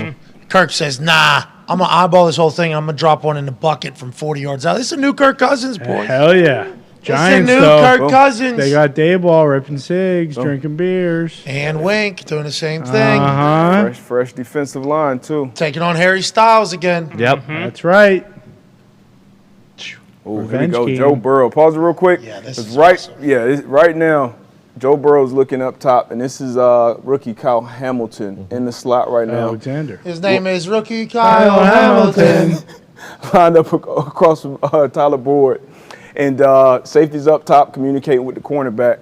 But Burrow he smells blitz, right? You got 5 guys lined up here. You got 1 coming out. So he's smelling blitz. So he's going to check. This is 3rd and 4, I believe. Hayden Hurst, he takes him off the line of scrimmage, kind of puts him back in what we used to call a C area, which is much more of a protection set, right? So he put him back almost like a max protection set. Baltimore, they're known for exotics. Sees that, and then once he comes, when that safety is stacked over this nickel, that's a huge telltale sign, especially with this nickel just staring at the quarterback. Obviously, he's a young player, so he's all right, I'm going to line him up. I'm going to have to beat this running back. Joe Burrow's looking at him. He goes alert, alert. He brings Hayden Hurst back for protection. And then once he knows Jamar Chase is going to be one-on-one, that's his go-to guy since LSU. He's going to take that every time. So right now he sees it. All right. Hold on. Yep. Hayden. What's the number? Here we go. Whatever it is, alert, alert. Back boom. up. TJ echoes it to him. Tight end comes off. They pick up the blitz. Joe One-on-one. wasn't even thinking. One-on-one. I'm throwing it up to my guy every time. And then you look at, all right, who's the corner? You know, it's not Marlon Humphrey. That's not Peters. I believe that's Daryl Morley out there one-on-one. But most corners are getting beat one-on-one in that situation with Jamar Chase out there. So you see the alert, boom. Joe Burrow said in the press conference, he said, I'm kind of old school. If I see Jamar one-on-one, I'm going to throw it to my guy every single time. I don't care what it is. He knows he's one-on-one. There's no thought at all. Boom. Gone. If you run back real quick from the tight, AJ, I don't know how you feel about this, but I used to absolutely hate this, from the wide, hate this as a DB. You can just let it play through. Like you're sending these guys, and some of them kind of, I forgot what you used to call it, coffee house or whatever, where you come in showing like you're blitzing, and then you got these guys in fucking no man's land. So I feel like if they actually rush all of these guys, pause it. So now these guys are like faking out, trying to pick up blockers and then get out late. But then they end up here not helping any. Like, that's not helping me at corner. That's not helping me one-on-one in the slot. Like, what the fuck are y'all doing right here? A lot of coaches do that. I'm not a big fan of it. Please stop doing it, especially with D linemen. Like, let them run after the court. You heard Coach Prime yesterday. Let them hunt. Let them hunt. Like, I don't. Come on, man. I don't need the big fellas out here wasting space. Especially on the 30 going in. Like, that's something you do in the red zone. They hope they can get in the passing lane and tip the ball or get a cheap pick or something. Also, at the first down there, you get any of these guys sucked up. You got a drag route. You want to be sucking up the lineman. You don't want those. Maybe they were anticipate some low crossing routes or something with this play call. But, yeah, give me some help out there, cuz. He's pretty unstoppable. Yeah. Can't have a number 41 on Jamar Chase. Whoa. Can't do it. You know who used to wear 41, actually? Who's that? Miles Bryant, the fucker that wears 27 now. Well, there's a reason he changed his number. Yeah, because he wanted to look worse in a better number. What's your problem? He wasn't bad as 41. Give the guy a break. You guys living on Long Island. Oh, he's in zone. He's covering John Brown, who hasn't played all year. He's still all by himself, isn't he? He's all by himself. It's just him and his helmet. That's right. Smoke Brown's all by himself next year. You can pause it right here. Big tight end set, 13 personnel, under center. And on defense, we're going to have a cover two. Now, so you're going to have flat, deep half, flat. Now, what they're going to do is kind of like a fly motion, and they're going to send Watson on like a fade route, basically, a rail route. Now, typically, if this route came from anyone else, 2 or 3, that flat defender will be responsible for carrying out there. You're always responsible for your wheel route. But when it comes from number 1, that's on that deep half safety. And this deep half safety, I believe this is another rookie. I think this is more a TCU safety. And pre-snap, you'll see it'll be real subtle and quick. Harmon gives him a late kind of shove call, and what that tells him is after this motion goes, I only got Travis Kelce back here. So you'll see it kind of once 84 probably gets about right here. You'll see it better from the tight copy, but he's going to tell him shove, shove, and that's basically saying I got Travis Kelce here. So as this deep half safety, it's a good chance that I'll be able to shove your way and give you some help, right? So right now, boom, pause it. So now Travis Kelce's running across, so no more deep threats over here. So now 30, Harmon's looking for work from the other side, which he picks him up. But right now, you got a flat corner who's not carrying that because he anticipates a deep half safety to take him. And you got a deep half safety that's still caught up on this route that's actually going to be taken care of from the backside safety. So Mahomes picks it up. This play was designed for this coverage and throws a dot. So that's just the corner. So on TV, this will look like the corner just got ran by. Like, oh, my God, this corner sucks. Watson just ran by him. But in all reality, you'll see the subtle, shove, shove. And this is something that maybe it should have been yelled at a little more, especially with a younger guy. Hey, alert the shove before the motion even goes. Alert the shove, but he gives it to him late. He does it. He executed it. But once again, as a defense, we always talk about a quiet defense being a dead defense. Make sure it's heard. Nonverbal, verbal communication. But a great play design, a great ball from He's on the 23-yard line. Seed. That's 35. That was their second play of the Was game. that 42 yards? 42 yards on a dime. That's all she wrote. Yeah. Once again, looks horrible on the corner, but that's really on the safety, in my opinion. But the throw. The throw is unbelievable. Boop, but that's Mahomes. On a line. He's catching that on a line. Like, that ball's hitting somebody in the sideline still. Unbelievable. That's Tyreek Hill's, touchdown last year. Yeah, but still, them losing Tyreek Hill. Yeah, we'll just get this guy, Justin Watson. He used to work at Wendy's, and we'll make him unbelievable. Yeah, we'll put him on a little arena league run. Simple. Get him in full speed motion. You can run, right? Yeah, well, not really from like the start. I need a little bit of time. Oh, sweet. We'll just have you run. Is 53 yards enough? Yeah. All right, we'll have you run 53 yards across, and then fucking you'll be full speed, and we'll just turn it. The Arena League's been doing. Watch Canadian Football League and Arena League. We're just going to do that with you. Yeah. Okay? Oh, wait, you were playing in the Canadian Football So you know League. exactly what So we're you talking get about. it. Just Okay. fucking full speed. You'll beat everybody because they're just standing still. You're good. Simple. Who did it the other night? Georgia? No. Georgia, yeah. Yeah, Georgia on did that. TCU. It looked bad on Hodges Tomlinson, the corner out there. It's like, hey, what the hell are you doing? But once again, he expected that deep half safety to still be there. With But I mean, that McConkey. was fucking least of their worries. Rolling start is tough. Yeah, it's tough. It's tough. Mahomes is the oldest quarterback in the AFC in the playoffs. That's what we've been saying about him. His old ass needs to start really taking advantage of the opportunity. His window might be closing. Yeah. His windows, his whole career too. He's a monster. Up top, Kendall Fuller, strong. 3rd and 6, I believe, on this play. Dak Prescott making a throw to an out. Risky, right? Opposite hash, throwing it out. This corner's been around for a while. Anticipates the break at the sticks. Could have had a pick early. I believe the play before this maybe, but he fell down on it. Didn't fall on this one. Great anticipation. Oh. Great break. Dak. Right at the sticks. Dak. This has been Dak. This has been his big problem this season with these turnovers. I think he's looking at CD, so he does a little bit of a look off. Not enough though, right? Yeah, you'll see it from the tight copy. He does like a typical like look straight, go right. And this is 9 times out of 10 with I think that's maybe a deep third corner. Not sure because these safeties kind of doing. I'm not sure exactly what they're doing. But this is a pitch and catch a lot of time. But this is opposite hash, veteran corner. That's a great. And then the ball is behind the receiver too. They're playing Tampa right here. Is he sitting in cover 2? I don't. If you go. Look at this middle reader. I feel like he's trying to get deep. This is like a middle reader, and then we've got 2 hook droppers here. Yeah, and this dude is kind of. I'm not sure. That's the only guy that doesn't make it look like Tampa. But it could definitely be 2 front side. Not sure what they're Either doing way, backside. that corner could not believe this ball came out. He's sitting on it the whole time. And it's behind him. I mean, they literally had eyes on him. Yeah.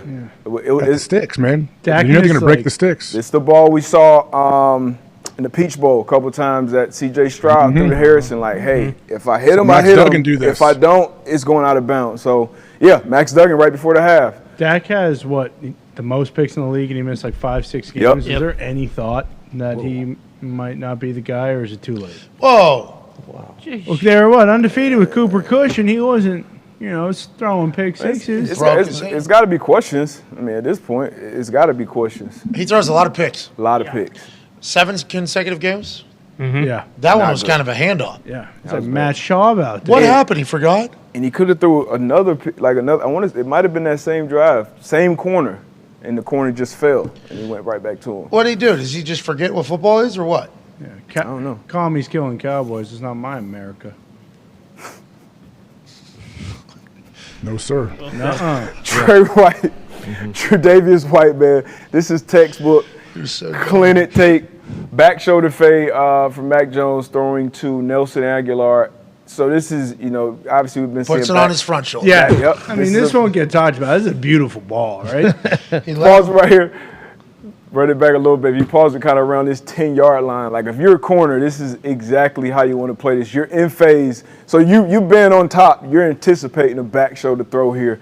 And eyes right back to the quarterback, so he tracks it the whole time, using his hands to kind of fill him out. The refs aren't going to call that, especially if you're looking back for the ball. It's incidental contact. If you just run this rep back one more time, because this is like a stays square at the line of scrimmage, identifies the route. And this Trey White, he got thrown in there late, obviously big time injury last year, but he was a top tier corner, and he's right back in the form, right going into the playoffs. Vision back, perfect. And then, the ball is obviously not great.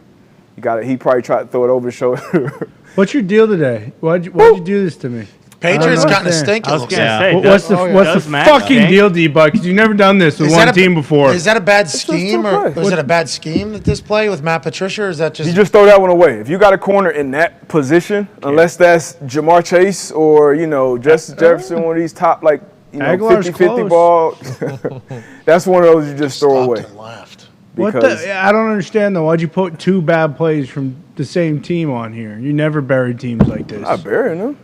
Oh, okay. Those 2 great plays by 2 great Josh Allen and Trey White. People over. No, he's not. Now I know why you said let's get through this. Good plays. Let's get Well, you said let's get through this because you want to get to the end to watch both Patriots play. Yeah, that's what I mean. Now I know what he's talking about. He buried the Steelers earlier with A.J. Brown. See? Buried them. Did he do 2 plays though? Yes. Jalen Ramsey was on here like 4 or 5 times. Yeah, but 1 bad from the offense and 1 bad from the defense. He's burying the whole team. You guys need to see it. I don't need to see it. Yeah, you do. We're on to the Shrine Bowl.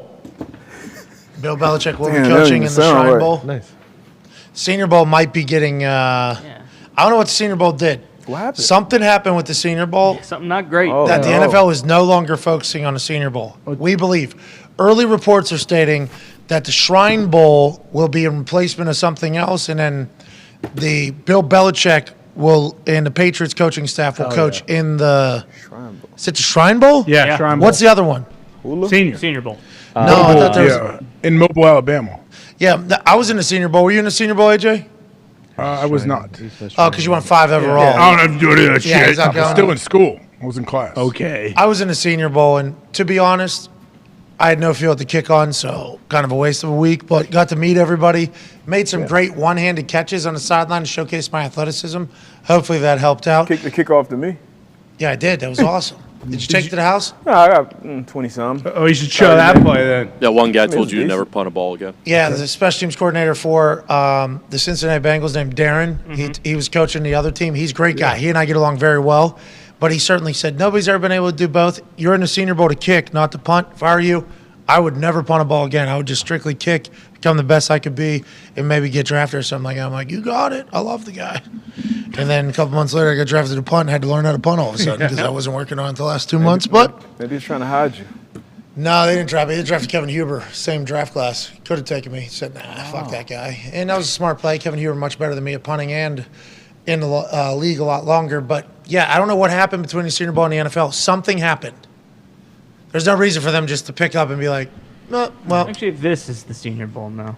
What Reese's Pieces do, man? That's interesting. So who's coaching the one in Alabama now? We don't know this. So I think the NFL team's pulled out of the Senior Bowl. What? It was always coached by NFL coaches. Now the Shrine is having NFL coaches in They it. literally moved all of the staff that was on the Senior Bowl and moved them to the Shrine game. So they are pissed. At the Senior Bowl. Something credential. This could be as small as somebody not getting a credential somewhere and it happening like numerous times and like we're not doing it anymore. We make this whole thing. What's the deal? Or it's just like they see a better future with the Shrine game because they might have better ownership or more ownership of it, and they want to make it a much bigger ordeal. Nick has some more information on the entire situation. Yeah, it turns out they're alternating now. So in 2024, the Senior Bowl will get full NFL coaching staffs. In the meantime, this year, the East-West Shrine Bowl will get the Falcons and the Patriots coaching staffs, while the Senior Bowl will get a staff of quote-unquote nominated coaches. I don't know who's doing the nominations. Beat but reporters? What if Art Stapleton and Caboli are coaching? Something happened with the Senior Bowl. Where is the Shrine Bowl? Anybody know? Somewhere nice, I think. Arizona? Texas? Florida? The Shrine Bowl. I'll tell you what, when they start shrining, Oh, baby. that's the time. Got those neat hats they wear. There was a bunch of those bowl games. Remember the NFLPA spent $10 million on one? Do you remember they opened their budget? They have that. They opened their budget for the first time, and they said, we're doing NFLPA Pro Bowl or Senior Collegiate Bowl Bowl. game, Collegiate Bowl, because we think with TV contracts it'll make money.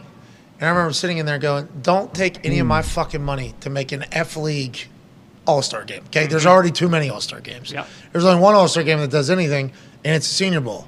Now, the NFL says, no food for you. We're going to the Shrine Bowl for a year. That's crazy. It is. There's 4 games on NFL Network. It's the NFLPA Collegiate Bowl, East-West Shrine, Reese's Senior Bowl, and then the HBCU Legacy Bowl. The Collegiate Bowl still happening? The NFLPA one? Yeah. Yikes. Would never guess that it would make $0. What's that? At least last year it did. All right. Well, good luck to all the people that are shrining. Yeah. Hope you make it to the league. Shrine on. Good luck. It's an extended combine, basically, with those coaches there. They're putting them through a practice, workouts, everything's filmed, getting sent everywhere. There's a lot of meetings, one-on-one meetings happening there. Senior Bowl, I'll be excited to hear what happened at some point, right? It'll come out. Oh, yeah. Something, well, because they had that thing, Monopoly. Oh, yeah. They had it locked in. This is the game to go to. You get invited, congratulations. Going to the fucking Senior Bowl. Shrine Bowl's going to be in Vegas.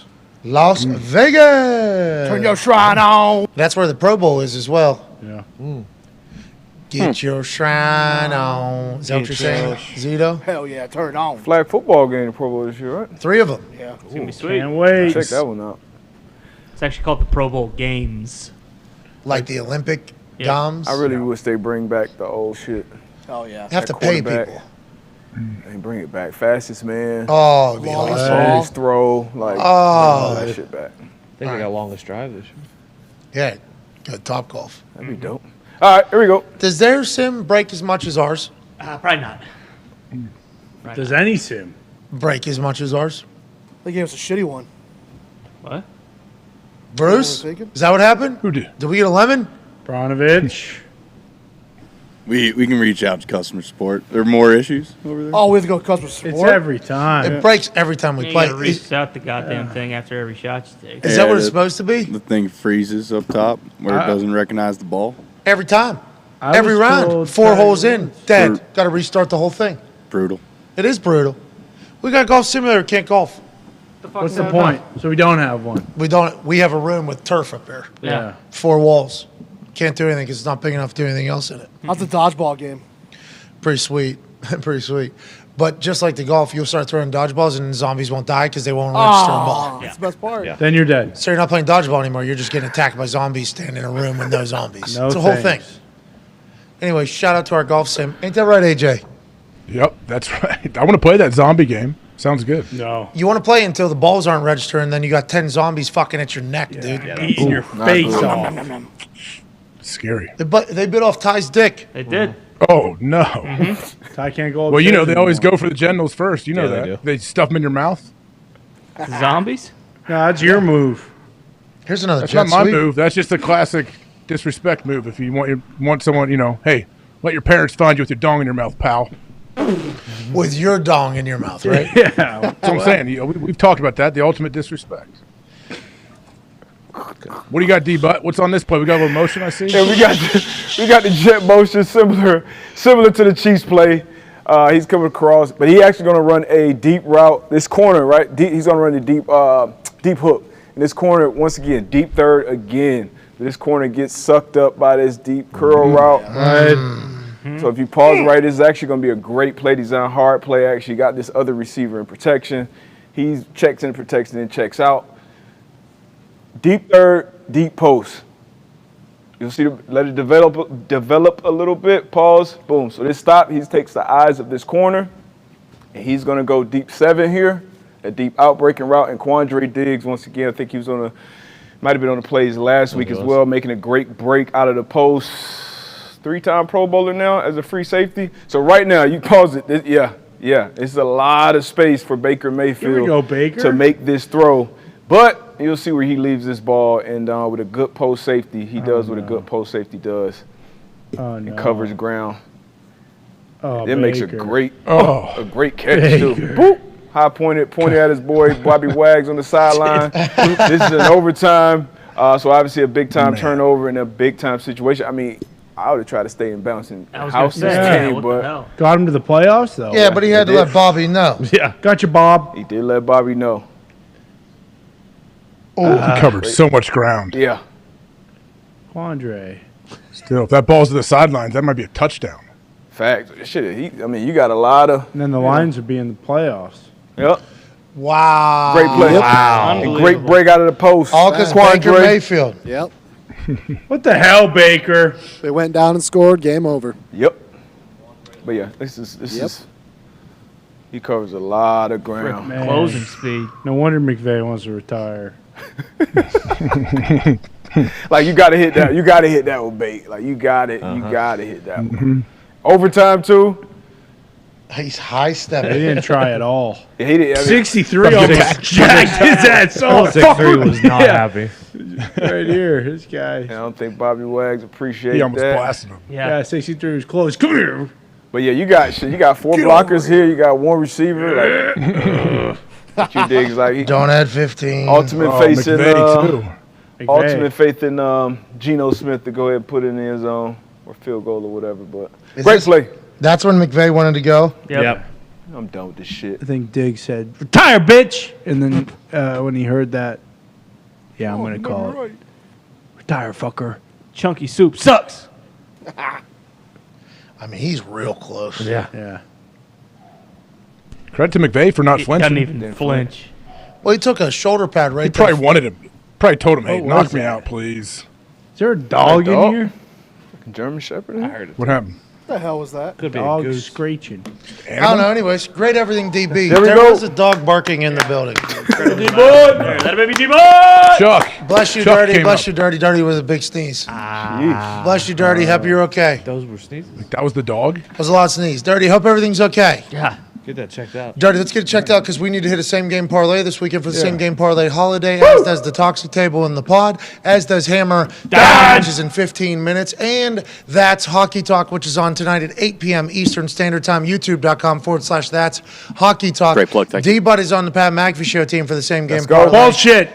Let's go. That is Can't bullshit. wait. We're all just trying to hit. Yeah, exactly. We're all So we gonna should win, be on Tom. all of our teams. We all gonna hit. We're all going to hit. We all Y'all got to We're all I feel on the great same about team. mine, okay? Yours or your We are good. But D-Butt should be able to be on all teams. Sorry, you got drafted. Thank you for your help, D-Bud. Can't wait. Baloney. Thank you. Be all right. We got Bill.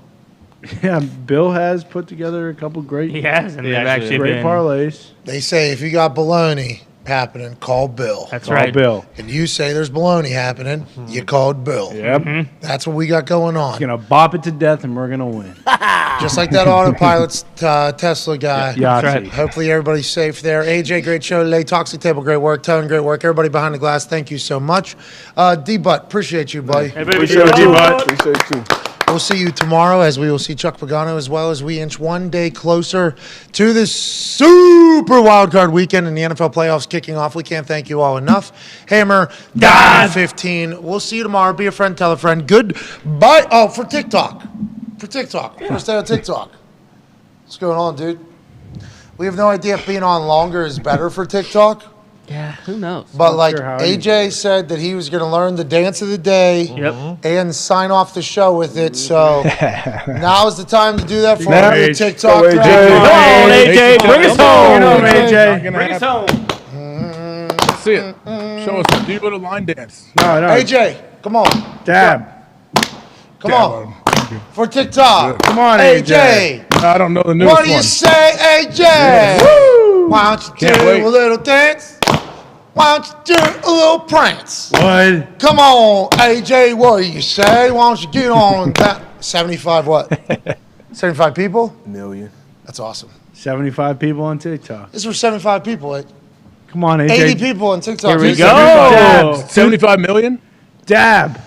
No, I think it's that's amazing. 7.5 tens. Okay. So What do you guys want me to do? What should I do? dance, Do the this- TikTok dance. Yeah, do the Soldier Boy. What an asshole. Oh, man. Don't give in to peer pressure, kids. That was a good lesson. That was. Thank you for that, AJ. We'll see you guys tomorrow.